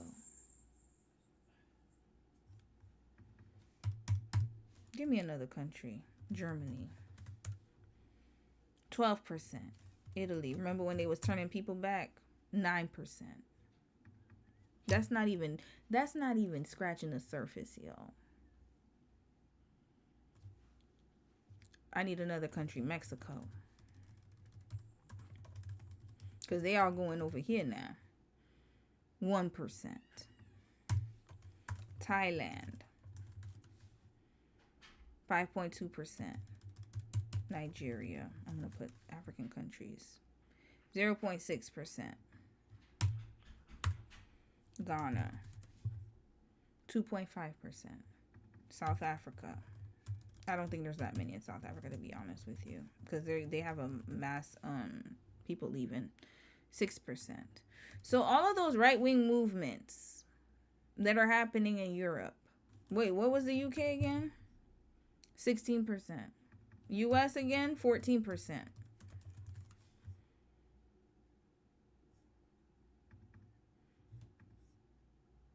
And they are almost half of whom are US citizens. So it's half are US citizens. So that's half of 14%, so 7%. Red flag! All of this for no reason. Nonsense! Nonsense! Australia, I forgot about y'all lasses. Y'all. 27.7%. That's a lot. Compared to all the other numbers we done seen. They are 30%. Oh, that's why they're going crazy. New Zealand. Yeah, it's reaching almost half. 1.29%. So, this is the thing. Japan, 10%. Get out of here. Get out of here. Well, you saw a few black faces and you got scared? Is that what happened? Ridiculous. Okay, shut up, old man. I don't care about that. Now, back to Sunday. Completely removed from this box entirely, right? Didn't know about it, didn't ask for it, didn't order it, not to mention the actual item that was illegal, not serious at all. Like the most normal type of thing you can think of. So yeah, months go by, my family visits, they leave, and I'm like bedridden sick for a week. Like I didn't move. I was sick, so I couldn't cook for myself, and I was upstairs in my bed, and I watched my TV with my headphones on just so that I don't bother Duchess and she could sleep. So I had my headphones on, I'm watching TV, but I ordered Uber Eats and I went downstairs to go get it. And when I did, and I opened the door, like a bunch of cops came storming into my house, y'all. They just pushed their way through. They did not have on uniform, so I was so confused and like scared. But they quickly like flashed a badge real quick, and they're just like spouting all this stuff. They're snapping photos of me, like with the flash. And I'm just like, what is going on? Mind you, I look haggard. I look terrible. I've been so sick. I even fainted. They did not care. They just kept on going with whatever. And the reason they had stormed the house was because they had a warrant to search my house. Very traumatizing. I'm not even gonna talk about that, but poor Duchess, my cat never recovered from that moment. They were like, we're here because of da-da-da-da-da, and I had no idea what they was talking about, so I was really confused. But at the same time, I was kind of relieved because I was like, okay, whatever this is, it's not something that I did. I'm sure I just cleared up because I don't even know what you're talking about. Clearly, this must be like a misunderstanding or something. So yeah, they searched the entire house, and of course, didn't find nothing. They also had a warrant for all 4 of my cell phones, my passport, and my ID, and they held on to those for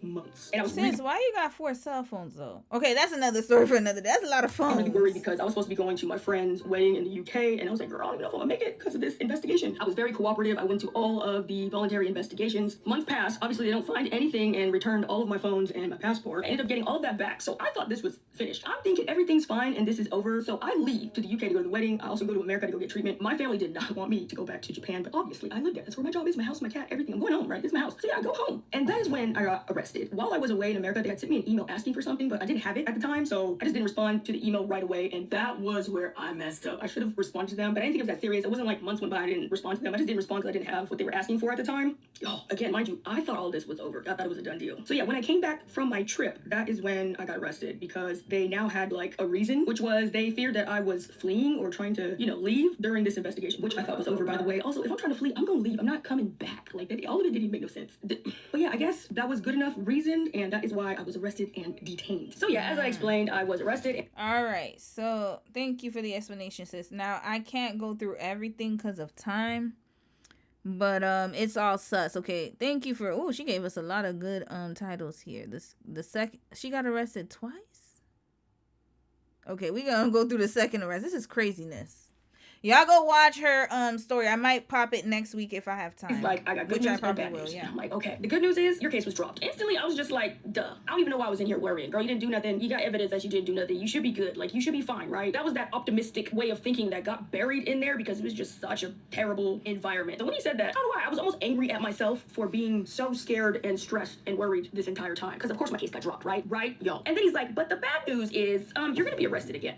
I didn't have nothing to say. He could tell I was just checked out. He started doing this nervous talking. He kept asking me, like, does that make sense? Do you understand? Are you hearing what I'm saying? He's phrased just so he could check to see if I'm even awake. It made absolutely no sense. What do you mean I'm being arrested again? In America, if you get arrested, you're accused of all of the crimes that you did all at once. Like breaking and entering, grand theft auto, murder, and this is the possible sentence. In Japan, they can arrest you for like one thing at a time. They can stack on arrests in this detention facility. Oh, hell no. Nah, yeah. In Japan will never see my legs. Never an arm. Nope, not even a layover. Detour. I don't even want to be on your damn tarmac. This is craziness. Nope. I know my black ass ain't gonna be all up in them. Especially with my damn dietary problems and my gut health. Hell nah. Sis, you are a soldier. You're the Lord's strongest soldier for going through this. Facility. I did not know this. So you do the 23 days, boom, arrested again, another 23 days. And I didn't ask, but I really want to know, like, how many times can they actually do this? Because you could be stuck in there for an eternity. Like, what type of system is this? So this shocked me in a whole nother way. Number one, I'm gonna have to go through this again. I'm like preparing mentally to get out of this place finally after 23 days of torture. You mean to tell me I'm gonna have to do this all over again? Like, I don't think I had it in me. I really did not. This arrest doesn't even make any sense. It basically should be completely null and void because the first case was dropped. It's like related to the first case. Also, just want to mention, I didn't get arrested twice. Like, I did something, got out, and then I did something again. It was the exact same situation. It was just like a byproduct of the same situation. For example, having the item and smuggling being two separate arrests, but it's the same situation. It was like, if this is a no, then this is obviously no. But they still managed to get an arrest because, I don't know if I should say this, but I didn't say this, by the way. The lawyer just told me, like, in Japan, they call the judge the police department's vending machine because they can get a warrant for anything at any time for any reason. The police can arrest you easily anytime. It's super easy for them to get arrest warrants. Now, do these arrests make any sense? Are they actually going to get prosecuted? Will anything actually happen from that arrest? Maybe not. But if they arrest you, they can still hold you there at this detention facility. The people who were responsible for all of these arrests were extremely malicious. I was so nice to them. I don't even think I mentioned, but I was put on no communication, which basically means I can't talk to anybody. I can't make any phone calls, can't have any visitors. The only person that I can see is my lawyer. Even my lawyer, when he came to visit me, he was like, did you do something else? Are you sure that's the only thing that they are accusing you of? It actually does not make any sense that they put you on no communication. Out of all my cases, they usually don't do that. He was like, yeah, in all my years, I haven't seen that. Yeah, they want you out the country, sis. So I showed you the video. That's their new. That's what's going on, sis. They're the country that had the atomic bombs. They're the ones who did all those atrocities. They were the worst ones of the no, not the worst ones, because the British colonized American ones were the worst ones, but they were not that far behind. Let's just put it that way. So I don't expect any equitable treatment anywhere over there. And not only that, but look at how they're treating. Yeah, he said that it's not in other cases but hers.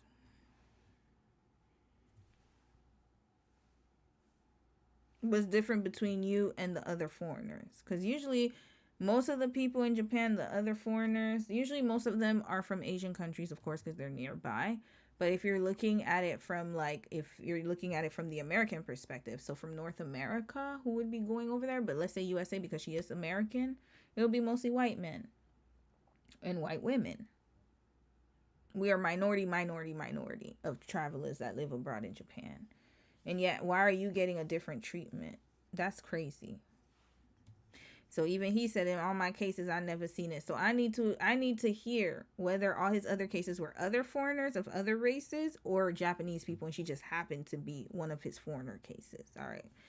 Whew. It actually does not make any sense that they put you on no communication. Out of all my cases, they usually don't do that. He was like, yeah, in all my years, I haven't seen that for a case like this. So he's like, is there something else? I was like, no, that's what it is. So I had to show him, you know, what I was being accused of. Not only me, but a lot of people involved in this all had the same opinion. Like, it really felt like, I just found it really strange how they were going so hard. And again, this was going on for months. Y'all department really got money to spend because, like, there's real criminals out here doing stuff every single day. I don't know. Something was just... Sis, where are you from? Is it not the first... Come on now. Sunday Love. Where are you from, sis? Where is she from? She's a Libra? Oh, Lord. But okay, this story is not a crazy story, sis. Hold on. Are you a Libra or Scorpio? What's October 23rd? I think that's a Libra, y'all. I believe that's a... Oh, she's a Scorpio. Okay. All right, my Scorpio sis. Oh, like I'm not going to even make that joke with her. This was a serious one, but at every scene of a crime, there's a Scorpio, y'all. Lord. But this time it wasn't her fault. Now, where are you from, sis? 1990? Oh, okay. She's very young. Well, younger than me, I should say. That's my brother's age. All right. Sunday Love. Where is she from?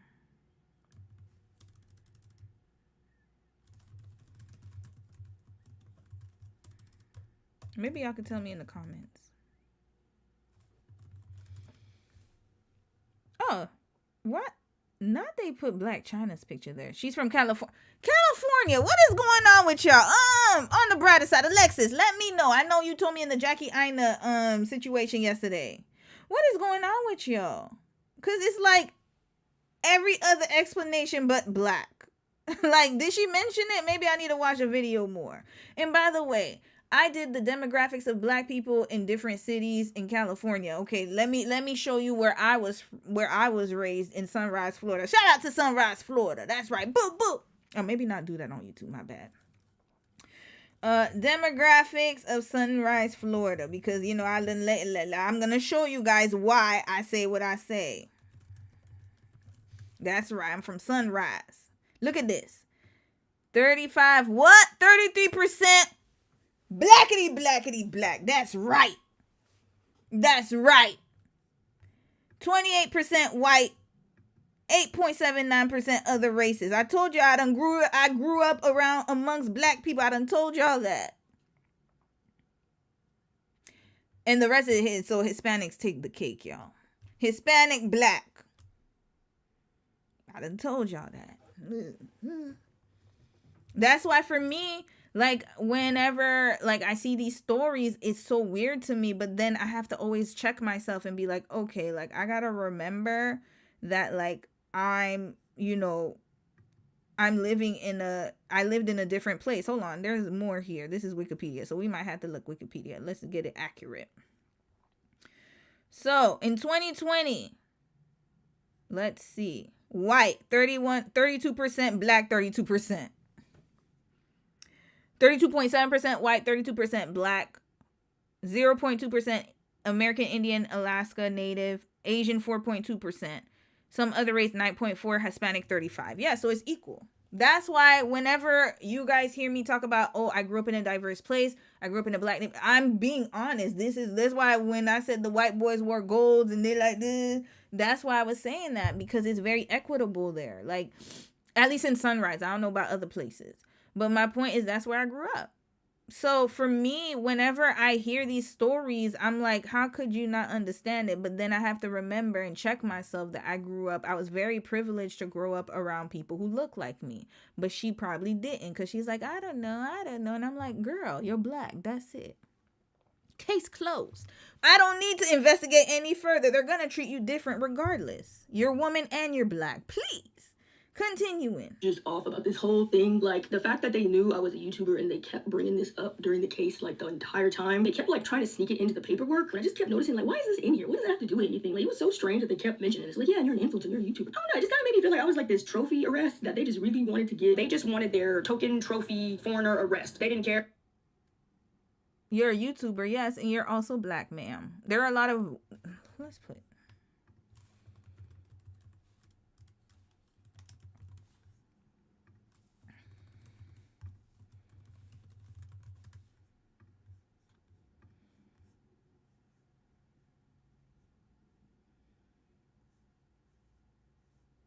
Who else was arrested in? I was arrested. Okay, let's listen to her story, y'all. She was arrested in Japan. My 36 hours in jail.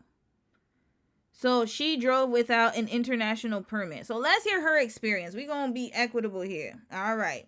Someone of you didn't know, but it will be kind of weird because the clip went viral and all the comments went viral and the whole situation. Sorry, was sis. I might have to viral fast and forward a lot you of people too. talked about it. I was arrested in Japan for driving without license. I do have the license in Italy and I've been driving for like 10 years. I think next year I have to do the, like the ones where you have to do it again. Like you have to double check again. And I never had any issues with the car. Like I have been driving so much on Twitch. I always followed the rules, never looked at chat, never even like looked at the music or changed the music in the car ever. Always been super strict with the rules. 7 months anyway, ago. I got into, Very I'm not recent. gonna say more apart from what is already stated by the police, so I'm chilling on that. I never had any issues with the law. I never crashed the car ever. The only time that I crashed was only maybe with motorbikes when I was little, when it was scooters, and it was like just scratching on myself. Like, you know, when you're going and like maybe one time I crashed, more like I fell on myself because I was driving on a path in Italy and it was slick and there were like wet leaves on the floor and I turned and while turning, Okay, girl.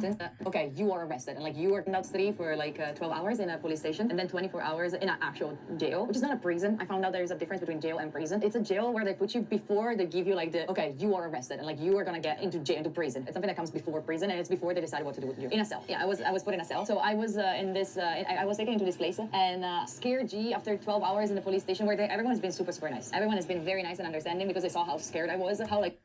What did she say? Slow it down, sis. Hold up. We're going to slow you down a little bit. I need to hear this in real time. What did she say? In a cell. Yeah, I was put in a cell. So I was in this, I was taken into this place and scared G after 12 hours in the police station where everyone has been super nice. Everyone has been very nice and understanding because they saw how scared I was, how like clueless I was of what was happening. And like they understood that I was not like trying to commit and I'm not gonna say anything. I'm gonna stop there, but anyway. So I got to this place. They made me undress fully. I was fully naked in front of 3 random women, and I am, as many of you know, like I'm a bit with nudity, and they had me jumping. Like they put like a rope after on me and doing weird movements with my legs, just so that if I had something, up, it would fall down because some people could just go inside with like, drugs inside or like a weapon inside or something. I'm saying all of this with a smile on my face, but while doing that, I was crying. Consider me crying for 30 hours straight. Oh yeah, all of this happened in Japan. I don't know if I said it before. Anyway, and then they brought me to my cell, which kind of looked more like a mental institute because everything was white. In my vision, I was expecting the American prisons or jails because that's what all I've seen in my entire life. That's what I thought. And by the way, sis, ma'am, I don't know what movies. That's a movie version. The real version is probably even worse. Red flag. I was expecting like bunk beds. Instead, it was just a room with a Japanese floor, which is made of like wood. And I was scared for like the potty for the toilet, but thankfully the toilet there is a 1 meter per 1 meter room with a toilet in there. So you can close the door, but there is windows, so they see you all until here while you're peeing or pooping. They just don't see your butt, which was nice, to have like that little of privacy. There was a sink, which I hated it because it was very annoying because it was like one of those like we gotta speed you up again. I was again. frustrated and I got mad at the sink and like I was like trying to but it couldn't work. So like in order to have it work, you have to put your hand right in front of like the hole that gets the water out. So imagine like you have the water. I put like a hand in front of like the hole that gets the water out. So then you have to remove your hand, but as soon as you remove it, the water stops and you're like, fuck. So sometimes I had like a cup for like brushing my teeth, right? So I would put water in it. So I had to like put it like with the motion. Yeah, the maximum right now they could give you is like 2 weeks, which is probable. I was like the maximum sitting on the floor crying. You have no idea when you're getting out, right? When I was talking to people, like they're telling me, oh yeah, the maximum right now they could give you is like 2 weeks, which is probable. I was like and then the bed comes out at night. So like we had the room was consider the room as if it was like divided in 3. You had like the corridor to get inside the room from here. You get in your room in your cell, and the room is like divided in three.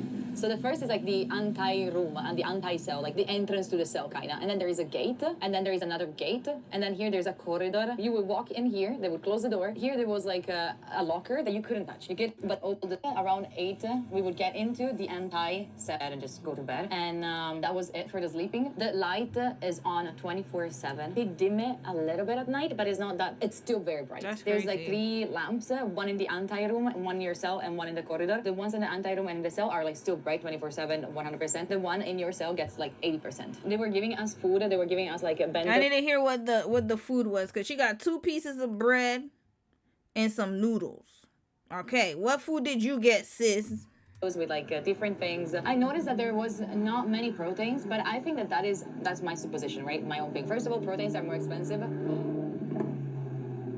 A very cool car. Proteins usually like they give you more power, and I remember reading somewhere that they wouldn't give the inmates proteins because they would get more power. I don't know. Visitors were allowed, but only they would have. She didn't tell us the food. Carbs. What kind of carbs, sis? Can you let us know? Have a reason to be there, approved, and all of that. The only person that I could talk to, because there was no one else there, I had only the lawyer coming in or the embassy, because I was in contact also with the embassy because I needed someone, like I didn't know what to do. And then they would give us food at specific hours. There were some ridiculous things. And there was one thing that actually I thought like, where am I? And I cannot make this up. The schedule was wake up at 7, I think. They would wake you up at 7. And you have 7.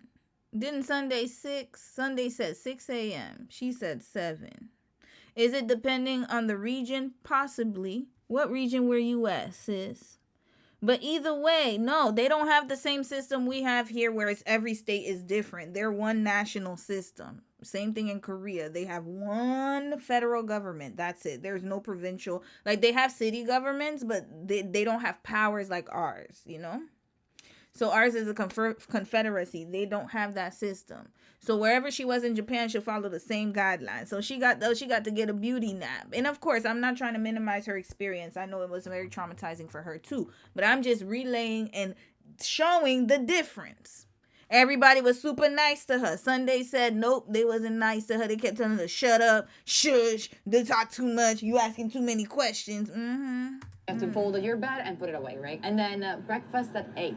No, wake up at 8. Breakfast at 9. And whoa, you got 2 extra hours. Sunday said she had to get up at 6. They had her like she was the help.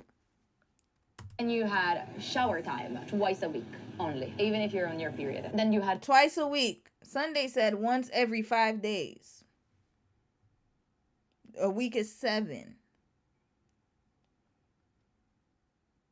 Or maybe twice a week. Okay, that'll pass. Yeah, maybe, twice a week. She's right. Had 20 minutes of exercise time alone. In all of this, you couldn't talk with anyone. Like, the only people you were allowed to talk to, the guards, okay? They were the only people you could talk to, not to your inmate, like the cellmate. That's right. You had 20 minutes of, like, workout, exercise in, like, a room. That was a room, but it didn't have the ceiling. So, like, you could see a little bit of outside. Like, that was the only moment where you could see the sky. Because in any other moment, you couldn't see the sky, ever. You couldn't see the outside. Like, you could see a little bit from far away. There's a little thing. So I could see from there if it was night or day, but a little bit. Otherwise, there was, like, a clock. That was the only way to say the time. There was no window. Like, there was a window, but it was grated and it was far away and it was covered. You couldn't see outside at all. Then there was like lunchtime, and then there was dinner time, and then it was bedtime. Man, what did you eat?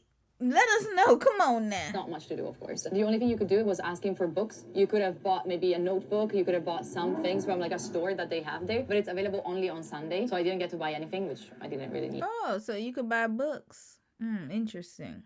My cellmate, I don't know anything about them. The only thing that I know is like they were like constantly brushing their hair, and I was like picking their hair and just putting them away, and they were also doing that. That's it. I would put a high review on this reason, by the way. People working there were really nice. Oh yeah, I was always wearing handcuffs. If I was not in my cell, I was always wearing handcuffs, and I was wearing like a rope attached to my body. So like when I was walking around, I was with handcuffs and like handcuffs to my body, and there was like someone that was holding me as on a leash. And that was my very first time wearing handcuffs. Never wear them, not even for kinky stuff. So it was kind of scary. I had the shower experience. They take you to the shower, which is a shower room. It's 2 people at the time. Well, like watch, and they would give us like and I was like trying to cover myself, like watching myself staring at the wall. And then they would give us like a bar soap and also some shampoo. Oh, also another thing. Oh, they gave it to you. I had to pay for it. Oh, okay. She'll let us know. I don't know, because she said she had to pay for the books, but she didn't mention paying for the towel and for the bar soap. Okay, but Sunday didn't mention that either, so I don't know. All right, gotta make sure. Because I have issues of like with my stomach. When I was still at the police station, I'm waiting to get to my cell. My stomach gets triggered either if I eat something weird or if I eat too much or if I am stressed and I have anxiety. My stomach just became like a rock. I was in complete pain. I kept asking for like hot water because they couldn't give me any medicines, right? Because they're not allow you. Guards were women, of course, because it was a women cell, like a women place. They couldn't like give me any medicine. You cannot take any medicines from the outside or any medicines that you have with you. The only medicine that you can get once you're in their custody is the ones given by a doctor that they define. So I was like, they were like struggling so much. They gave me like hot water. They were so nice. They gave me also breakfast, and I ate like just a little bit, and then I couldn't. What they did before taking me to the cell. So I don't think she ate bread and pasta.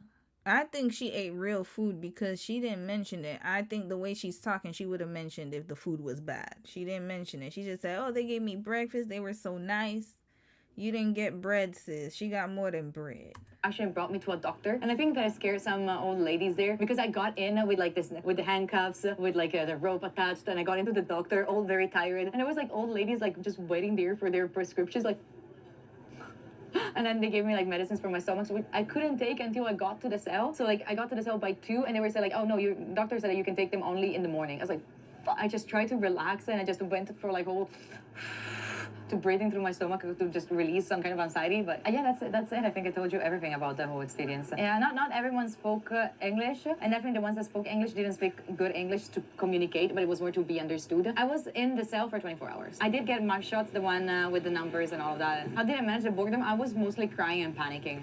I asked for books because you can ask for books, and the books were terrible. There was those kind of like rom-coms books, you know, and I was like, that's what they had in English. I'm glad that they had something in English. And I couldn't choose the books. It was just like they would bring you one book, and then if you didn't like it, you could change it, and you could change the book twice in a day. No, they don't share the mugshots. They don't share them. And they took the mugshot only when I came back, when I was like released. I don't want to talk more about like the whole situation, what happened, why it happened, and all of that, because I'm a newbie to these things, and I don't know how much I can share. I have no idea. I think that only this I can share because it's an experience. Okay, thank you, sis. Study time. Thank you. All right, let's get back to Sundai. Who did it, if they did it, if they didn't do it. So although this arrest shouldn't have even been possible, and it obviously was going to get dropped and made absolutely no sense, they still decided to arrest me just so that I can spend even more time and money stuck. So it's not because you're a YouTuber. Oops. Why did I do that? Let's see how long the other sis was a YouTuber. My bad, y'all.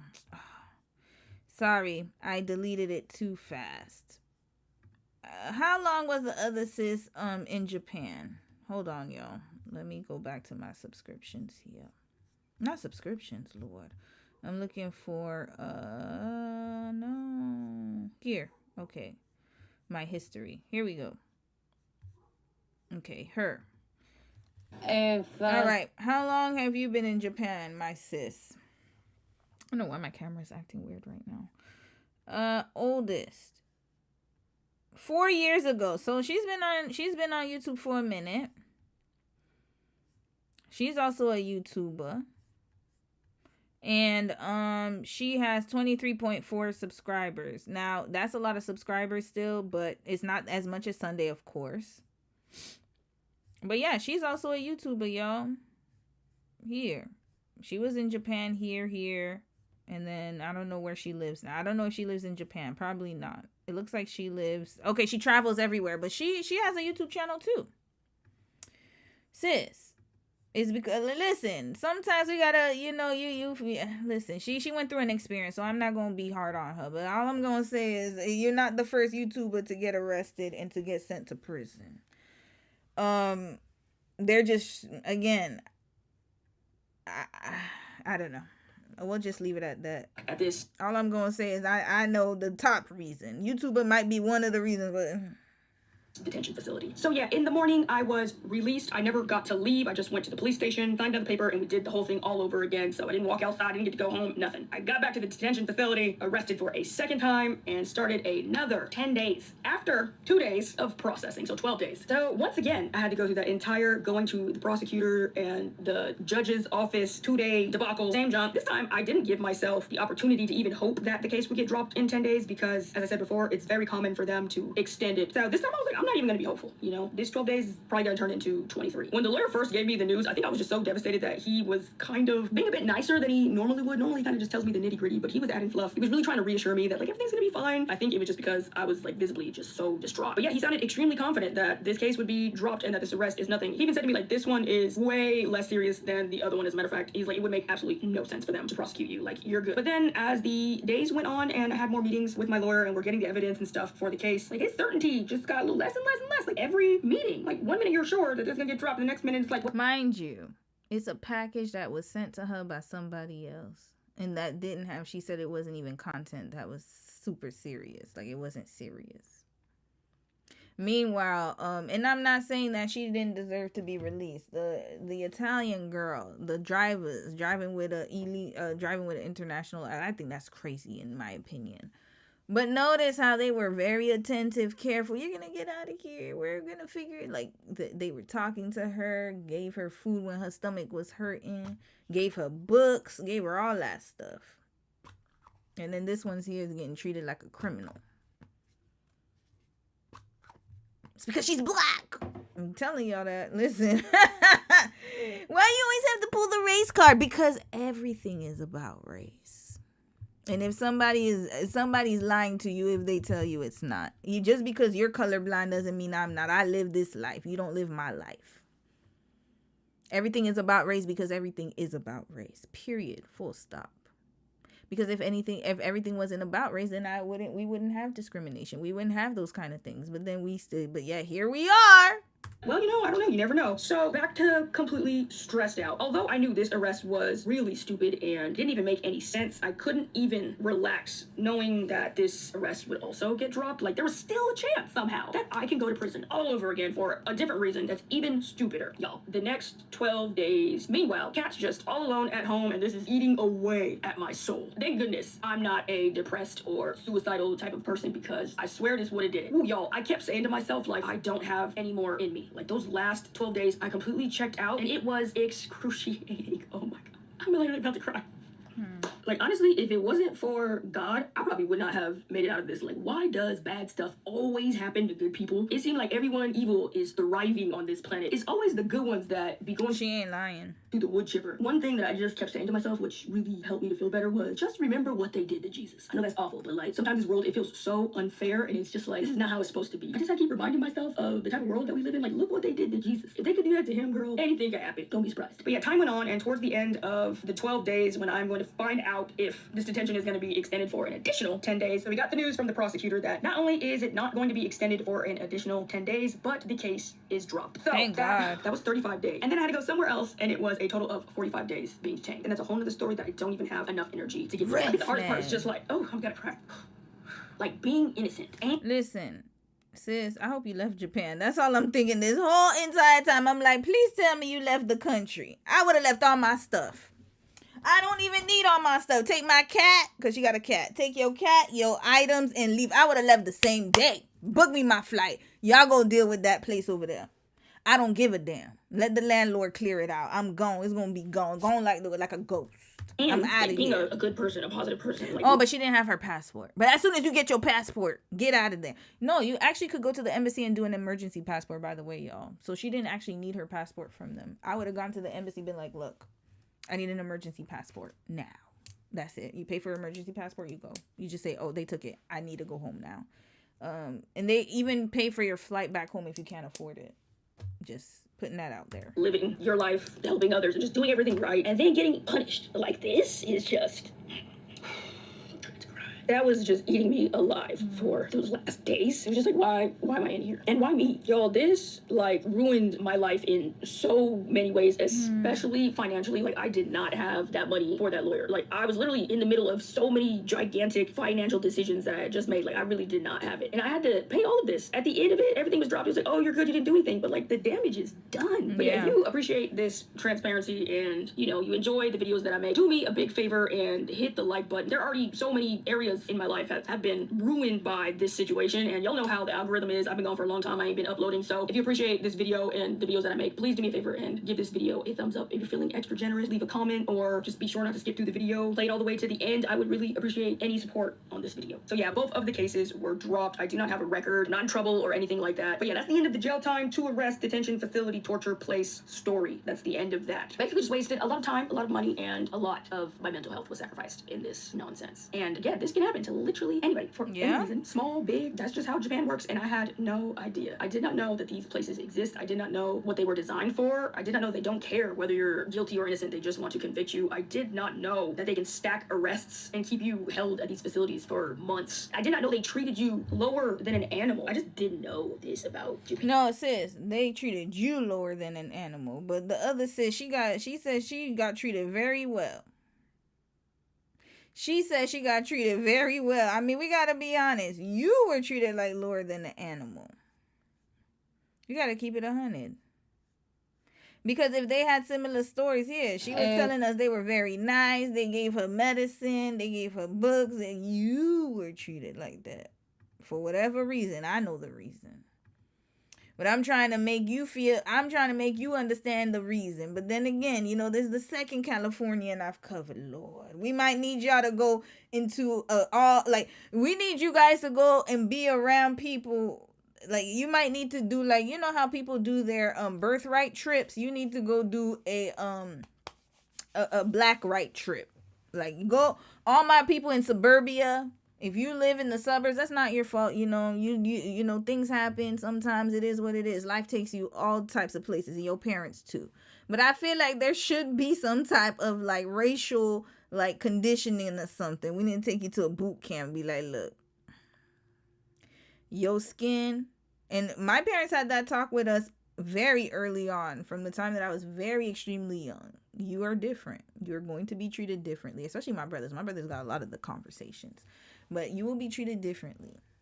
So you got to be cognizant of that. Even if you find yourself in places that, you know, you feel like you deserve to be, somebody's going to make you feel like you don't deserve to be there. So you got to hold your head high and just know that, you know, you're proud to be black and, you know, you're going to act accordingly. Do not ever get comfortable thinking that you're not black, because you will always be seen as that. That is all. But unfortunately for you, sis, even though, you know, and I'm saying that as somebody who lived in Korea for 6 years, I knew I was black. Oh, best believe. Anytime something happened, I was like, yep, I already know. And that's why I was able to move accordingly. That's what you got to do. I'm not telling people not to have their experiences. That's what I said. Like, that's just me, my personality, right? My opinion is that for me, I'm not going to stay somewhere where I feel like, no. And again, I'm not saying that like I had negative. I did not have I did in a university. I talked about that in a live stream, but that was the only thing. Like, most of the time, everybody was super nice. Like, I had a really wonderful time in Korea. However, long term, I knew it wasn't end game. I went there to go stack my bread and leave. That's it. And we're going to talk about that real quick, because I have another video to show y'all. And then we're going to get to the Hunter Biden of it all and the Peter Thiel. And we're going to end this live show. Oh, Keith Lee. I got to talk about Keith Lee real quick.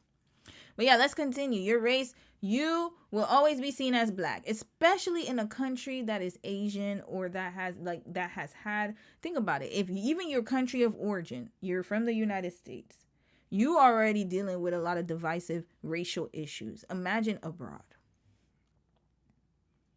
Canada, too, is not exempt. It's just a lower form of it. So at the end of the day, when you grow up as a minority, especially in a country that is as diverse as the United States, and we're still dealing with racial injustice, racism, misogyny, all of that. Imagine a country where it's homogenous. So if you want to get your paper, get your bread, do that. Have experiences, have fun, but just know that you're not going to permanently live there. It's not feasible, in my opinion. And even on the continent, you're still going to deal with that because of the ramifications of colonization. So it's like, no matter where you are in the world, you'll be reminded that you're black. However, there are places that are a little bit less damaging, right? However, it's still that colorism still exists. Racism still exists. So it's like you just gotta know how to move accordingly. And Sundai, I know you seem very nice. She seems like a sweetheart, to be quite honest with you. And I'm so sad that she had to go through that. She seems like she said, she's a good girl. She does her stuff. She doesn't get into trouble. She goes to church. She seems very religious to me, or seems kind of religious. And unfortunately, you went through that, sis. And, you know, I done told y'all water signs. Y'all be a little sensitive. We got to do a boot camp for y'all. All right, continuing. And I think a lot of people really need to know. All right, y'all. That's the story time. That's what. All right, sis. Well, did you leave Japan? I'm gonna read y'all comments. But did you leave Japan? So we gonna find out if she left Japan. Let me read your comments first. Let's get to it. So, I can't read everything. Unique Star, how are you? Welcome, welcome. That art girl, you said, and yet they can't even solve their crimes against women and children or convict pedophiles. Girl, we talked about that. Oh my gosh. I don't know why my camera's acting like this, yo. I might have to put my webcam on. Okay, I just can't move too much. Prince, you said same reason things like seesaw existing is hella problematic. Yep. Pepper Spaghetti, hey sis, you said same thing I was thinking, Prince. Blueberry, how are you, sis? Maybe in the universe where I'm rich enough for a team of lawyers. Oh Lord, yeah, lawyers are very expensive. But I'm not surprised, because like, yeah, you got to do a lot of research. You have to plead your case. It's going to cost you a coin. Mocha Island, how are you, sis? You said she's from California. Yes, thank you for telling me. I wish I could see the stuff on the chat. I'm still working on that, y'all. I got to find a workaround and see how I can see the comments pop up in real time. It's so annoying to figure that out. Unfortunately, U.S. West Coasters don't have much exposure to the Black diaspora. Yeah, that's what I'm realizing now. It's very crazy to me because I did a case study a while ago on that girl. I forgot her name, but she had messaged me. That's when I popped off with the case study at first. The algorithm was algorithming. It was a black girl. I forgot. I think she's of African descent. And she was dating this Chinese boy. And no, Taiwanese, sorry. Taiwanese boy. And well, they were young, so that's why I call them boy and girl. And yeah, that was a social media couple. Y'all, when I say the algorithm was algorithming when I was doing social media couples, that's the reason I switched to celebrity couples. And I was like, Lord, it's way too much drama. But yeah, she messaged me because I went viral. I didn't even know. And she messaged me, and then she was like, hey, like, you know, I know you're doing stuff, but can you please take it down? I've tried to move on. And I felt bad for her. I was like, okay, you know what? Like, I understand you're young and, you know, things happen. So I did take it down for her. But she's from California. And that's what I was talking about in the case study. I did talk about that. I said, how does she not understand that this man is making jokes about her race? Like, he was literally, him and his friends, they called her tar baby or some shit like that. It was wild.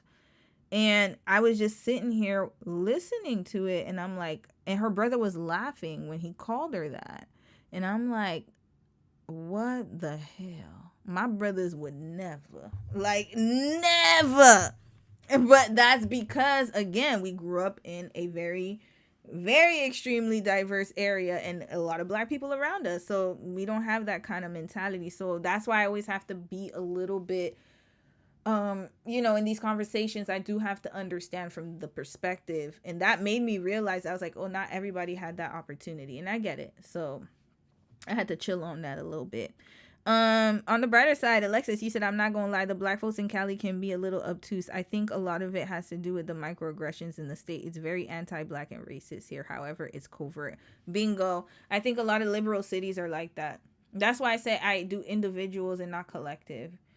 Just because you're in a blue state, and when I said I will only visit a blue state, it's not meaning that it's any safer, but it's just a little better than the red. But in reality, individual, I don't do collective support anymore. Sorry, I just can't because of that. And usually, like, and that's when I was talking about people get too comfortable around you because they think that they can just say whatever. And, oh, I'm not racist because my friend is black. Those are the worst people. Red flag. You can be racist and still sleep with black and have black children. Come on, what are we talking about here? Deja Rue, you're from San Diego. Girl, I was talking about San Diego yesterday. I drug Patrick Todd. We about to drag him again. Cece, you said, damn, I've always wanted to go to Cali, but I've been hearing the same things about the black people out there, specifically the men. Yeah, this is the thing. You gotta, when you hear warnings and, you just tread lightly. This is the thing, like I said, like Japan may not be the same for somebody else. They could go to Japan and have a completely different experience, but the warnings are there for a reason. But at the same time, I mean, every place has a warning. However, what I would say is it depends on your intention. If you're going there to date, don't even consider it. I wouldn't go somewhere, to be quite honest with you. If you're going for the intention to look for somebody or marry somebody, then it wouldn't make sense for you to go there, especially if the demographic that you want to be with, they're few far in between and they don't deem you as attractive, if that's your goal. Personally speaking though, I never walk through life in that manner. I walk through life more for opportunities, like career wise and just having, like, exploring. So if you put that in your mindset and you don't try to force things to happen or go for a specific reason, then you can go anywhere and things can find you. Hell, I went to Korea. I didn't even expect to come back with a husband. And most of the time in Korea, my mindset was like, I'm not even here to do that. I ain't on that, because I was trying to get my education, trying to do that. I was really living my life, right? And even in those circumstances, especially in Korea, where people were like, oh, like, don't date. And I was like, when they told me, I remember my professor told me, don't date Korean men. I was like, bet, I wasn't going to anyways. I wasn't on that. I wasn't on that at that time. It wasn't on my agenda. It wasn't like the top of my line. I wanted to do other things. So at the end of the day, like, just go for yourself and go for your experiences. But like, yeah, if the intention is dating, getting married, I would never encourage people to have that kind of mindset, to be quite honest with you, because you will be sorely disappointed. Anywhere. That's not just California. That's period. Anywhere across the board. But if your intention is to just live your life and, just have things going for yourself and to just go through life. And of course, you're not going to be a nun. Of course, you're going to be talking to people and just, hanging out and stuff like that. But just don't put in your mind that, oh yeah, I'm going to go here to do this, and I'm going to meet somebody. But if you're going for work or you're going for, like, school, it might be different. You might have a great time over there. Like, it really depends on the city too. So, like, for example, if you go to LA, it might not be the best because it's just overcrowded. There's just a lot of traffic. There's a lot of people. There's just a lot of movement. But maybe somewhere else might be better. Some people, maybe they don't, maybe San Diego might be good for them. Or I don't know what other cities y'all got over there, to be quite honest with you. I just know LA and Laguna Beach. I probably wouldn't go there. But I know LA, San Diego, Palo Alto. I don't know where that is. And then where's Disney World? Wherever they had that leaking gas, whatever. But anyways, point is that, like, yeah, just don't limit yourself either, is what I'm saying too. Like, don't limit yourself. Don't get scared or fearful. If you're meant to be there, then the doors will open and you'll go there and you'll probably have, I won't say there won't be challenges, but just experience it for yourself is what I'm trying to say. That's where I'm getting at here. Experience it for yourself. Now, the reason why I said no to Japan is because I know myself. I'm not going to do this again. Korea's enough for me. That's the hard stop. That's it. And China was amazing. Matter of fact, a lot of people told me don't go to China. I love China. I wish I could go again. China was one of the best countries I have visited. I'll be honest with you. The only reason I did not stay in China, because it was between China and Korea. The reason I stayed in Korea is because Korea fit me more. It suited my lifestyle more. Whereas China, I felt like I was like, I went to Beijing. I was like, maybe I should have gone to Shenzhen. I don't know, but Beijing wasn't hitting. I was like, I like the visit, but the pollution. But the people were wonderful. They were amazing. Like, China was awesome. It was lit. But I wouldn't live there. I knew that, again, to thine own self be true. You got to know yourself. Know who you are. Know what you like, what you don't like.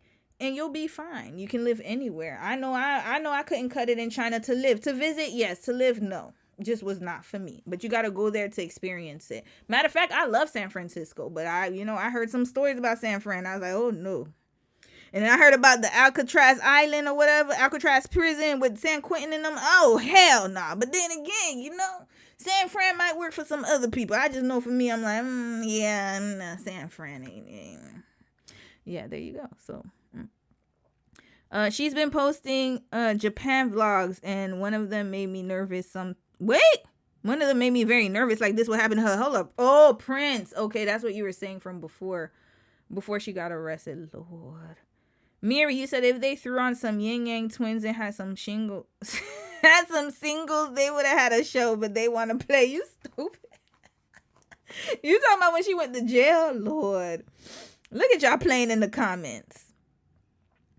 Hold on. I'll read a few. Cece, you said, I think the dating scene is tough for black women everywhere, but there are certain places where you have more options for sure. Absolutely. 100%. Personally speaking, I'm just speaking for myself though. Dating, when I dated, because I took a long hiatus from dating. So while I was in the dating field, this is the thing though, it depends on where you're at in life too, right? So I think depending on where you're at in life and where you are and how the men operate there and what type of lifestyle the city is. Like for example, Toronto, I know some women who found their mates in Toronto. Personally speaking, I never wanted to date in Toronto like that. I only dated one guy in Toronto. No, two. Oh Lord, yeah, I did. But Toronto was a little different for me. And the reason why I took a hiatus from dating too is because I wasn't on that, right? So it depends on where you are in life and also the city. I find, and from again experiences of women, other black women around me, is that the larger the city, the harder it is. So there's that. The larger the city, the harder it is because there's just way too much distractions. And then there's women of other races, and you know, especially if you're trying to deal with black men, that's already, you're already going to be in trouble in that sense. But if you're open and your options are open, then yeah, you can definitely find people anywhere you go. But big cities in general, I personally, I think when you go to a big city, it's just, even for friends, it's not just romantic relationships. There's always this kind of fickleness that goes on. That's why I prefer smaller cities, my personal opinion. I feel like smaller cities are better for me. I feel like smaller cities are just better to find friends. I feel like people are more grounded, but then you do run the risk of having more people who are not as fast as you and they don't know as much as you because you're more advanced, right? When you're from a bigger city, that's just the truth. So you just got to weigh your options, but don't let anything deter you. Just go and do your thing. That's what I would say. A tale of two skin colors. Yep, that's why I was looking it up, because I was like, no. Hold on, let me switch I'm tired of this damn camera. Give me a second, y'all. I'm tired of freezing up, so I'm going to delete this. A tale of two colors. Yep, you ain't never lie. Because that sis, hold on, I'm putting the video back up. Give me a second. Okay, here we go. Is it still slow? If it's still slow, then I'm going to switch to my webcam. Yeah. That sis who was the Italian sis. Yeah, she had a whole different treatment. I knew it. I had a feeling. I was like, And then people try to gaslight, not people, but people always try to gaslight you and say that, oh, it's not about race. It's always about race, baby. And if you're going to be my friend, it should always be about race, or else we're not going to be talking to each other. Because then I don't like colorblind people around me. All right, let's see. Oh, let me read two more comments. My bad. I was reading something and I got distracted. You said that's why I don't see colors pissing me too, sis. It pisses me off too because my world is color. My world view is all color because that's all y'all give me. Because if it's not about color, then why would we be having these issues in the world? If it's not about color, how did a Trayvon Martin happen? How did a Breonna Taylor happen? How did there was a brother in Alberta, was it Alberta or Saskatchewan, in the factory, got unalived by his coworker. That was a few months ago for no reason. He had just started the job. How did that happen? How? So it's like, don't let people gaslight you. Hold up. This camera, you know what? Let me put my webcam on. I'm tired of these. Give me a second, y'all. Sorry, I'm just really, it's almost the end of the stream anyways. I still got I'm going to do two more stories. Okay. Give me a second. Let me do my MacBook Pro camera. Okay, here we go. It's a little less nicer, but the background, but whatever. So much better. I don't know what's going on with my camera. I think it overheated or something. All right, here we go, y'all. Much better. Oh, Lord. Oh, boy. Now I'm not freezing up as much. Get the hell off of here. My damn camera. I think it's overheating. That's why. Okay, let's turn this off. Okay. So now, one more comment. L, you said poor thing. Yeah, I feel bad for her. It was her Negro wake-up call. We all get it one day. So I hope she left Japan, y'all. Let's check if she left Japan. Hold up. We're gonna check. You said, girl, how you don't know about Japan's history? You lived there for almost 10 years. Yeah, I think, again, I'm gonna give her some grace. She's from California. She doesn't see it like that. And I'm not saying all Californians are like this, y'all, but I'm just saying in the cases that I've seen, I can understand. And I think it's because, like, sometimes you live your life through, rose-tinted glasses. And also, she's religious, y'all. So I already know the delusion is very high over there. And unfortunately for her, she got her Negro wake-up call. And she probably didn't think of Japan like that because she's beautiful. We got to be honest. She's very beautiful. She's probably had a lot of great experiences. But then... Sorry, y'all. I don't know if Dom was... Are you whispering to me or Mimi? Oh, he's whispering to Mimi. My bad. Yeah, so... not privilege, but I'm saying she's a beautiful woman. And I know she had experienced racism in Korea. She did talk about that. But she also said Japan was really great to her. So it could be also that she didn't want to see that side of Japan. But it's there, sis. It's been there. Now, let's get to her latest videos. Japan did me dirty, but I'm gonna be all right. What? Oh, wait, leave Japan. That's the one I want to watch. Okay, let's watch this Sunday. I'm not impacting nothing right now. I got so many packages to go through. I'm not opening nothing right now. I'm taking a couple days off. So you just gonna sit there. Oh my God, I have so much mail. I'm not even gonna look at it right now. It's been outside because I've been going for a minute.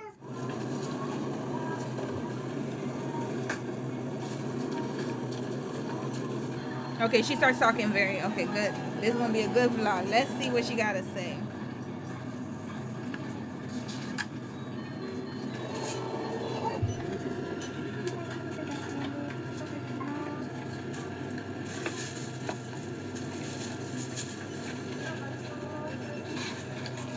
Mocktail, it's been creatine. I stopped taking creatine. So anyways, I'm back on this.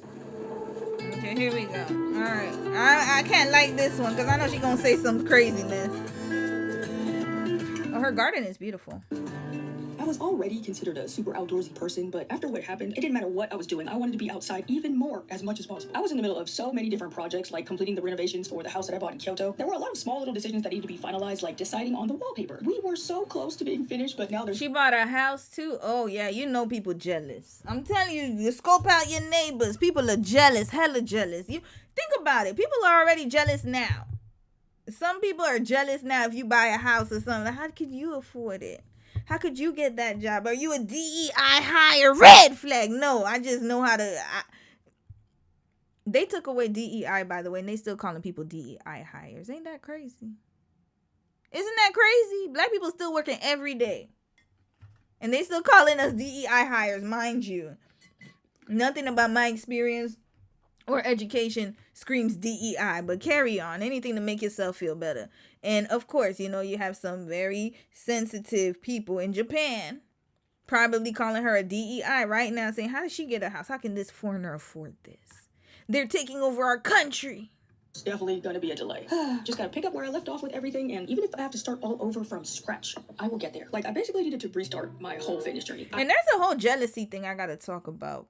Because remember sis that got unalived by her Pokemon in the Pokemon store by her jealous ass ex-boyfriend, that demon, and then he unalived himself. There's a level of jealousy that's in certain places, and I mean that's everywhere. But Dom always talks about it in Korea. There's like an expression that says, I can handle hunger, but I can't handle jealousy. So basically, in Korea, how it works, and I'm pretty sure it's similar in Japan, but I want to make sure, I don't want to talk about a country I don't really know because I've never been to Japan, and now I don't plan on going at all. But I do understand that wherever there's a competitive culture, there's going to be this kind of situation. So, yes, people can be nice to you, but they are fake nice. You can never be better than them. And that's everywhere. You see it even in our country, right? Or in North America, but especially in a place where you are not like you're a foreigner. So there's already this level of like foreigners are beneath us. And then on top of that, you're black. So that's already double. And then you're a woman, triple. And then on top of that, you getting properties over there, you doing stuff. They don't like that. They don't like that. This is why Korea is very strict with who can own property. Like, you literally need to have a Korean person with you. It is extremely hard. That's why you don't hear foreigners owning property. Usually, most of the time, they are married to a Korean. Ask me if I'm lying. You can go check it out yourself. I don't know if Japan's the same, but yeah, as soon as you start doing better. So she wouldn't have had this smoke if she was living in an apartment, living in doing English teaching, whatever, because that's the box that they put you in. But as soon as you start to surpass the society expectations, and you're doing things that people that are citizens are doing or are able to do, and you're on YouTube doing it, then people are going to start having a problem with it. And this is why those officers kept saying, oh, you're a YouTuber, you're a YouTuber. They're watching. They're probably still watching your YouTube right now as we speak. Just letting you know, sis. But then, I don't know. Oh, Lord. Let's continue, y'all. I have no contact my words. personal trainer so that I can update her on everything that just happened. Wait a second. I know. I'm not over this yet. Wait, what? While I was in California, I had my trainer make some adjustments to my current workout plan. So yeah, I had a little break there with my workouts. Understandable, but also not, because what the heck was that about? Actually, I'm glad that we were having this catch up, because I'm kind of traumatized from being in a box all day long. So I would like you to change my workouts. I'd like to do my workouts outside for a little while. I mean, it's spring, the weather's nice. I don't even want to be inside in the room. We'll get you outside in the sun with the air. My trainer Jill is amazing and so supportive. We'll get that set up for you. I can get that ready to go as soon as possible. Whenever something in my life changes, she always makes adjustments so that I can keep going instead of just falling off when things are no longer working for me. I met her through this app called Trainwell, which I've been using for a really long time. How many sponsorships you got? I know you got to make your money back, but Lord. Okay, here we go. All right, she's in California, y'all. And that's a nice house. Is this California or Japan? But she said she bought a house in Kyoto. All right, sis. Love you, but we're not going to want you doing the laundry. Okay, here we go. Oh, I can't believe that little workout was that challenging. I didn't even have any weights. I cannot wait until everything is just back to normal and I can get back to my usual life. I do not like having my whole life derailed like this, especially unexpectedly. Thank you so much for actually worrying about me. I was seeing a lot of y'all were asking, leave Japan for good? Are you gonna go back? It has actually never been my goal to live full time in Japan. I've always wanted to migrate my butt back here to California. Even before I moved to the house in Kamakura, I was debating whether I should do that or if I should start taking searching for a house in California more seriously. Buying a house has always been one of my biggest goals of my entire life, and I think I'm kind of ready to buy, but the problem is where and why. So the options are, number one, buy a house for myself here in Japan, somewhere very close to Tokyo, because I still have to go to work in Tokyo, but I don't want to live in Tokyo at all. I want to live in the countryside. Option number two is buy an investment property here in Japan, whether in Tokyo or in Kyoto. Sounds fun, but I just know it's going to be kind of a lot of work to organize my taxes. Option number three, buy a home for myself in California. Again, I want very similar things, kind of. I just want a home in the countryside of California. Ideally, I would want a property in Big Bear. That would be the best, but they're very pricey right now. And then there's also the last option, which is buy an investment property in California. That's probably the smartest move. So it's always been my goal to leave. Talk about a sixth sense, because before all of this happened, I was talking about how I don't have nothing to show for it in my own country. I don't have, and it was just making me feel so uncomfortable. This is before, by the way. I was just yeah, I'm not comfortable anymore. Putting all of my time, money, effort, and energy into building something in a country where I don't even have permanent residency, in a country where I'm just seen as... Yeah, and I hope you... Wait, she said she bought a house in Kyoto. Maybe I missed a chapter. Y'all let me know in the comments. I'll read them after. Yes, that is very accurate, sis. Especially if you don't have permanent residency. Full stop. Don't even waste your time. Hold on, let me see if it's syncing properly. As a visitor, right? People were saying oh, you're so accomplished, you're so well off, you got these houses, you got these businesses, blah, blah, blah. And I'm I actually do not feel very accomplished at all. Quite the opposite. I feel I'm so behind. I've been spending all of my time building things in Japan, and that actually made me feel unaccomplished. I'm I need to start establishing something for myself in my home, where I have citizenship, where I can vote. Just before all of this went down, I don't even want to say too much because all these videos are going to be coming out soon. There's actually so much stuff that happened. I cannot wait to catch y'all up on everything. I had started making moves and I was doing so many things I actually finally accomplished. Obtaining, I don't want to say too much, but I basically got some kind of permanent footing in Japan. And you would think oh, okay, now you're going to stay here forever. No, this permanent footing would allow me to leave, basically, or just be able to leave. I don't want to say too much just now. I'm going to hurry up and get all these videos out so I can catch everybody up. I started laying the groundwork to finally do this whole split life living thing that I've been wanting to do for so long. And then this happened. Yo. Actually, insane. It is so crazy because before all of this happened, I had filmed this video. I ended up throwing it out because I felt like it was a little bit too negative. But somebody had told me, like, I'm so jealous of you for living in Japan. I can only visit for like long lengths of time. And I was telling them, like, actually, no, please don't be jealous because the grass ain't greener. Like, y'all, I filmed this video talking about how I actually feel like Japan is so much better when you're just visiting. Everything you get from living here is quite a headache. Korea is the same, y'all. Korea is the same. Do not let these vloggers fool you. Most of the time you can see it in their faces, but they just got to put on a happy show because they got money to make, bills to pay. Listen, don't believe people. Most of the people you're watching who are happy, all that stuff. Sorry, I keep looking up because I forgot my camera. I keep thinking I'm looking at my camera. Most of the people that you're watching that are happy and all that stuff, not saying that you can't be happy and have a great life, but most of them are there temporarily. They're not permanent. You want to know when I started getting the itch to leave is when I got married. I'm not lying. As soon as Dom and I got married, I was like, well, damn, like, because I got my visa, right? I was on the F6. Yeah, I was on the F6 visa. And life changed, y'all. I was like, oh, because, you know, when I was still like, hey, when I was, you know, teaching, I was like, hey, it's all good. You know, I'm good in my little bubble. And then getting married exposed me to Korea in a different way. And then I was like, oh, I gotta do all that now. Hold up.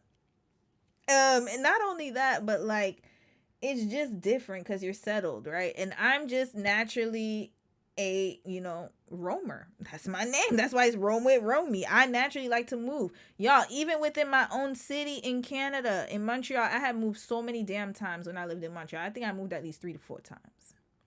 Matter of fact, one time I moved from the 4th floor to the 1st floor just to get a different atmosphere. I'm very much I used to be, when I tell y'all, I was always on the go. I was always in a new city, new place within a new city. I moved like 3-4 times within the same damn city. Red flag to me. I was crazy.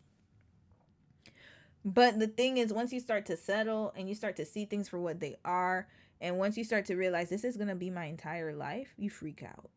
I was like, no, I have way too much goals. I can't. And no shade to anyone who is still an English teacher. It's just not it's not me. It's not my goal. It's not what I want to do in life. I want to do so many things, and there was a ceiling. And once that ceiling was hit, I was like, yeah, no, I just can't. Oh my God, how many times I have to sit here and bow my head. And not again, like, you know, it's cultural things, that's okay. But just for me, I was just like, I just want to be chilling, man. I don't want to be working so hard. I want to get days off again. Canada, we had something good going on, you know. I could actually take vacation days and not have to give a sick note, or I could take sick days and not have to give a note. I don't have to work, you know, crazy hours. I don't have to be stressed out. I could be like, literally, I miss those things. And I was like, yeah, we're gonna go back home. And it was the best decision I ever made, or we ever made, because we both came together. Best decision. And I knew he would be okay too. So I was like, all right, let's do this. And this was the best decision. But point is that, yeah, you will always be seen as a foreigner, no matter how many citizenships you get, how many permanent residency, no matter if you're Japanese, it's immaculate, or Korean, whatever, wherever country you go, no matter how much you try to assimilate, you will never be one of them. That's it. That's all. Hell, even in my parents' home country, even in Haiti, I remember when I went to Haiti, they call me blonde. They call me white. I was like, what? Because to them, I'm not really Haitian. They're like, nah, you're not one of us. You one of us, but you're not really one of us. You just like diet one of us. That's how you will never belong. That's it. No matter where you go in this world. And that's the sad part about being the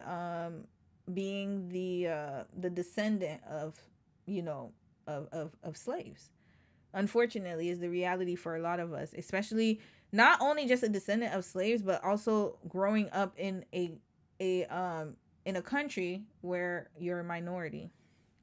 We're like, except for you know, obviously I'm talking about for me immigrating, or my family immigrating, but for some of you, it's you were always there, Black Americans, but you're a minority. So it's like you always feel like you don't belong anywhere. Even if I go to the motherland, I don't have the straight, like, I don't have anything tying me to any country on the motherland. I just have an ancestry DNA test that's going to tell me. I don't know the language.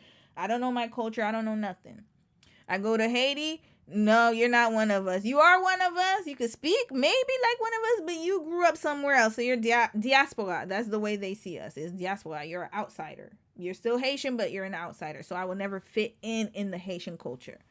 And then here, I'm a minority. And then in another country, I'm basically obsolete. Red flag. I don't belong anywhere. So I just say the world is my home. That's it. The globe is. Because at the end of the day, I'm going to still get the same feeling. It's just different variations of it. That's it. That's all. So yeah, that's one of the things. And Sundai, you're going to feel, I know you feel what I'm saying. And a lot of you in the chat probably feel what I'm saying. Yeah, you just don't belong anywhere. And that's okay. And we just have to make that sense of community amongst ourselves. That's what I got to say. And wherever you feel that you fit in, that's where you fit in. That's it. That's all. So yeah, Sundai, let's continue hearing this. And I need to hear, are you leaving Japan or not? It's not fun at all, is what I've come to realize after all these years. Like, okay, now you're paying taxes in another language. Now you got to deal with the outdated healthcare system. It's so much more fun to just come and just enjoy it without all of the, I don't know the vocabulary word for it, bureaucracy. Everybody living here will tell you the exact same thing. It's like, it's not until you get into all the systems of this society that you realize, like, ooh. You know what I mean? I don't know, Japan has a lot of work to do on itself. They don't want to change. They don't want to upgrade. They don't want to listen to nobody else. They're just kind of like stuck in their ways in so many areas. And it makes living in Japan very, very difficult. And it's not just for the foreigners. As small as Japan is, they have one of the highest rates for a reason. Like, people are miserable here. It's like you have to be a very specific type of person, or like there's no other option, really. They're just trying to force people to be a very specific way. And yes, it looks so great. What is your specific one? People are miserable here. It's like you have to be a very specific type of person, or like there's no other option, really. They're just trying to force people to be a very specific way. And yes, it looks so great from the outside. Like, you come in and visit, it's clean, it's safe, everything's orderly, you know how everything works, everyone's on the same script. It's just like, what does that actually entail? How does that work? And how do the people actually feel about that? People are individuals. We're not all the same. We're not robots. I don't really have a problem with a lot of this stuff, but like, I would have not survived childhood. The way these children are brought up, there's no way on the earth I could have done it. So many of my YouTuber friends, anyone who's been living here long term, everyone's having the exact same opinion right now. Japan is changing. This whole anti-foreigner, no, she said it. thing Yeah, actually, she like, finally said it. It has been growing so much, like very recently. It's like actually a problem. A week before all of this happened, my family was actually here in Japan visiting, and this is the first time that we experienced not one, not two, not three, but there were 4 separate anti-foreigner situations. Like, I felt so bad. It was like 2 of those instances, these Japanese people were being extremely mean to my mother, and she did not do anything. And she's like me. She has a really kind heart. She's not about to lash out or anything like that. So but Sundai, you see, this is why when people say they don't watch the news or they don't watch politics, I understand maybe for your mental health you don't need to watch it every day, but you need to keep current. Maybe I'm the news source for some of y'all, and I love that. I appreciate it. You need to keep yourself updated on current events, because I could have told you that months ago. Hold up, where was my live stream? Oh yeah, we going back down. Don't trust me, it won't take too long, y'all. It won't take too long. We won't be tarrying too long here with Sundai. We just gonna finish watching her vlog and wish her well. I had one about Japan. Hold up, where's the Japanese girl? Where was it? And it was a public. Oh, here. It was this one. Yup. She's Japanese right here. The yield. Yup. The yen. We was talking about it. When was this?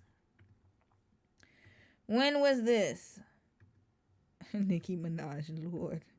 Nicki is MAGA, y'all. This right here. Yup. Japan's debt bomb is about to explode and hit the U.S. This was 4 months ago. This is when it started really ramping up the economy. Yep, that'll do it to you. And it's all foreigners, not just black ones, but especially if you're black now, you got a bigger target on your back. Even though they were like saying and doing mean things to her, she was still like being nice. And like watching this, I almost lost it. I was like, oh, you're not about to be disrespecting my mother in front of me while I watch her like still be nice to you. Absolutely not. And this never happens. My mother loved Japan. She loved Japan so much she would have a blast every single time that she visited. This last trip, I cannot believe we were having so many issues. What? And this is why I think you got set up, sis. You're welcome. Somebody set you up in your neighborhood. What was different this time? And I think it's because it was mostly just my family, which is just a group of black people. Usually I travel with some of my Japanese friends or some of my white friends or something, but this time it was just all black people. So I was like, is that what it was? Because what was different this time? I don't know if it's the new prime minister allowing... Oh, hold up. What'd you say, sis? Not. And this never happens. My mother loved Japan. She loved Japan so much she would have a blast every single time that she visited. This last trip, I cannot believe we were having so many issues. What was different this time? And I think it's because it was mostly just my family, which is just a group of black people. That's the reason. It wasn't mostly. It was the reason. And sentiments have changed. Japan has never been foreigner friendly, to be quite honest with you. So I'm not surprised. But even more now. And yes, a group of black people will do it. They're like too many Negroids. We got to get them the hell up out of here. Usually I travel with some of my Japanese friends or some of my white friends or something, but this time it was just all black people. So I was like, is that what it was? Because what was different this time? I don't know if it's the new prime minister allowing the people to like finally voice their opinions. Even in Kyoto, the same shop that I would go to every single time to get my souvenirs before I head back on the Shinkansen, like, yo, this was the worst one. This one lady at the cash register was being so mean to us and it made absolutely no sense. And I was even speaking fully in Japanese. So you can't be like, well, you know, you foreigners. Nope. I knew she understand everything I was saying. I understood everything she was saying. I have no idea why she was going out of her way to just be this dang difficult and rude. It was actually crazy, my poor mother. But yeah, it happened 4 separate times during that same trip. And when they left, they were like, yeah, you know what? I'm good. I'm good on Japan. A lot of citizens now feel comfortable outwardly showing their dislike for foreigners. You know why? Because he set the precedent. He set the tone, the precedent. The president sets the precedent. And remember, I always tell you, don't let people tell you that U.S. does not influence the rest of the world. They are lying to you. They only say it because they always like, oh, it doesn't, U.S. doesn't. No, it's because U.S. is a big influence, y'all. Very big influence. Whatever goes on here is going to trickle down to the rest of the world. That's it. That's all. Look at that demon. Red flag. Yeah, I said it. I called you that. You're probably not going to let me come in the country. I'll wait till you're gone. Literally and figuratively. When Obama was president. When was he President Obama? Obama and Biden. I went to Korea when Biden? Who was the U.S.? I think it was Biden or Obama. Biden or Obama? It was Obama. Yeah. It was, I think it was, I don't remember. But yeah, I went in 2017, I went. First year, 2017. And it was, to be honest with you, I didn't have any issues. But then the economy wasn't as bad as it is now. There's that. Yeah, so it's always been like that, Sundai. You just got the veil lifted from your eye because people were fake nice, but now they are more emboldened to say what they really feel. Do not mistake it. Don't be mistaken. A racist was always a racist. They were just covert about it. So that's how they really felt. That shop, wherever you went to, they really felt like that. It's just that, you know, now they're more emboldened. And then they had to act fake nice because, you know, we got to seem like we're democratic and we're diverse and we accept everybody. Ain't nobody going to your damn country. Red flag, let the end burn. I will. I'm not going. But, you know, you can decide to do what you want to do. Continuing. Immigration policies. It's like, oh, yeah, now I can finally say something. And then a lot of them are just being coerced and manipulated into thinking that there is some kind of issue. The foreigners are the scapegoat for, like, every issue in Japan. I don't know what does even, like, y'all, they even started making, like, some really drastic changes to certain laws and Hold on, what she said? Permanent residency now can be revoked for things like unpaid taxes, social insurance. Business visa now requires 200K in capital before only 33. License rules, stricter policies for foreigners to convert driver's licenses. Okay. That have really negatively affected the foreigners. And they can do that. But just best believe, ain't nobody gonna be there. Good luck. And they depend on their tourism. We saw it with the live stream. So good luck. Japan. I wish you well, because they already got the Chinese folks not going over there. Good luck. The street, and they got these anti-immigration. That's why I said let it burn. And all kind of stuff going on right now, and it's very uncomfortable. I really don't know, but things are absolutely changing there, and also, I got a lot of y'all's comments, and everyone seemed extremely concerned for me. Everybody was like, girl, don't go back to Japan. This was all orchestrated. Girl, you being set up. Do not go back. Once again, telling me not to go back. Y'all, if I end up, thank you so much for looking out for me, you guys, but I don't think you need to really worry. Cannot give too many details over the internet, but in terms of that package, there was no malicious intent. Can't really say the same for the rest of this situation and how everything progressed. Listen to what the subscribers say. You see, I love subscribers. Sometimes they be a little too much and annoying. Not y'all. I'm talking about the fandoms and them. The ones that, you know, love their creators, like the Jackie Ina followers. They get on my damn nerves. But your subscribers actually love you. And you should listen to them. Protests and all kind of stuff going on right now, and it's very uncomfortable. I really don't know, but things are absolutely changing there, and also, I got a lot of y'all's comments, and everyone seemed extremely concerned for me. Everybody was like, girl, don't go back to Japan. This was all orchestrated. Girl, you being set up. Green flag. And then look at the answer. Is this a Scorpio thing?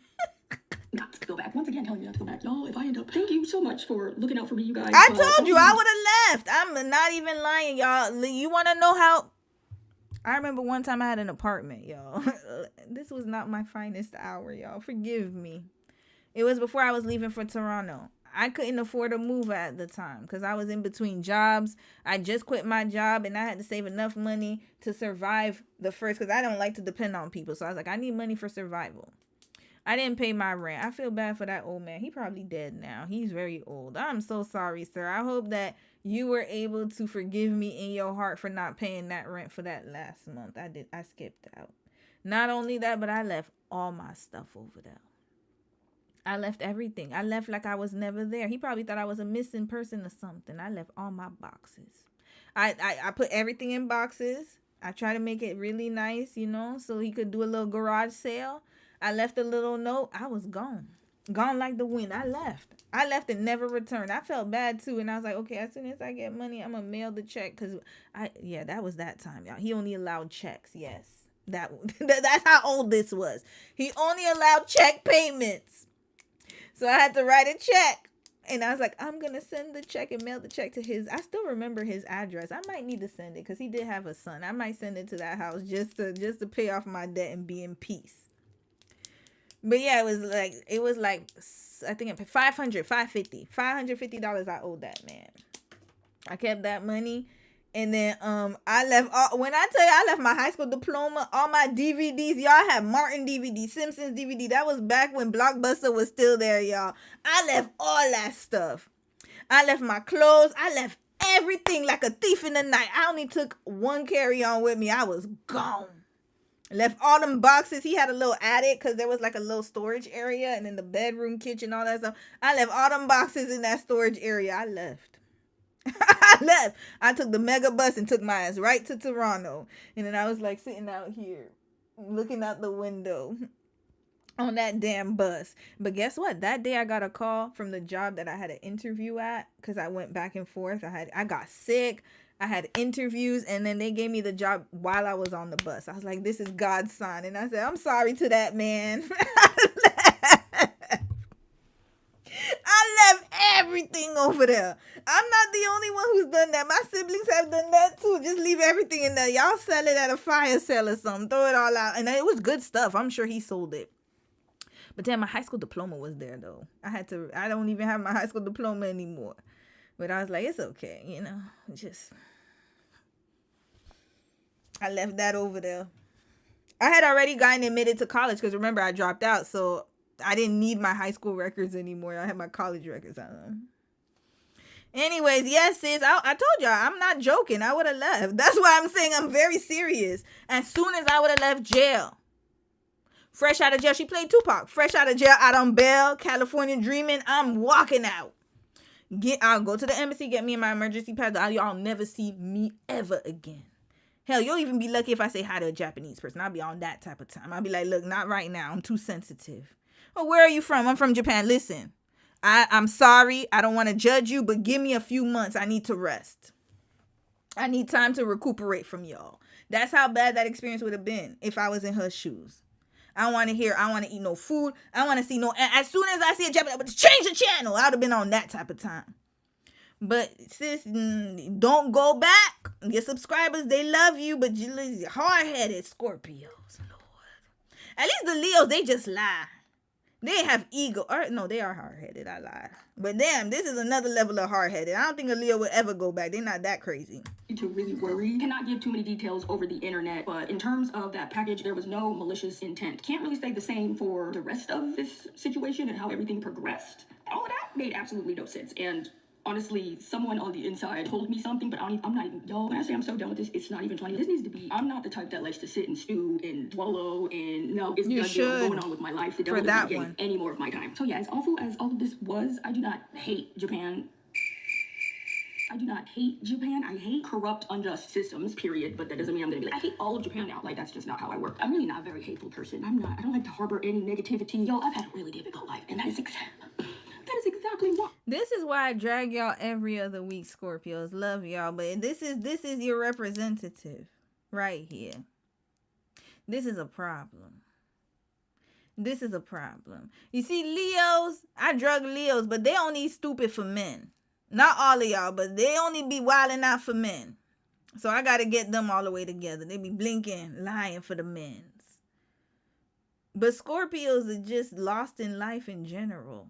Everywhere in life. Men, housing, countries, foreign, everything. Not all of y'all, Devonda. I know you're not like that. And the other Scorpios, if you're not like that, then you're not like that. But I'm sorry. This is your representative right here. This don't make no type of sense. It's like you're going back to an abuser. Why would you do that? The jail and the corrupt system is indicative of the country you're in. This is the problem. And yes, I'm saying that knowing full well what goes on in America, but guess what? At least in America, you at least have some semblance of acting like a like at least you have some semblance, a little bit.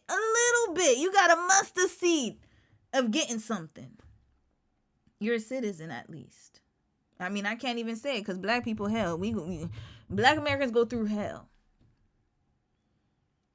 But you're in a foreign country where you got arrested for a package.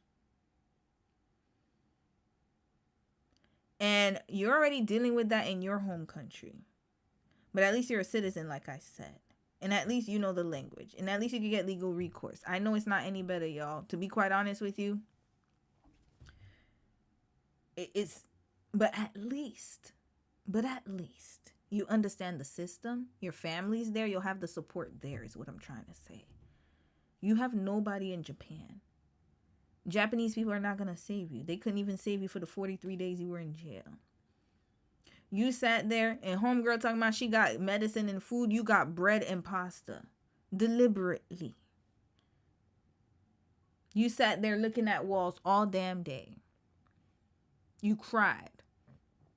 People were not that nice to you. You had to listen to that old lady talk about Michael Jackson every day. You could only see slits of sunlight. And then you want to sit here and say that you still love Japan. After that experience. I'm not even going to give her a red flag.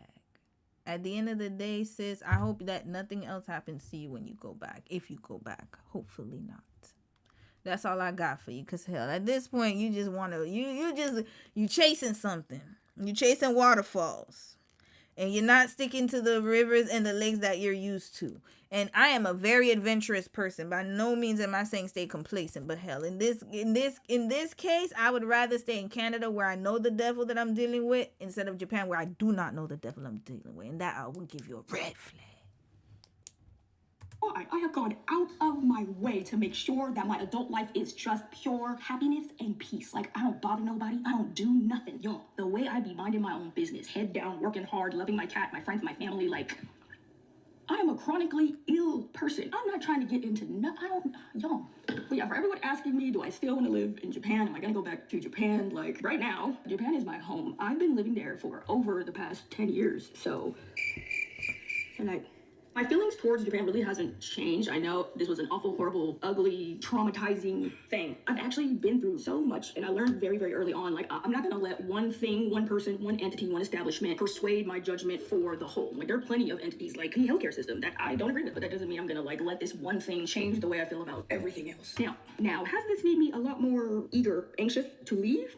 Absolutely. I already didn't want to live in Japan full time, but like after this, thank you for the push, because now I'm about to take this a lot more seriously. I'm ready to go. Okay, I'm ready to go.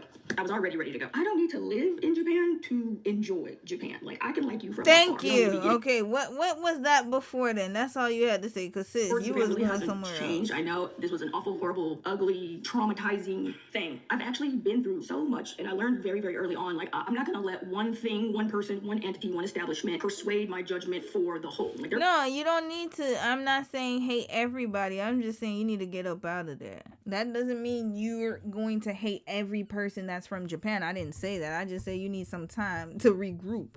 However, what I will say though is after that experience, I'm not going there. Like, I'm going to go back home. That's it. That's a sign from the Lord. You believe in God? Sometimes God shows you the signs blatantly in your face. You best to go. If you believe in the God that you say you believe in, and you believe that God gives you a sign and he brought you through the whole time that you were in jail, then just believe that the doors are closing and you better escape while the doors are still closed. There are plenty of entities like the healthcare system that I don't agree with, but that doesn't mean I'm gonna like let this one thing change the way I feel about everything else. Now, has this made me a lot more eager, anxious to leave? Absolutely. I already didn't want to live in Japan full time, but like after this, thank you for the push, because now I'm about to take this a lot more seriously. I'm ready to go. Okay, I'm ready to go. I was already ready to go. I don't need to live in Japan to enjoy Japan. Like I can like you from afar. You don't need to be getting my hard-earned tax money, tax dollars. Also, I do not want y'all to hate Japan or not visit Japan just because of my misfortunes. No, I'm still not visiting, sis. I already had reservations after the colonization and all that stuff. And yes, I know. But at the end of the day, I gotta be honest. If your judicial system is like this, I want no parts. Jaywalking, driving with an international is overkill. It's too extreme. And also, add the anti-foreigner sentiments. I could see a temple any other damn day. I could see Japan has temples, beaches, all that stuff that I could see anywhere else. Why do I need to go there? Just to see them in Japan? It's okay. I'll see the pictures. Thank you. I've seen more than enough. There's some places Italy's another place. I'm so sorry. I'm not going. I've heard way too many horror stories from over there from black people. I'm going to take heed and listen. There are just some places you don't need to go to. That's just it. I'm not judging the whole country though. But there are just some places that I don't need to go to, and it's okay, you know. Not everything is for everybody, because unlike you, I'm a very loud and boisterous person. I will be getting detained. I will probably have some type of issue. I know how I am. I'm not going to be quiet, and I'm probably going to spaz out. And I don't need to get tranquilized in another country. I'd rather get tranquilized in this country, because hell, at least I could understand the language they talking to me when I get tranquilized and come back to Earth. Like, I can't tell you how to feel. I can't tell you what to do. And if you now feel unsafe, facts, those are your feelings. You have every right. But yeah, it is definitely not my intent to, like, poop on Japan. I didn't make that video to be like, look what they did to me. Everybody, let's hate Japan. That wasn't the point. The point was just, like, look what they do. I think it is very important that everyone should know how things work and how things are dealt with. That's it. Do what you will with that information. That's all I got to say. I am ready to just keep moving forward. I'm not stewing enough. The enemy will not win. You will not get anything else out of me. So yeah, that is the update, which kind of, I feel like I didn't give you all enough information, but I promise you guys are gonna get all caught up really, really soon on all this stuff that I have been working on prior to this. I hope to get all those videos out soon. Okay. But yeah, we're just continuing on with life. Just got some groceries. All right. So she goes, that's it. So she says she's not going to live in Japan full time. Am I understanding that she's going to be living there part time? Wait, is this Japan? Hold up. This was when she... Yep, that's Japan. All right. She's back in Japan. All right. Let's see what else happened here. Clothing of grapes cost me days. Fuck choice. I don't know how that happened, but I accidentally brought the bento. You're right, but these are like... Got a bunch of other random... Okay, picking strawberries. All right, sis. Like, he put it as like, I live here by my name. And she was just like, yeah, so how many people are in the house? And I'm just me, just like, for the in the book. Or...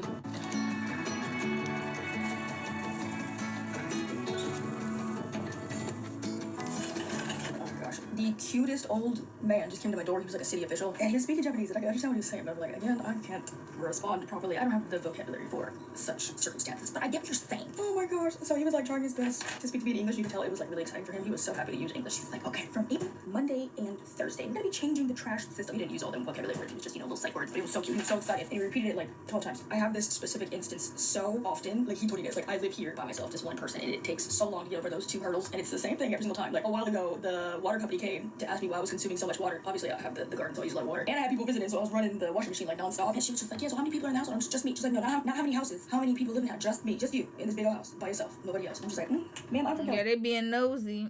The water people, and just you by yourself in this house. Just me. Sis, you can't be too comfortable. I'd say, oh, my husband lives here. My doggy lives here. I would have had men's boots outside and everything. You can't let people you live by yourself. But you see this awareness. California, what y'all drinking? What are you drinking in that damn water? California, we like space. I know you like to cram into one Cracker Jack box and share a futon, but it's not really my style, and I need a garage, and you ain't got one, so that'd be like 2 rooms as a junk room. So funny. And then right now it was the same exact thing. He's like, okay, I guess whoever used to live here was named Kawasaki, and he's like, Kawasaki's not living here anymore. Do you and Kawasaki also? Ain't no Kawasaki, it's just me. He told you this. That took forever, and then he was trying to go over the days. I'd be like, oh, Kawasaki, he lives here in Tuesday and Wednesday. You might catch him. I don't know. And then if they come Kawasaki, I'm like, no, he's at work right now. Girl, you better lie. when the trash would be out here. He's like, Monday and Thursday. And he's like, okay, so what's your day? I'm like, Sunday. He said, no, not on Sunday. It's on Thursday and Monday. I'm like, no, on Sunday. Yo, it's the same struggle in Japanese every single time. I wonder how, like, strange or... Share too much information. All right, sis, I wish you well. I don't know. I feel like she's... okay. These are old videos. She did say that. Okay. All right, sis. We gonna leave you alone, sis. How I opened it. Oh, this was well, she just popped a video today. Starting a business in Japan. Okay. It is time to... enjoying it, but it AG1 for sponsoring today's video. All right, I'm off to the ward office. I'm so lucky that it is extremely close to my house. Is this old?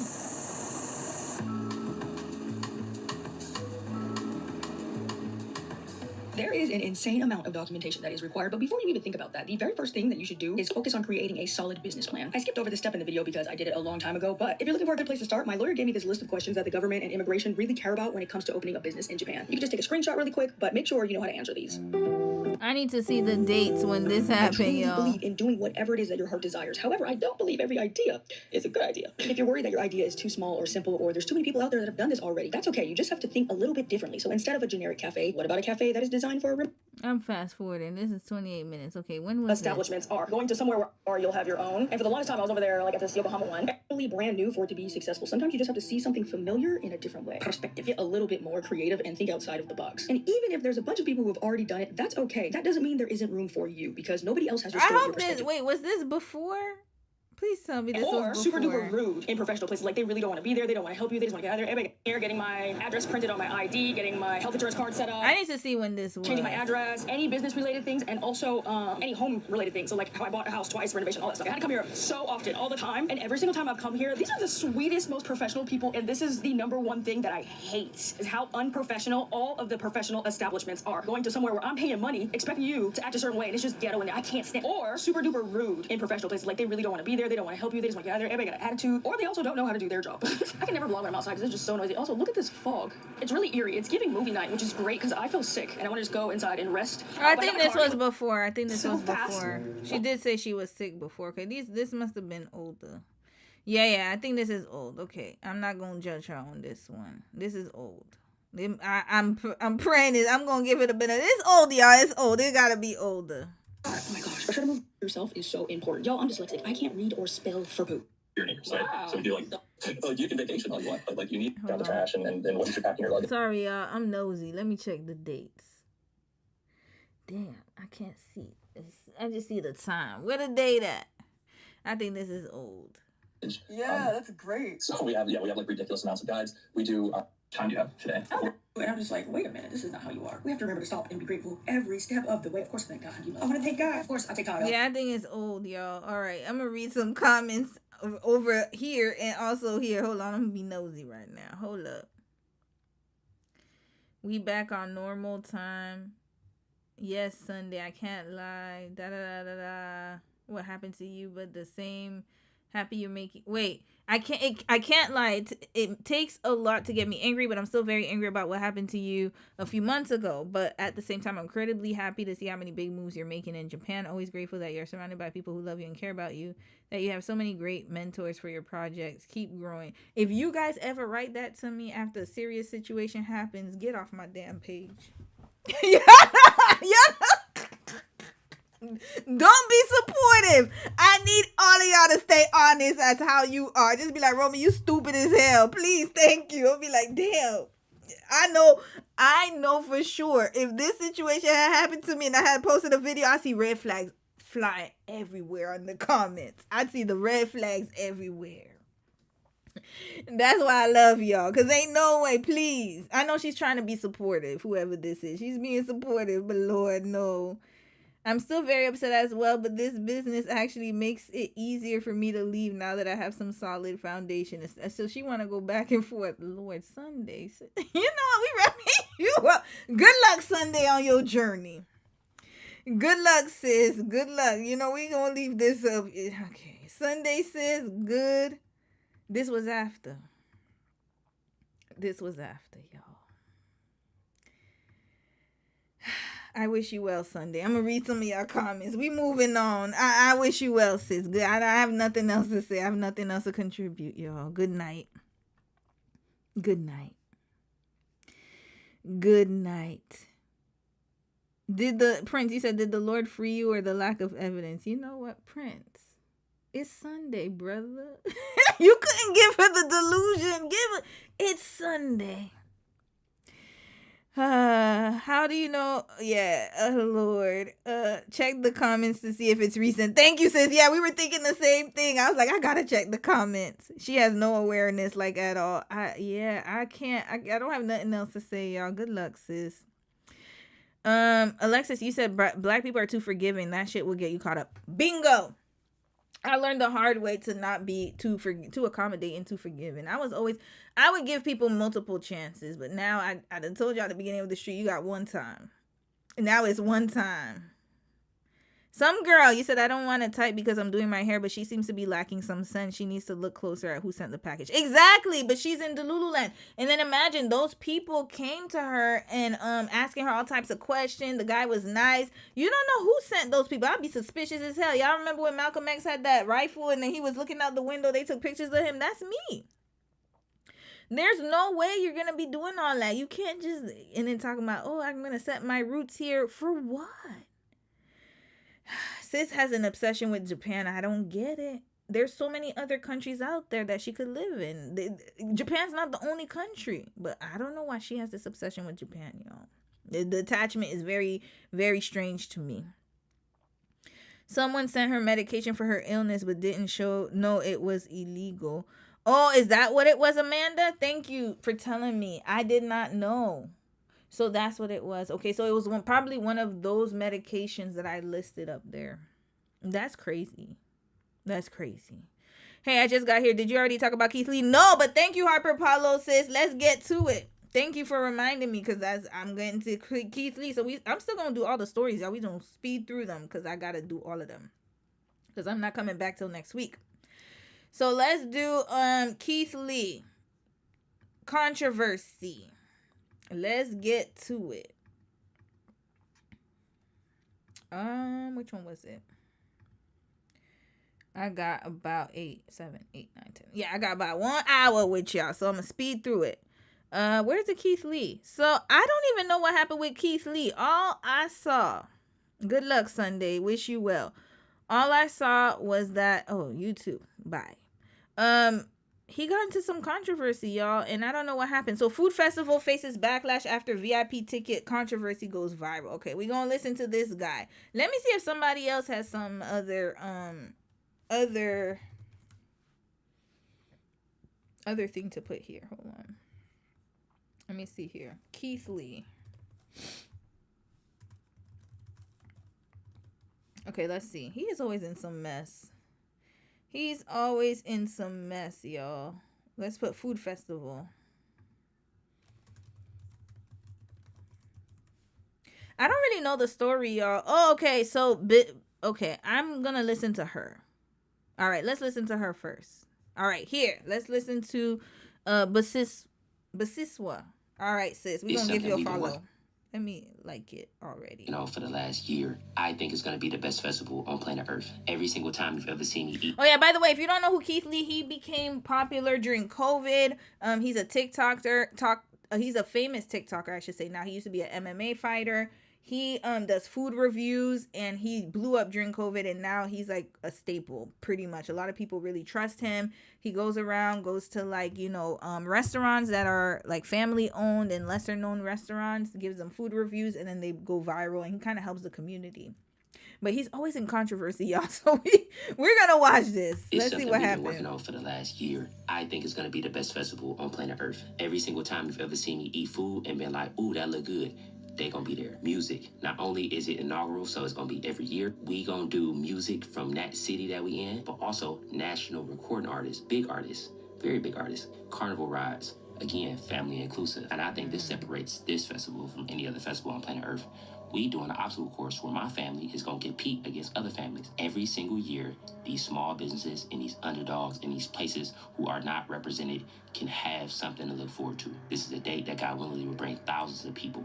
National news, national coverage, visibility, most importantly. I'm gonna go back to the food. Amazing food. I think this is gonna be the best festival to ever exist. And I want everybody who want to be there May 16th in New Orleans to be there.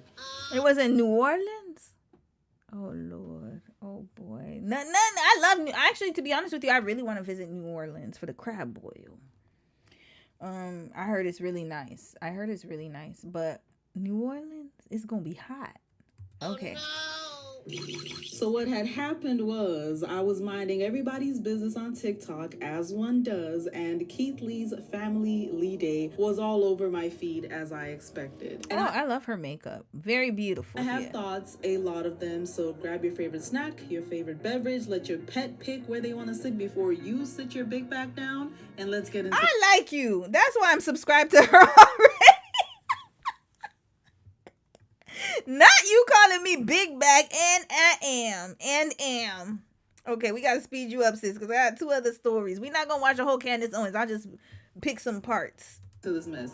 Now, if you're new here and you have absolutely no idea who the heck Keith Lee is, I have you covered. He is a food influencer, the type that actually pays for his own food, because a lot of influencers don't do that. He doesn't go into restaurants acting like he's doing them a favor by showing up 9 times out of 10. Matter of fact, 10 times out of 10, the restaurant owners don't even know that he's popping up because he has a family member, a friend, or just a random person on the street go get the food for him. He builds his entire platform on honesty, on uplifting small businesses, on reviewing the overlooked spots such as the family owned, the tucked away, the ones that would never get a camera pointed at them otherwise. That is why people love Keith Lee. That is why I use him as one of the examples of how influencers should actually operate. That being said, we're going to keep that same energy of honesty that made Keith Lee, because anything less would actually be disrespectful to everything he stands for. We just went to the grounds for the first time, and I know it's a lot of misconception on what the festival actually look like, so let me show y'all. That was amazing. Okay, we're on the stage right now.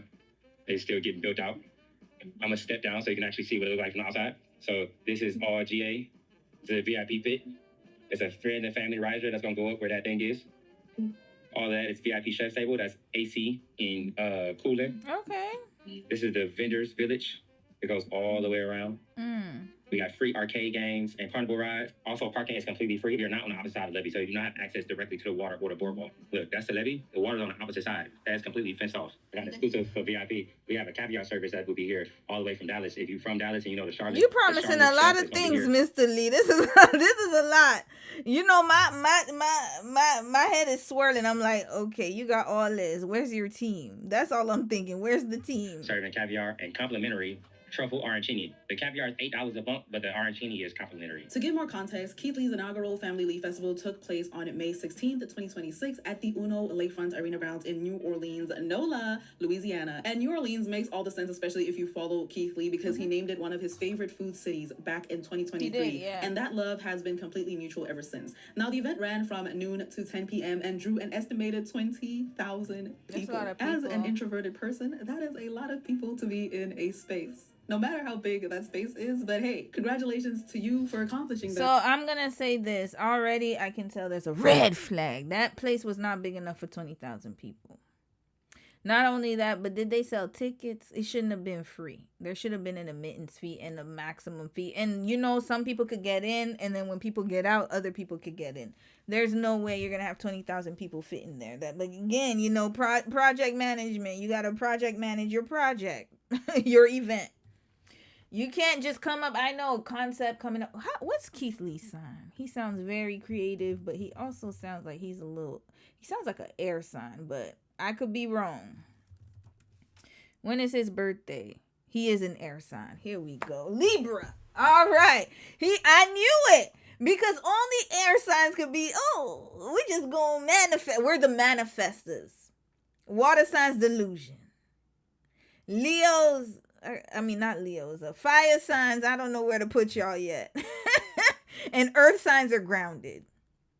Air signs, there we go. He's a Libra. Air sign. Only an air sign can conceptualize this and then not think of the details. This is why we fall short a little bit. We're not really good. Whereas I do think, to be honest with you, I think water and earth are really good at looking at the details. I'll be honest. He should have had a Virgo on his team. They would have gotten that together. All right, Keith, let's go. I'm not going to watch this whole video. I'm going to skip through some of it because of time. Accomplishment, as well as all of these artists were there. Who was supposed to? Manny Fresh, Kirk Franklin. All right. Kirk Franklin, Manny Fresh. I don't know who that guy is. Who is that lady? Oh, I don't know most of Kevin on Stage. I know her, but I forgot her name, Lord. Who's this with his tongue out? I don't know who that is. Who else can I recognize? Okay, all right. I like it, though. It's a good crowd. I can pronounce, some I can't. Some my accent gets in the way, so I'm not even gonna try. Pretty much a whole multi-generational You didn't get Kevin lineup Gates was had. And on top and of Lil the music, Wayne, there was a food village, Master carnival P, rides, an obstacle course, a marketplace, and he did it in partnership with Live Nation Urban as well as Larry Morrow. Me and my family are in Lafayette, Louisiana. Me and my family in New Orleans. Me and my family are in Lafayette, Louisiana. Me and my family are in New Orleans, Louisiana. Me and my family are in Lafayette, Louisiana. I need to highlight something that I think a lot of people glossed over throughout the back and forth that I was seeing on social media. Keith Lee waived all vendor fees. Every single vendor at the food village paid $0 for their booth space. Oh, wow. Most festivals charge vendors hundreds, if not thousands, of dollars for a spot. American that was nice US dollars, that is. He decided to absorb that cost intentionally because this event was always supposed to be about lifting people up and not making them pay for the privilege of being there. And I truly think that deserves a round of applause before I say anything else. And the people that were there overwhelmingly described it as a vibe, a community, a family reunion. 20,000 people came together in NOLA. The food was incredible. The energy was right. The music covered every generation, including the boomers. And I want to make sure that it gets flowers first because the good was genuinely good. There was absolutely no VIP pit. This completely disappeared. There was no more for VIPs. We had to stand with everybody else who paid GA. As you can see, they turned it into a catwalk. There was no more VIP pit. It wasn't a liquor AC in that bitch. Now we out the sun and we in VIP. It's getting worked on right now. Count these VIP tables and then tell me if you feel like this was enough tables for all the people that ended up in the VIP. Red flag. He's a Libra, y'all. Listen, I was trying my best not to. He does a lot for the community. I was like, he's a Libra, man. I had to keep my mouth shut. Listen, this ain't no damn VIP. The grass is not even. Who was part of this event? Who did this team? This is not how I would carry out my event, y'all. I'm being honest, but it's not my event. Keith, you see, you should have made the vendors pay something because with that money, then you could, decorate the space a little better. That is not a VIP table. That's just I don't know what that is. General admission was $69.50. 69 for that? Nah. Why didn't they have something over the grass? Like, this looks very lackluster. Ronnie couldn't help you? Ronnie's his wife, y'all. What is going on? Your team, no, fire everybody. I'm not paying $69 to stand on some damn grass with some damn tables. I could do that at my house. Red flag.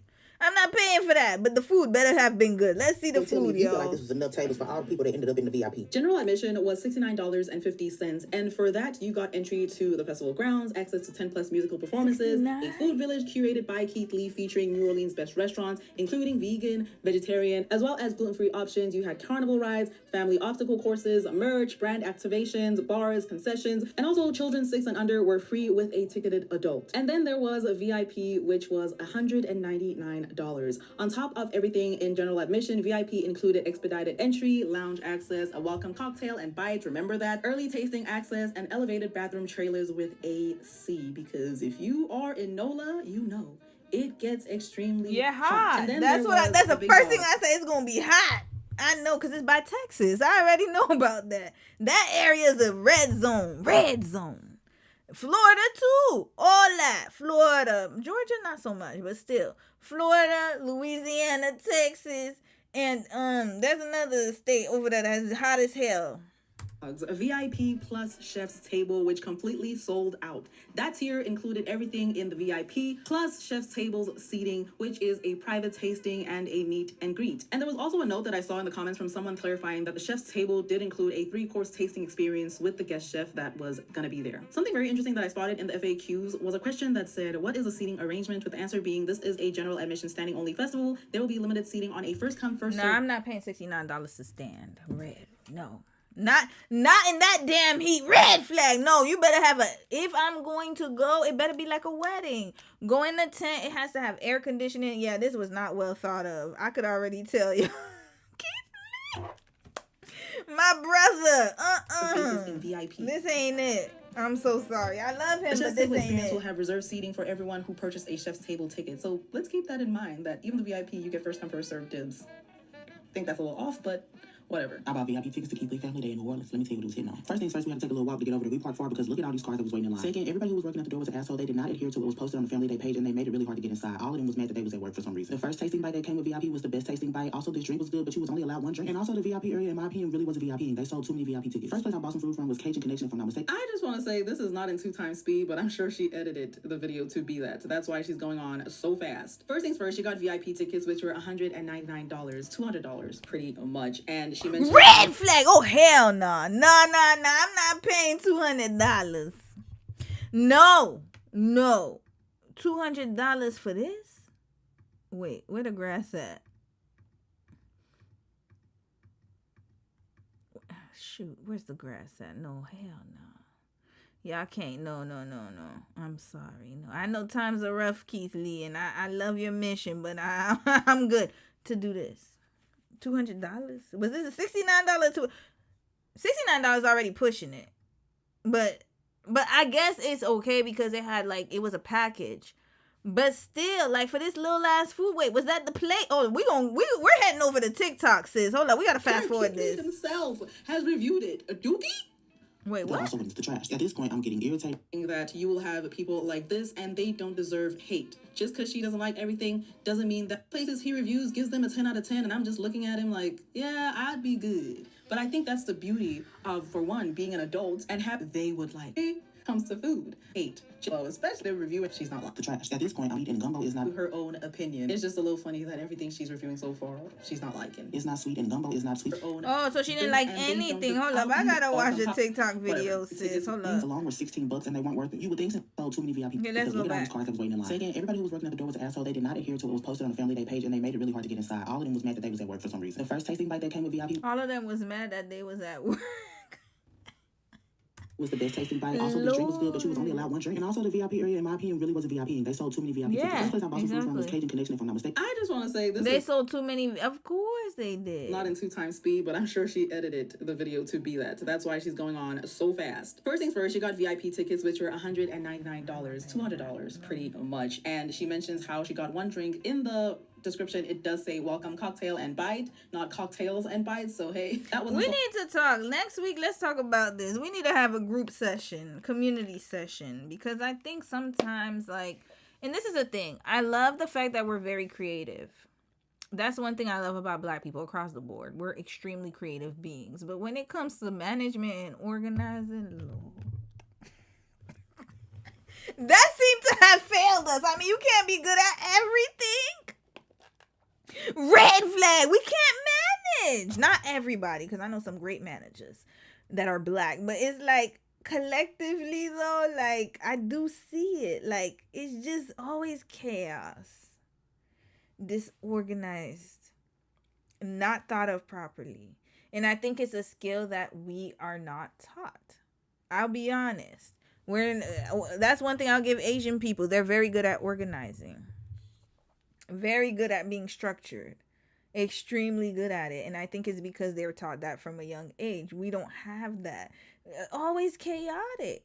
Everything. Not everybody, because I've seen some really great Black establishments. I want to make that very clear. But majority of the time, though, this shouldn't have never happened. Keith Lee, your name is too big to be doing stuff like this, my boy. So much of a sketchy thing, in my opinion, but then again, I would expect there to be water, so hopefully they got water at least on top of the drink. It's okay, the sauce was curdled, the chicken was cold, and the pasta was cold. These wings alone were $16 and they weren't worth it. You would think $16? Wait, but you paid $199. Your food wasn't included?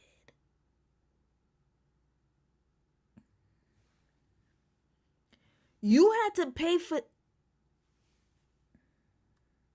Since vendor fees were waived, that they wouldn't be hitting people over the head for these small ass bites, but they still were, and I actually was disappointed by that. So, pause. $16 for wings and all that, honestly, is not surprising to me. Just because I've been to State Fair. No, sis, it is surprising to me. She paid $199. That's not included? Red flag! What the hell? Everything should be included if I'm paying $200.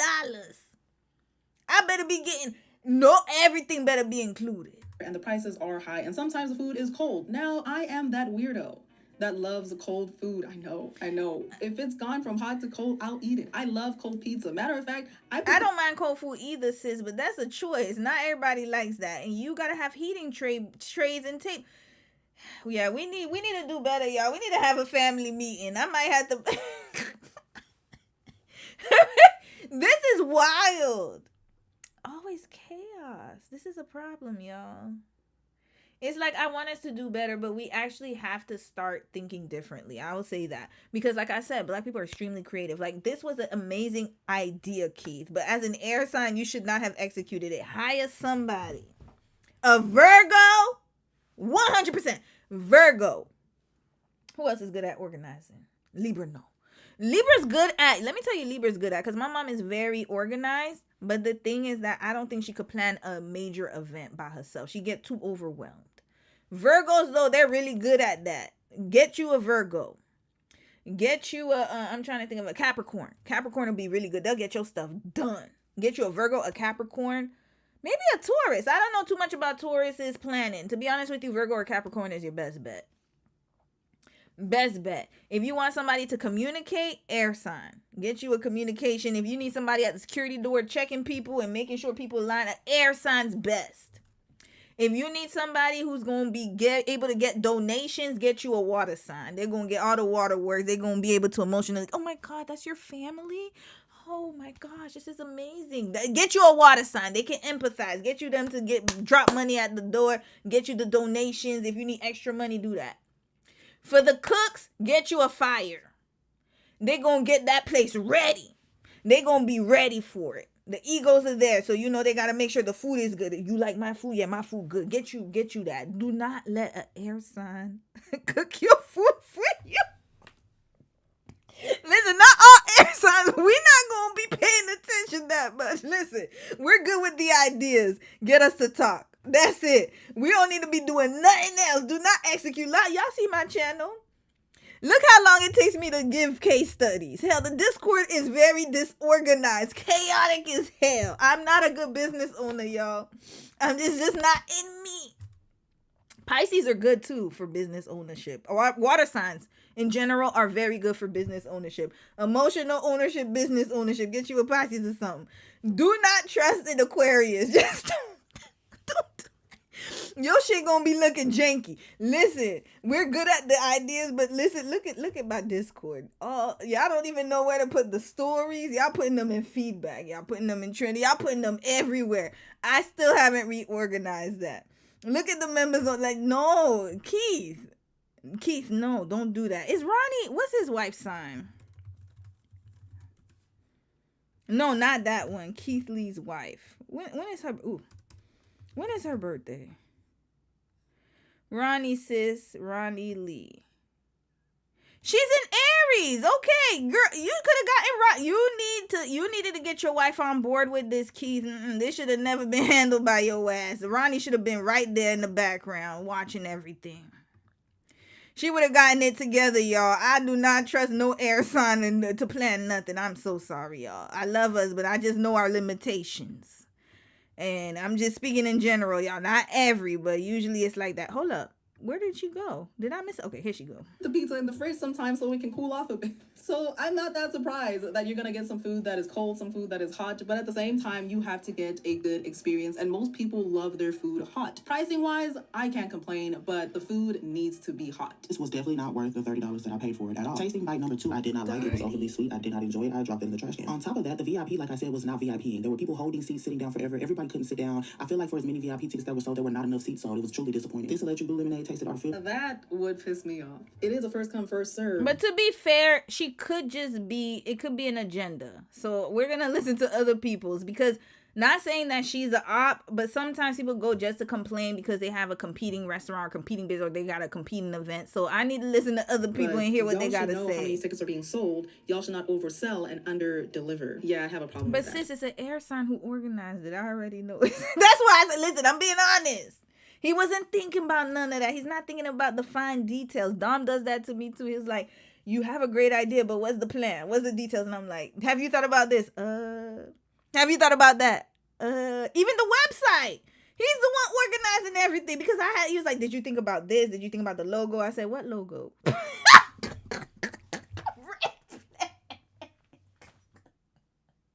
He said, did you think about what type of website you want? I said, yeah, website.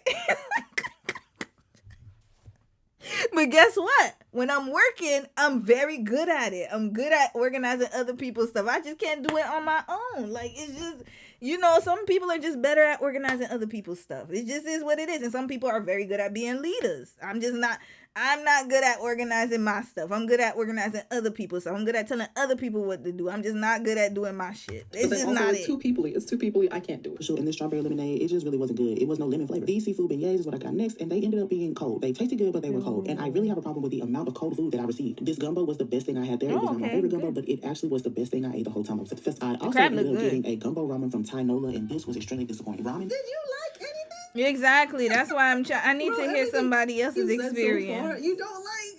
You paid $199 for this and you don't like nothing?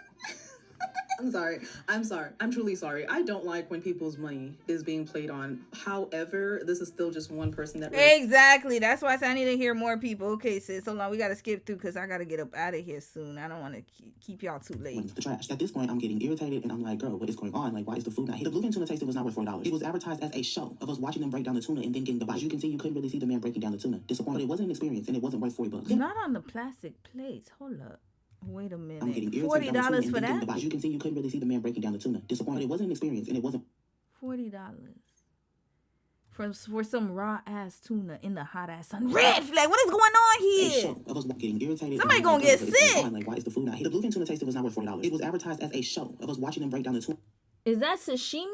That looks like sashimi to me. It looks like the tuna's still moving. You see the man breaking down the tuna. Disappointed. It wasn't an experience. On a plastic plate, y'all. And it wasn't worth $40. Then we watched Toby perform. That was pretty lit. The crowd was jumping. It was enjoyable. But it was hard to find the VIP section to watch the performances. I don't know why. The last tasting bite, it was gross. I'm sorry, Dookie Chase. This was really nasty. Dookie Chase?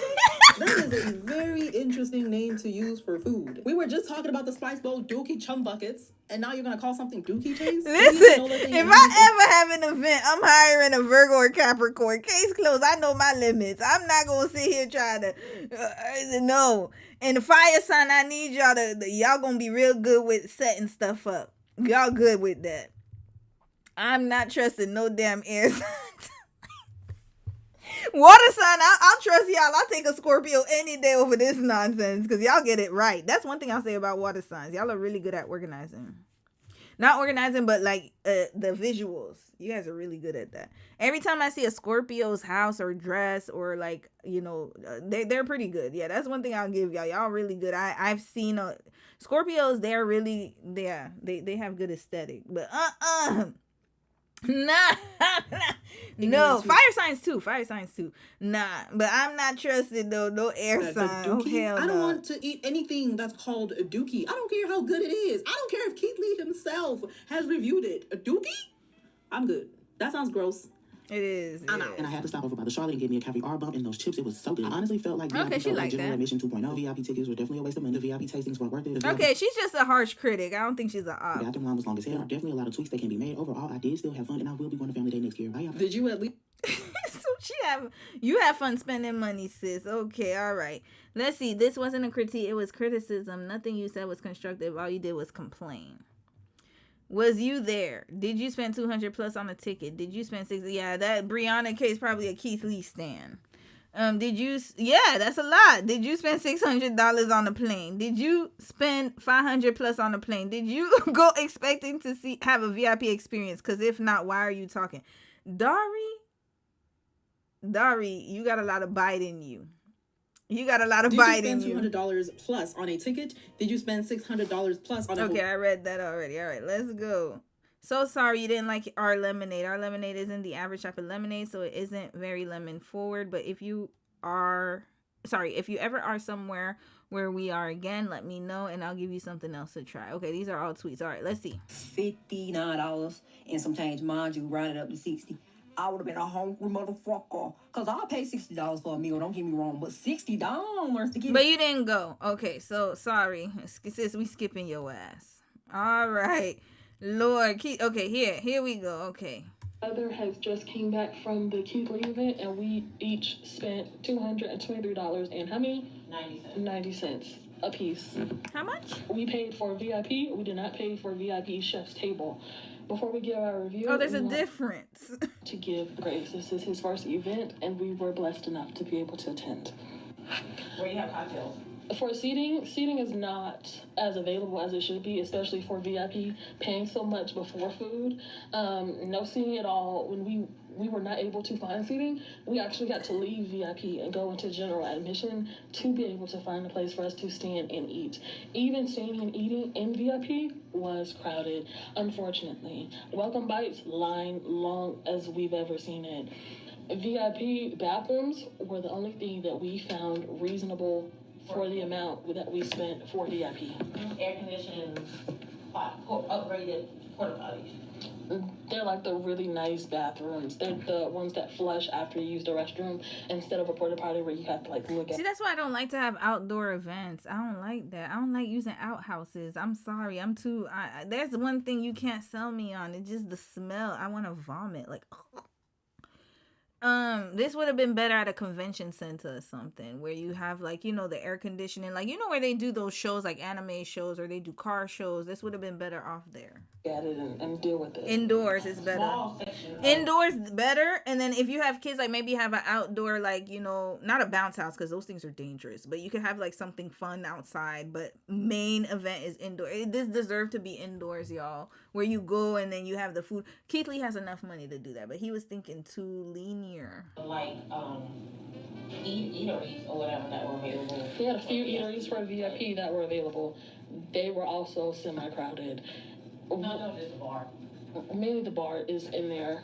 What else? There was like one or two restaurants for VIP, I believe, and then they had the welcome bites. One of the perks that comes with VIP is your ability to see the stage. We could not see the stage as much as we would have liked to. I barely saw Shamar. Barely. Who's Shamar?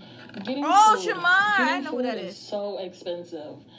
Bare minimum, expect to spend $16 to $20 on a single dish, and the portions are very small because you have a lot of people to feed. The lines were outrageous. We were only able to eat one thing at the entire event. Why didn't they cap the event at a certain amount of people? Why did you need 20,000 people? That's the problem. You see, but yeah.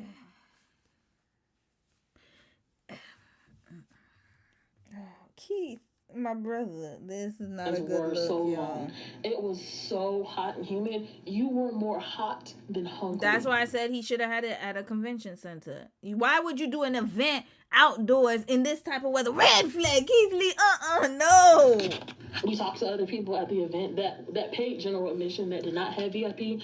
They also agreed that there should be cooling stations at the event absolutely, as well, and that it's not worth even the price for general admission, in their opinion. And I couldn't agree more. We're a little upset that we paid for VIP when it was just not worth it. Oh, last minute information given. Actually, let me go get it. Of course, it's an air sign. Red flag. Yo, I have no more red flags to give. I already know how this is gonna go. You know what? Maybe we should do a constructive breakdown of owners, like type of businesses, and we got to find out their zodiac signs. I need to see that because I'm gonna let you know right now. Oh no. 24 hours before the event, he posted a policy for bags, policy for strollers, policy for seating chairs. 24 hours before an event? That must have caused a huge confusion then. People that did not see that, were they supposed to walk all the way back to their parking spaces to drop their bags and then come back? That just seems like the lines were long, and that would cause them to become even longer. And then to put heat in that mix is a recipe for disaster. Blankets, policies, constant lots of policies. I bring my bag. My bag is very small. I was barely able to make it inside. Lots of people had to turn around. And it's not a small walk. You have to walk blocks just to get to the event. No, that's crazy. In it. We're going to have to do a separate video of what it looked like because it's a lot of information. Okay. They had very little rides for children there as well. And this is an event. You got kids in the hot sun. That's a lot. 2 families. These meals are very expensive, especially for a family of 4. Oh my gosh, I know y'all spent some money. I think she gave one of the realest reviews, but clearly not a lot of people in the comment section were happy with what she said, to the point where I saw someone else review her review and say that she's complaining about every single thing, when in reality, we just watched the video and it's not bad. At least to me. Y'all let me know in the comment section down below. But it was so bad in her comment section that she made another post saying, clearing the air, clearing misconceptions and questions. One, this is his first. I think what it is, and this is the thing, again, sensitivity. Keith Lee is this is a problem. This is a definite problem, and we'll talk about it next week. I have to write it down to remember. We want to give grace, and I think what it is we don't want people to look bad on the outside, especially when they're black. We're facing a lot of like injustice, so I understand that. But the thing is, like, you also have to understand that you need to be held accountable, because he has a high standard for other people and their restaurants and establishments, and when he reviews food, so that does not absolve him of having that standard imposed on him as well. So we got to be honest, y'all. He goes to restaurants, he reviews their food. He's a food reviewer.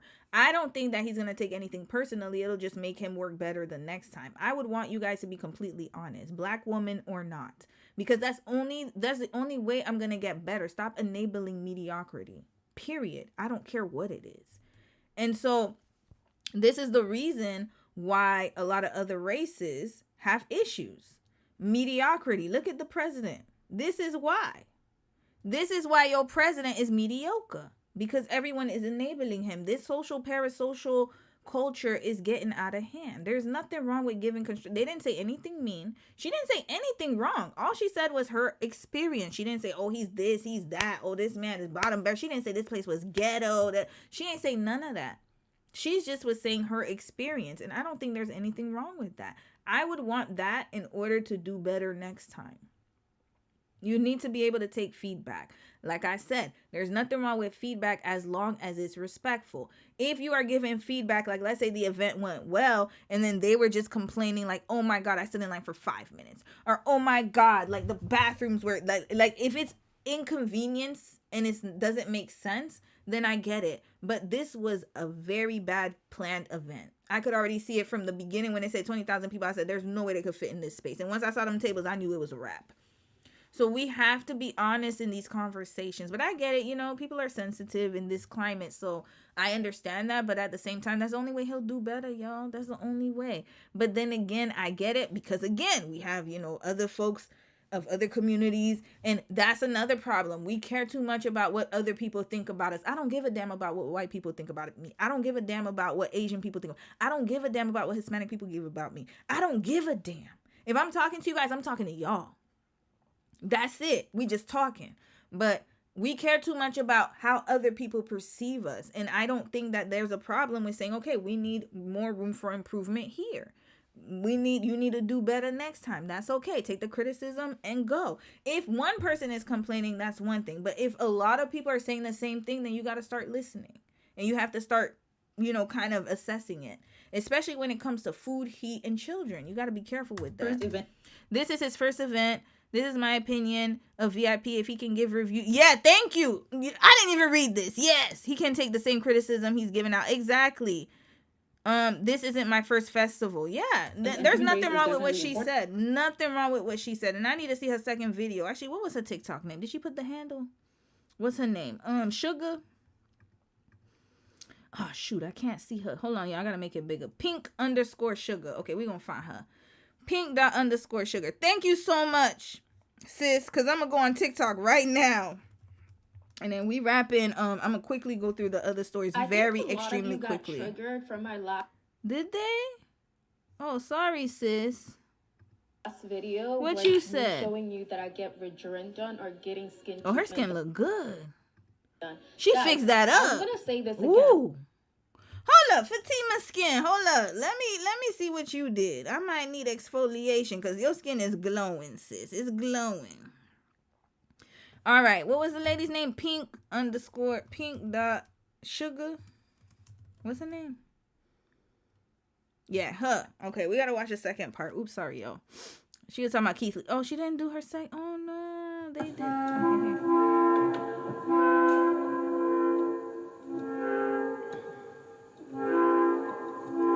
It's not decorated enough for me. For 200, it's not. I'm sorry, it's not decorated enough. And to be honest with you, the vendors should have paid to make the event better. They didn't have to pay everything, but they could have paid some. Okay, Keith Lee. Let's put Family Day. Is that what it's called? All right, Keith Lee, you gonna do better, sir. You gonna have to do better. All right, here we go. I've attended over 50 music festivals, so here are my thoughts after attending Keith Lee's first annual Family Day as an avid festival goer. Keith Lee partnered with Live Nation Urban and Mara Hospitality for Family Day, a food and music festival focused on uplifting small businesses and restaurants. This year's event took place at the UNO Lakefront Festival Grounds in New Orleans, so let's talk about how it went from a GA perspective. Despite all the discourse online leading up to the event, I honestly think it was an overall success. Doors opened at noon, I got there around 2:45, and the first thing I noticed were the lines. Lines to get in the festival, lines for food and drinks, lines for rides, lines for games. There were people everywhere. The festival featured a food village curated by Keith Lee himself. Most of the vendors were local New Orleans businesses, but there were also a handful of out-of-town spots. Okay, that looks nice. Since I'm local, I prioritize trying places I can't normally get here, including La La Land. The games look good. And altogether, I spent around $70 on food and drinks throughout the day. The overall vibe felt like one big family reunion, and I think they did a really good job at creating a family-friendly community celebration. Between the carnival rides, family obstacle course, games, and performances, there was always something happening. This year's lineup included Kirk Franklin, Andra Day, Gracie's Corner, Manny Fresh, and more. One thing I appreciated was that you didn't need VIP tickets to get a good view of the performances, and I think the lineup did a good job at balancing different genres and age demographics. At the end of the night, Keith announced that next year's Family Day will take place in Chicago, and there are 3 things I'd like to see improved. First, re-entry options. I've attended festivals like Sips and Sounds in Austin where attendees can leave and re-enter multiple times, and I think one additional entry would have made a huge difference here. Second, ticketing. There were definitely some kinks during the ticket sale process, and while later they added locals discounts, I think tiered pricing from the beginning could have helped smooth things out. And third, pacing. I enjoyed watching the obstacle course, but it went on for a pretty long time, and I think having a DJ set or another performance happening simultaneously on the main stage could have helped to keep the energy up throughout the night. Okay. All right. He got a good review from her. All right. Next. I know a lot of you were waiting for this video, but I honestly wasn't going to post it because I've been seeing a lot of dogpiling, and I didn't want it to look like I was adding to that. Because overall, we had a great time. We paid $1,216 for tickets, but sadly, we only got to try 2 foods. $1,216. In this economy, yo, y'all got money. That's why I said, listen, don't let nobody tell you that people don't have money if you're if you're a good business owner, I should say. Or if you're pricing something that people ain't got it. They got it. It has to be worth their while. That's it. Y'all know we are a foodie family, so we had plans to go to every vendor. But unfortunately, the lines were just too long to do so. But that just means it was a great turnout, and I love that for Keith Lee. I stood in line for Trail Burgers, Ryan stood in line for Cleo's, and the kids got the drinks. Luckily, we were able to split up, which is how we got to try the things that we did. And if you're an avid festival goer, you're probably used to standing in lines like that anyways. I will say, though, we only stayed in VIP for about 10 seconds because it was way too crowded. Oh, boy. There was also only one vendor, and the view of the stage was obstructed. However, it was totally worth it to skip the entry line. The bag policy also changed at the gate, and I saw a lot of people who Ubered there stressing out. Mine was tiny and only had my daughter's medication and my son's EpiPen, but security still gave me a hard time. But overall, for a first-time event, I think he did a phenomenal job. It was great entertainment, free carnival rides, and it definitely felt like a family reunion. Can't wait to see next year. Okay, they're going to... Oh, wow. All right. How much views she got? 2,000. Okay, I'm checking the larger views. Okay, that's it, y'all. Oh, he speaks. Oh, he says something. Okay, Keith Lee, let's hear what you got to say. Okay, before we do anything else, there's a conversation to be had. So let's talk about it. Family Day was last weekend. It was an amazing event, and I appreciate y'all from the bottom of my heart. Over 20,000 people showed up. We danced, we had fun, we watched some amazing performances. Vendors came from all over the state and different countries. It was a family reunion that I really hoped it was going to turn out to be, and I can't say thank you enough. With that being said, we did have our kinks, and we was not perfect. And I'm speaking on VIP specifically. I've seen the conversations. It's a million things going on behind the scenes, and I know anything I say will and can be used against me. So my T's have to be crossed and my I's have to be dotted. But the one thing I will say is I hear y'all. I'm listening. Okay. My lack of response has nothing to do with me not caring. I appreciate every last one of y'all that spent a single dollar with us, and anything that I possibly can do, I'm doing to make sure that anything that was wrong is corrected. for this year, for next year, for the year after that. I think the love is valid. I think the criticism is valid. I think the opinions is valid. The perspectives, the reviews, the conversation. I appreciate every last bit of it because it's only going to make us better. And while I don't have the solutions to everything right now, I can assure y'all that I'm listening and that we working. I'm going to say this, I'm going to say it loud and clear. Anybody who is giving an opinion on the event does not deserve any hateful words. Thank I you. don't care what they say Yes, about it. exactly. And he understands. You see, that's one thing I will say is when you and this is all across the board, y'all. Serious talk. When you are a person who can take accountability, it's not going to phase you. It's just going to make you better. That's it. Yeah, it's going to sting a little bit because you're like, damn, I did my hardest. I tried my hardest. But at the end of the day, it's to make you better. I bet you the next festival is going to be even better. And then after that, like, nobody expects you to be perfect the first time around.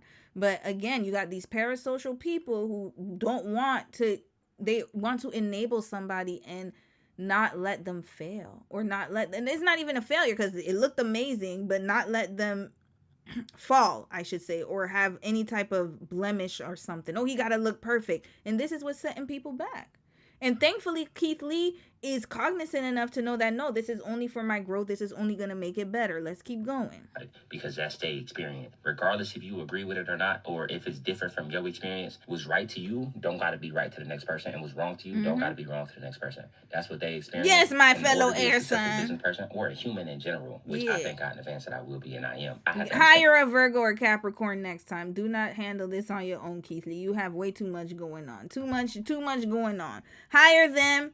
And then you just be there to execute and be like, okay, yes, I approve. You check things off. You do not need to be involved, my fellow air sign. No, this was enough. Everybody experiences. And get your Aries wife involved too. That's it. That's all. Different, but that don't mean just because they experience is different than mine that it should be respected. Now, are some things being over-exaggerated? Absolutely. But that don't give us nothing but room to grow. For everybody that's continuing on the journey with us, I appreciate y'all from the bottom of my heart. And for those that didn't have the best time, I'm taking it on the chin and I apologize. For those that's going to continue to rock with us like y'all been rocking with us, I can't do nothing but thank y'all from the bottom of my heart. God bless you. Have an amazing day. I'll be safe. All right. We love you, Keith Lee. We're going to still support you, my brother, even though you're a Libra. You're probably the only Libra. I got a few Libras. I'll give a pass to. All right, y'all. I'm sorry. I got to speed it up. I have to read your comments at the end. But, damn, we were supposed to do the Jackie thing. We might have to skip through that because I did enough yesterday. Oh, Lord. I might have to take her out my thumbnail. We'll do this next week. All right. Hunter Biden and Candace Owens. Lord, I was supposed to do this one too. We'll watch a little snippet of this, y'all. We're not gonna watch the whole thing because it ties into Hunter Biden and Candace Owens. We're not gonna watch the whole thing with this either. Okay, so I'll just give a quick synopsis. I'm trying to wrap this up. It's on the thumbnail. I'm only gonna watch a little bit of it, and then if it's interesting enough, we'll talk a little bit, and then we'll have to move on. Hunter Biden. He's an Aquarius, by the way, y'all. I checked. Oh, Lord. Y'all remember he used to be a drug addict. He had a lot of problems. He had baby mama problems. He was a wild man, y'all. He was very wild. Joe Biden's son. But he has turned his life around and he has become a better person. Now, while he was on his journey of rehab, Candace Owens was one of the main people who basically called him a crackhead. So we gonna go take a walk down memory lane. Candace Owens. Hunter Biden. Crackhead. They called him all types of names. They called him a crackhead. They called him all types of stuff. So, let's see when she called him a crackhead. I'm trying to see 2 years ago. No, I need something from a long time ago, y'all. Goodness gracious. Maybe something will pop up. Okay, 4 years ago. Here we go. Here now is Candace Owens, founder of Lexit, host of the Candace Owens Show. Candace, your reaction to this, I thought I had seen it all, Candace, but I hadn't.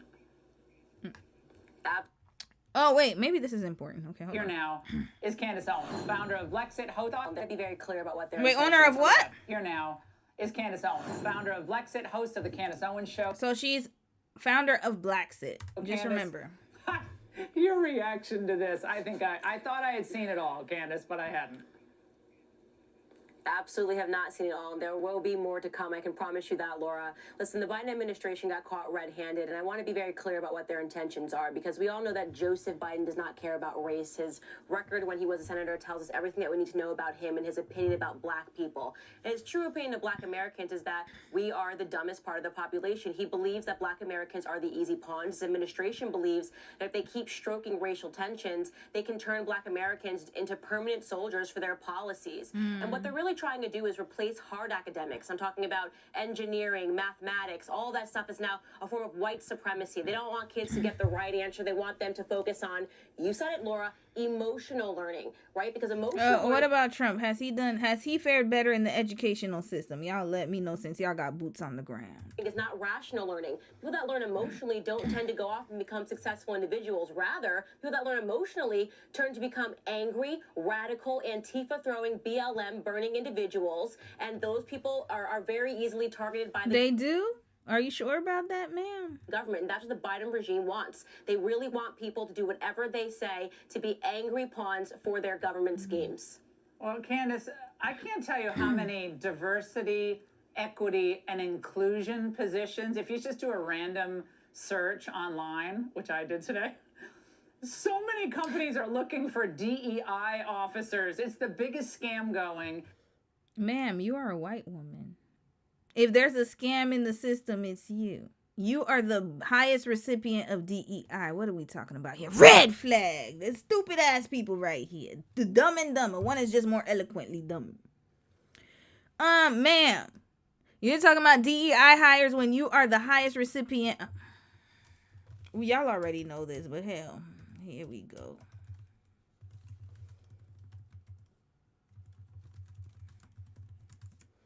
Here we go.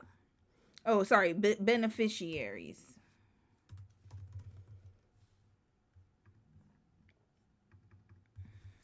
Here we go. Here we go. This is what happens when you are uninformed and just uneducated, uninformed. And unfortunately, Candace, you are smarter than that. But of course, you had to align yourself with the other folks. You were thinking about the bottom dollar. And you sold yourself out. All right. So they're talking about DI. We're not going to go through this. We already know her mindset. And she called Hunter Biden a crackhead. Okay. Just remember that. While he was going through his recovery process. That man, oh Lord, I don't know how many baby mamas he got. But anyways, now let's go to the apology. The cocaine. Okay. They found in the White House. All right. Let's hear her apology. The gaslighting. His paintings. Political war strategies. Where's the apology? Corruption. Hunter's thoughts on Kamala. Car accident. Okay, my apology to Hunter, because his mama, I believe Joe Biden's, his first wife passed away. That's his mama. Let's get to the apology, y'all. We can't go through the whole interview, but I'm going to probably track back to some things. Hold on, let me see. Hunter Biden candidly on what? What is he talking about here? I'm most interested in the addiction story, and I was saying to you before we started rolling that this was sort of something that I noticed when I would cover various topics, whether it was pornography, drugs on my show, drinking, how many men would write and say they were suffering with various things, and yet they don't often speak about like how they're quietly suffering, whether it's with addiction to pornography, addiction to drugs. I'm sorry, quietly suffering for no reason. You got a lot of therapists out there who can help you. All right, I'm sorry, I'm not trying to minimize that situation, but there's a lot of help out there. You just got to be able to go and get it. At this point in time, there are a lot of people out there who can help you through your addiction. You got to be able to take the next step. Next, gaslighting. Okay, let's get to that. I probably, I'm certain that we disagree on a lot of stuff, but there used to be a time, Candace, where you and I could sit down together and disagree about tax policy and disagree about, the Catholic Church's view on abortion, or disagree with, whatever the subject may be, and still be able to go have a meal together. Right. I talk about that often on my show. Like back when I was left leaning in college, my best friend was Republican conservative. Like it wasn't so at each other's throats and hating each other and wanting to destroy one another. And, you could kind of see the good and the bad and go, well, this is social media. You're welcome. That's exactly what happened. Everybody has a voice that should not be speaking. I'm so sorry. Not saying that people can't have a voice, but I'm just saying some people need to just be there. And then other people need to be their mouthpiece. That's how it used to be. Because once the TV turned off, it was over. I didn't have to see. TV was on. But at the same time, you could turn it off. And at the same time, like whatever think pieces people had, you had to read about it in the article. Like it was structured. It wasn't in your face 24/7. That's the problem. And so now you have people who are ill-informed, like the stupid ass lady who said DEI and was talking about it as if it's for black people only when she's the largest recipient of it. Red flag, stupid as hell. Continue. This is why I have this perspective, and perspectives could change, and that was allowed too. You know, I think about what it was that, just revisiting what made a lot of people, including myself, so angry about you. Or I guess it wasn't really about you. It was the gaslighting. It was the letter that came from people saying it was Russian propaganda.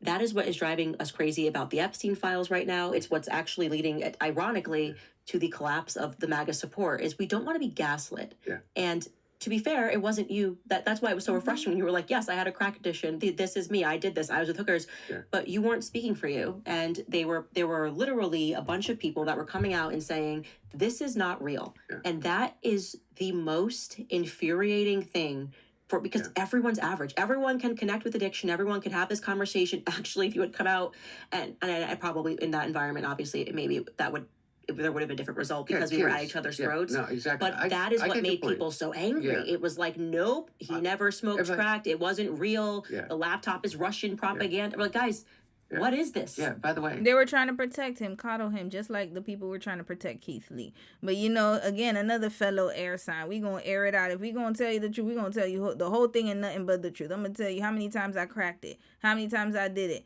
I may not tell you all the details. You might not want to hear it. It'll be way too disturbing. But at the same time, you got to be honest and real, holding yourself accountable. That's what happens when somebody's truly accountable. Is it? Yeah, I did Here's it. the problem. That's what he's going to say. Steve Bannon saved Rudy Giuliani. Saved. He's still alive, Rudy Giuliani. I haven't heard that name in a minute. "Quote unquote" laptop, which, by the way, is bullshit. Like, if we can agree on that gaslighting, I will agree on the gaslighting of this. Is that it was never a "quote unquote" laptop. There was a hard drive of stolen and hacked material, wherever it came from, whether it came from a Delaware repair shop or whether it came, like Parna says, from Dmitry Firtash, who was trying to sell a hard drive, Hunter Biden's, in Ukraine, you know, that they were looking for before the laptop repair shop guy was ever the twinkle in the eye. Just go back and look at the record, okay? So here's the thing, is you're absolutely right. And and this is like the freedom of being able to say this. It's like, yeah, they should have let me go out and talk. Yeah. But it was 2 weeks before the campaign, and then and then the election was over. Steve Bannon, it goes on and with his buddy Gao, you know, the Chinese billionaire that's now in prison, and you know that is like a Chinese spy or whatever. You know, where he got arrested on his boat and all that crap. Is it? I mean, there is a. Go listen to it. Go listen to the recorded conversation in which they say, like, the laptop. Like, we got him. We, like, you know, so we collected all the salacious. But Hunter, you knew your daddy was in an election. Why you going out here doing all that? That was a little bit much. But I get it. You know, when you have an addiction, you don't give a damn. And maybe he was crying out for help for his daddy's attention. Now, he has healed from that. Pictures, and we put them out there. And yes, during the election, he's just rehashing all that stuff. He has recovered, y'all. He has recovered. Let's get to the corruption part. Oh, Lord, can I even play this part? You know, I think we all can agree is that we need to stop the wholesale murder of a population in Gaza. You know, whatever you think about my father's policy as it relates, I always say to people, you know one thing he didn't do? He didn't greenlight to turn Gaza into a Trump golf course. You know, with the maitre d' being Jared Kushner with $4 billion in like I said, best of the worst. Choose your pick. Saudi money. It's despicable. Despicable. It's just like they did the deal before. I mean, when he posted that I'll never forget that. Posted the Trump, like, here's what Gaza could be, and like I could have my name in a building, and I was like, Yeah, but Candace, I'm sorry, sis. I gotta skip you because you knew that, but you were too aligned with you were white blind. Like I said, white blindness. I said it for Sierra. I'm gonna say it for your ass too. Where did Candace grow up, y'all? Hold up. I know she's a tourist, but where did she grow up? New York? Oh, White Plains. Oh yeah. Oh Lord, I already know. Oh yeah. Wait, no. White Plains ain't it? Hold on. Is that I don't know which wait. Is it the White Plains I'm thinking about? Let's see.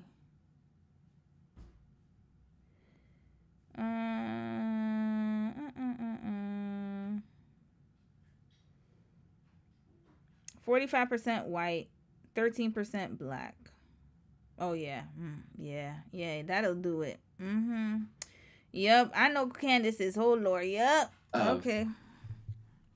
Billions of dollars on market manipulation that occurred. Insider And we all know trading it. has It's been- literally out in the open. But who's gonna you know who's No, it's gonna not. You will do not anything get a about it? disagreement out of me. Like, I am so far off the Trump chain. He's posted. No, by the way, No, I'm but not- sis, you were endorsing him though. We're not gonna let you off. Hunter could be all nice all he wants to. You know he's recovering. He's on his little Zen moment. I'll drag your ass. Yeah, remember when you said DEI? Hold on, let's roll this clip over. You see, look at her. She's uncomfortable now. She's like, I want to forget her. No, you were sitting out here with Kanye Coonan. Don't worry about that. I got your number, sis. Red flag. Kanye's another one. Yeah. I'll just be nice to you now because you turned over and you leave. But the North remembers. Speaking of Kanye West, remember this? Remember this? You don't remember this, sis? Wait. What was that? Hold up. You don't remember this? Yeah. They're forever. The internet is forever. Don't forget it. Don't you ever forget it. Don't look apologetic now, sis. I remember. All right, we're not gonna watch too much of it, but I just want to get through Not this even part. saying it. Like, for the- it's for the embarrassing. purposes of, like, But it yeah. is embarrassing. It is embarrassing because we got behind him as the answer to corruption. We thought he was going to be this outsider. You know, he's going to go to DC. He's going to drain the swamp, and then he became the Loch Ness monster. You know, and so it's like, I don't know what it is about that swamp, but you get swimming in it, and it's like people do this. And yes, it has been for Israel. Not to say that Trump wasn't pro-Israel. Most presidents actually are pro-Israel when they go in there, and if they go anti-Israel, they kind of end up dead. But it's or they sort of get kicked out. If you want to talk about Nixon and the scandal of Watergate, which I've revisited and did think that had a lot more to do with his shifting viewpoints, but that wasn't the issue. Like, I was pro-Israel, generally speaking, and not very educated about the topic. It's this level of corruption that you're talking about when you are willing to let real Americans be harmed, their day-to-day lives be harmed. They're suffering at the gas pump. Their groceries are expensive. So that you could further enrich. How much more money does Trump family need? I mean, just like literally, how much more money do you need? Like, that you're going to allow this to happen? Don't you just want to have now the legacy of being a good president? I mean, this is. Yeah, I was saying to you about like the cryptocurrency thing. I think there's incredible promise in cryptocurrency.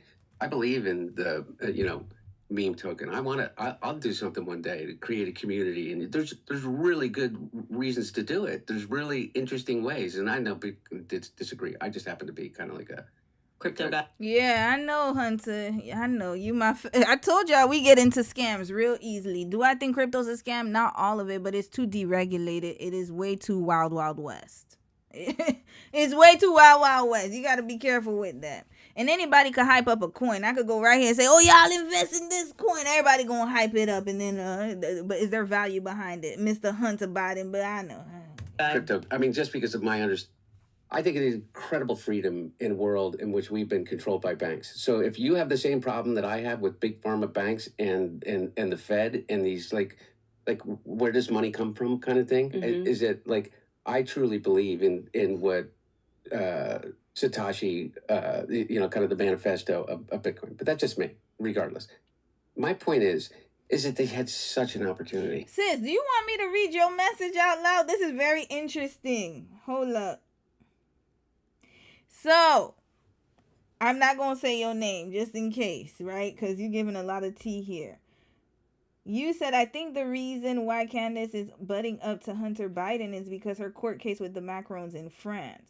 Hunter Biden and his family run the state of Delaware. Oh, you see, you know all the tea about that. And her LLCs.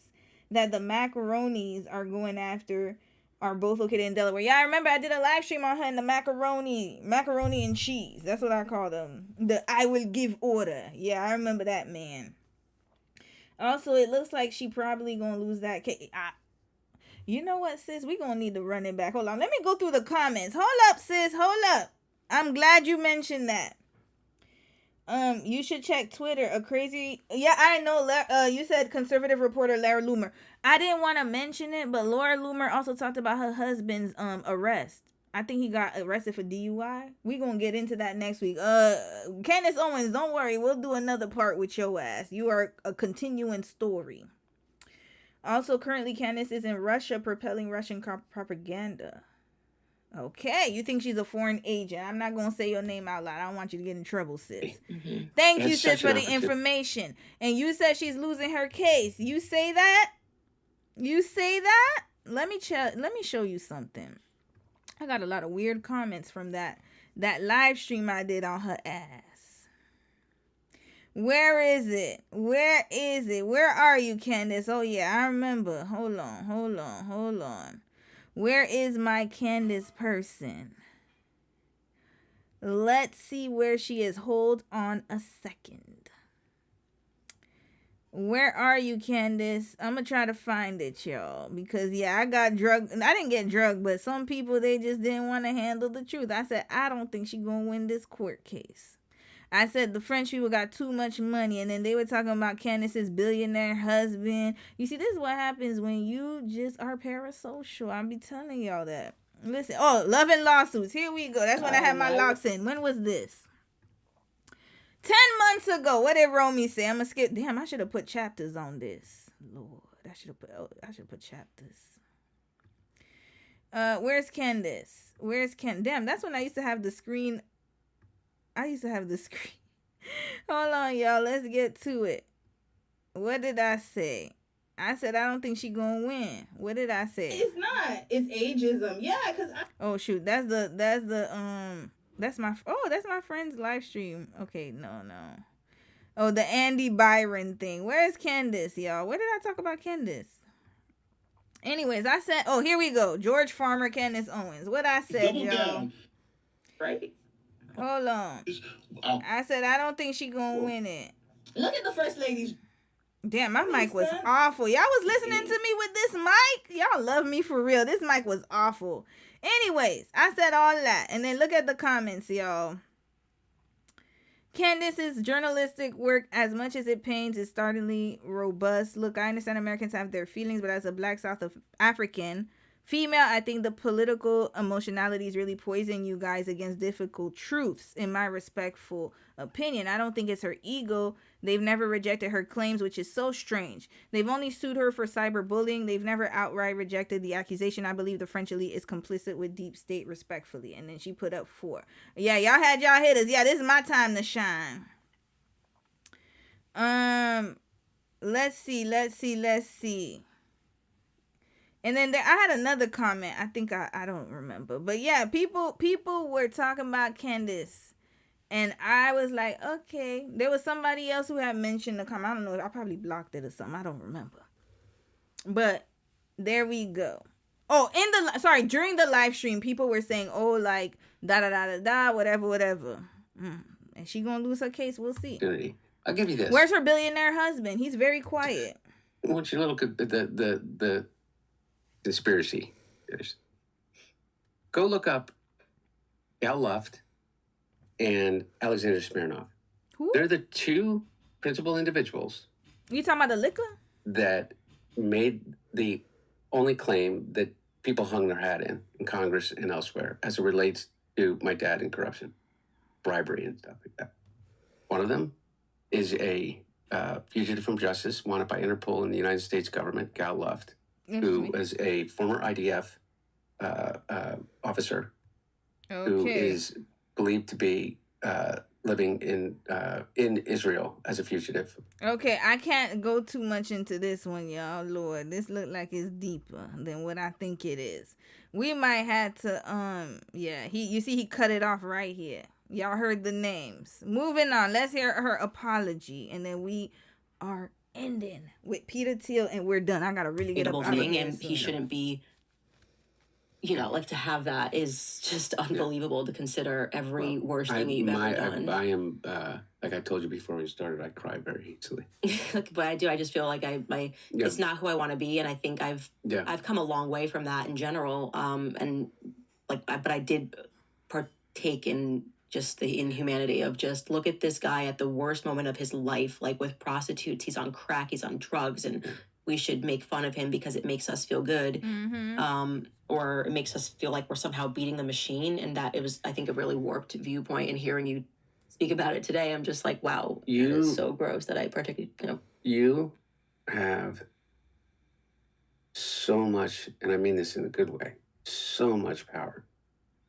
Because I think that your audience absolutely trusts you. He's right about that. And the reason that they trust you is because you've shown an enormous amount of courage of speaking your mind, particularly as it related to someone that you love like a brother. Yeah, well, I mean, she had no choice. Remember, she had talked about Blue and White, and Ben Shapiro fired her from the Daily Wire. That's what I remember. Thank you, Hunter and Candace. Don't worry, y'all. We gonna get a part 2. I just wanted to listen to a little bit of it with y'all since it's on the thumbnail. Peter Thiel. Quickly, remember the Project 2025 man who was behind it? Here, that's them together, y'all. These 3, the dream team right here. Look at all of them. Look at all of them here. The dream team. Okay. He was part of all of this, y'all. He was part of the 2025, the one where they had the AI robots. We won't watch it again, but yeah. I'm going to read y'all comments. Don't worry. I'm just skipping through this because I know it's getting late for some of y'all, so I don't want you guys to stay too late. Here. They got a 2029 one. Oh, 2025 is old. Now 2029 is coming up. Oh, Lord. Are you guys ready for that?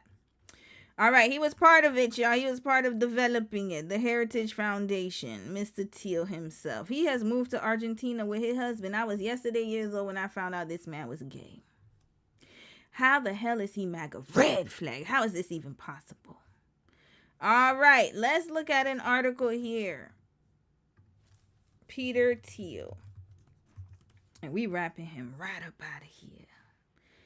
His move to Argentina reflects a growing trend among billionaires seeking a plan B abroad. Yeah, they know something about to go down. Remember when they was making those bunkers a few years ago? They know something about to go down. We got your number, Mr. Peter. Moves. Okay. Peter Thiel moving. Okay, here we go. New York Post posted this, but I want another news source. Okay, if not, I'll just do New York Post. All right, here we go. Here we go. Oh, this is this guy right here. Getting to know him in 1 minute. We also wanted to get to know the man behind When's his birthday? $multi-billion ideas. So we asked him about his favorite toy as a kid and his worst childhood Libra memory in the Lord. real Oh, biz yeah, rep. he gone. He Are you gone. ready? I'm ready. Favorite toy as a kid. Legos. Worst memory as a kid. Crashing my bicycle when I drove down a hill really fast. First memory as a kid. Getting a birthday present. We don't give a damn. All right, you move to Argentina. Here we go. Billionaire investor Peter Thiel reportedly moved his family from the U.S. to Argentina's capital, Buenos Aires, as a refugee from high taxes, political turmoil, and potential As a catastrophes refugee? like nuclear war and an AI meltdown. The PayPal co-founder and longtime Silicon Valley power player has met privately with Argentine President Javier Milei, purchased a mansion in one of Buenos Aires' most exclusive neighborhoods, and temporarily relocated his family to the South American nation, according to the New York Times. Thiel has 2 children with his husband, Matt Danzysen.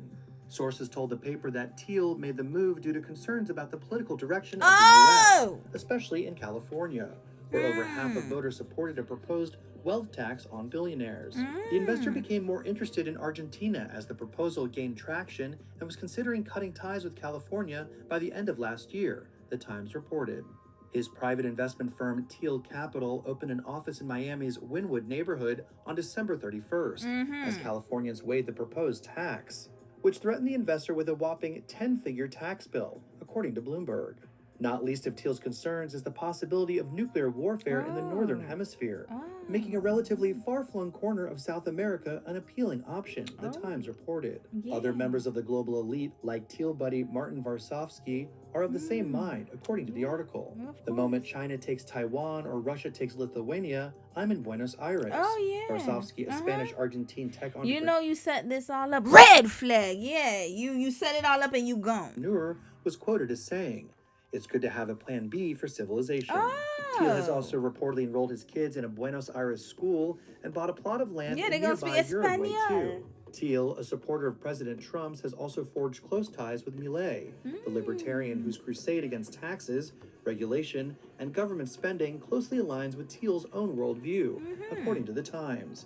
They first met in 2024, and Thiel has since held private meetings with the leader.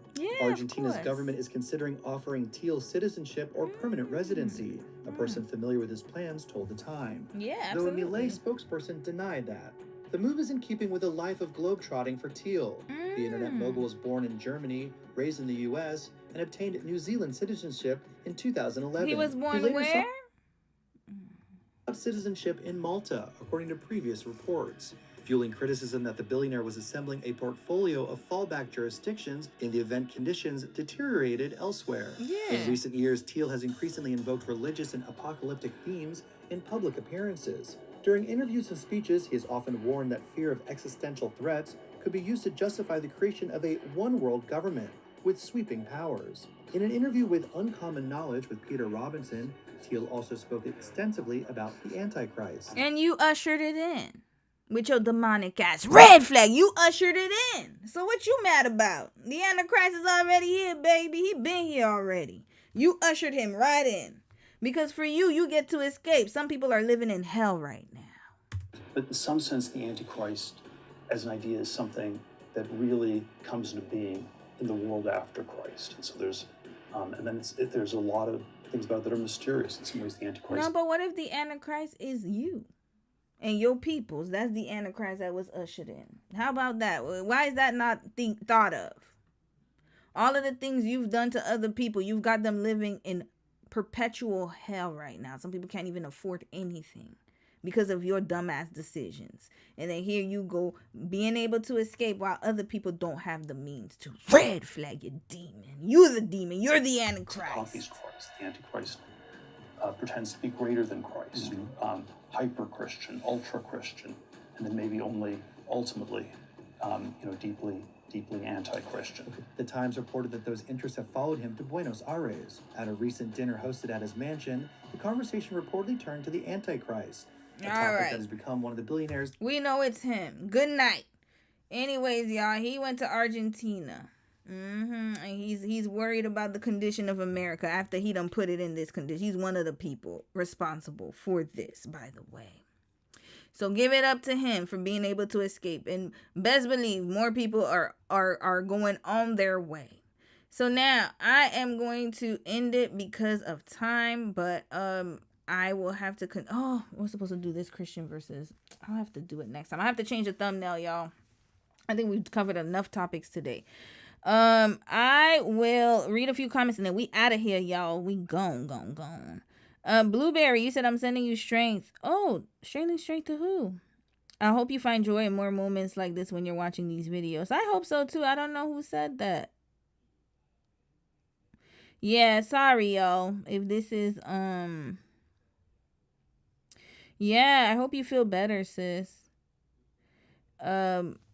I think it's to Mary. I didn't see your comment, but I hope you feel better. XOXO Ganja Girl, you said Candace turned over a new leaf. Ray, since a while ago. Since a while ago, y'all. Oh, Lord. You said, how much money do you need, Candace? She's worth hundreds of millions of dollars and tells other women to stay at home with their children, but she goes to work every day. Yeah,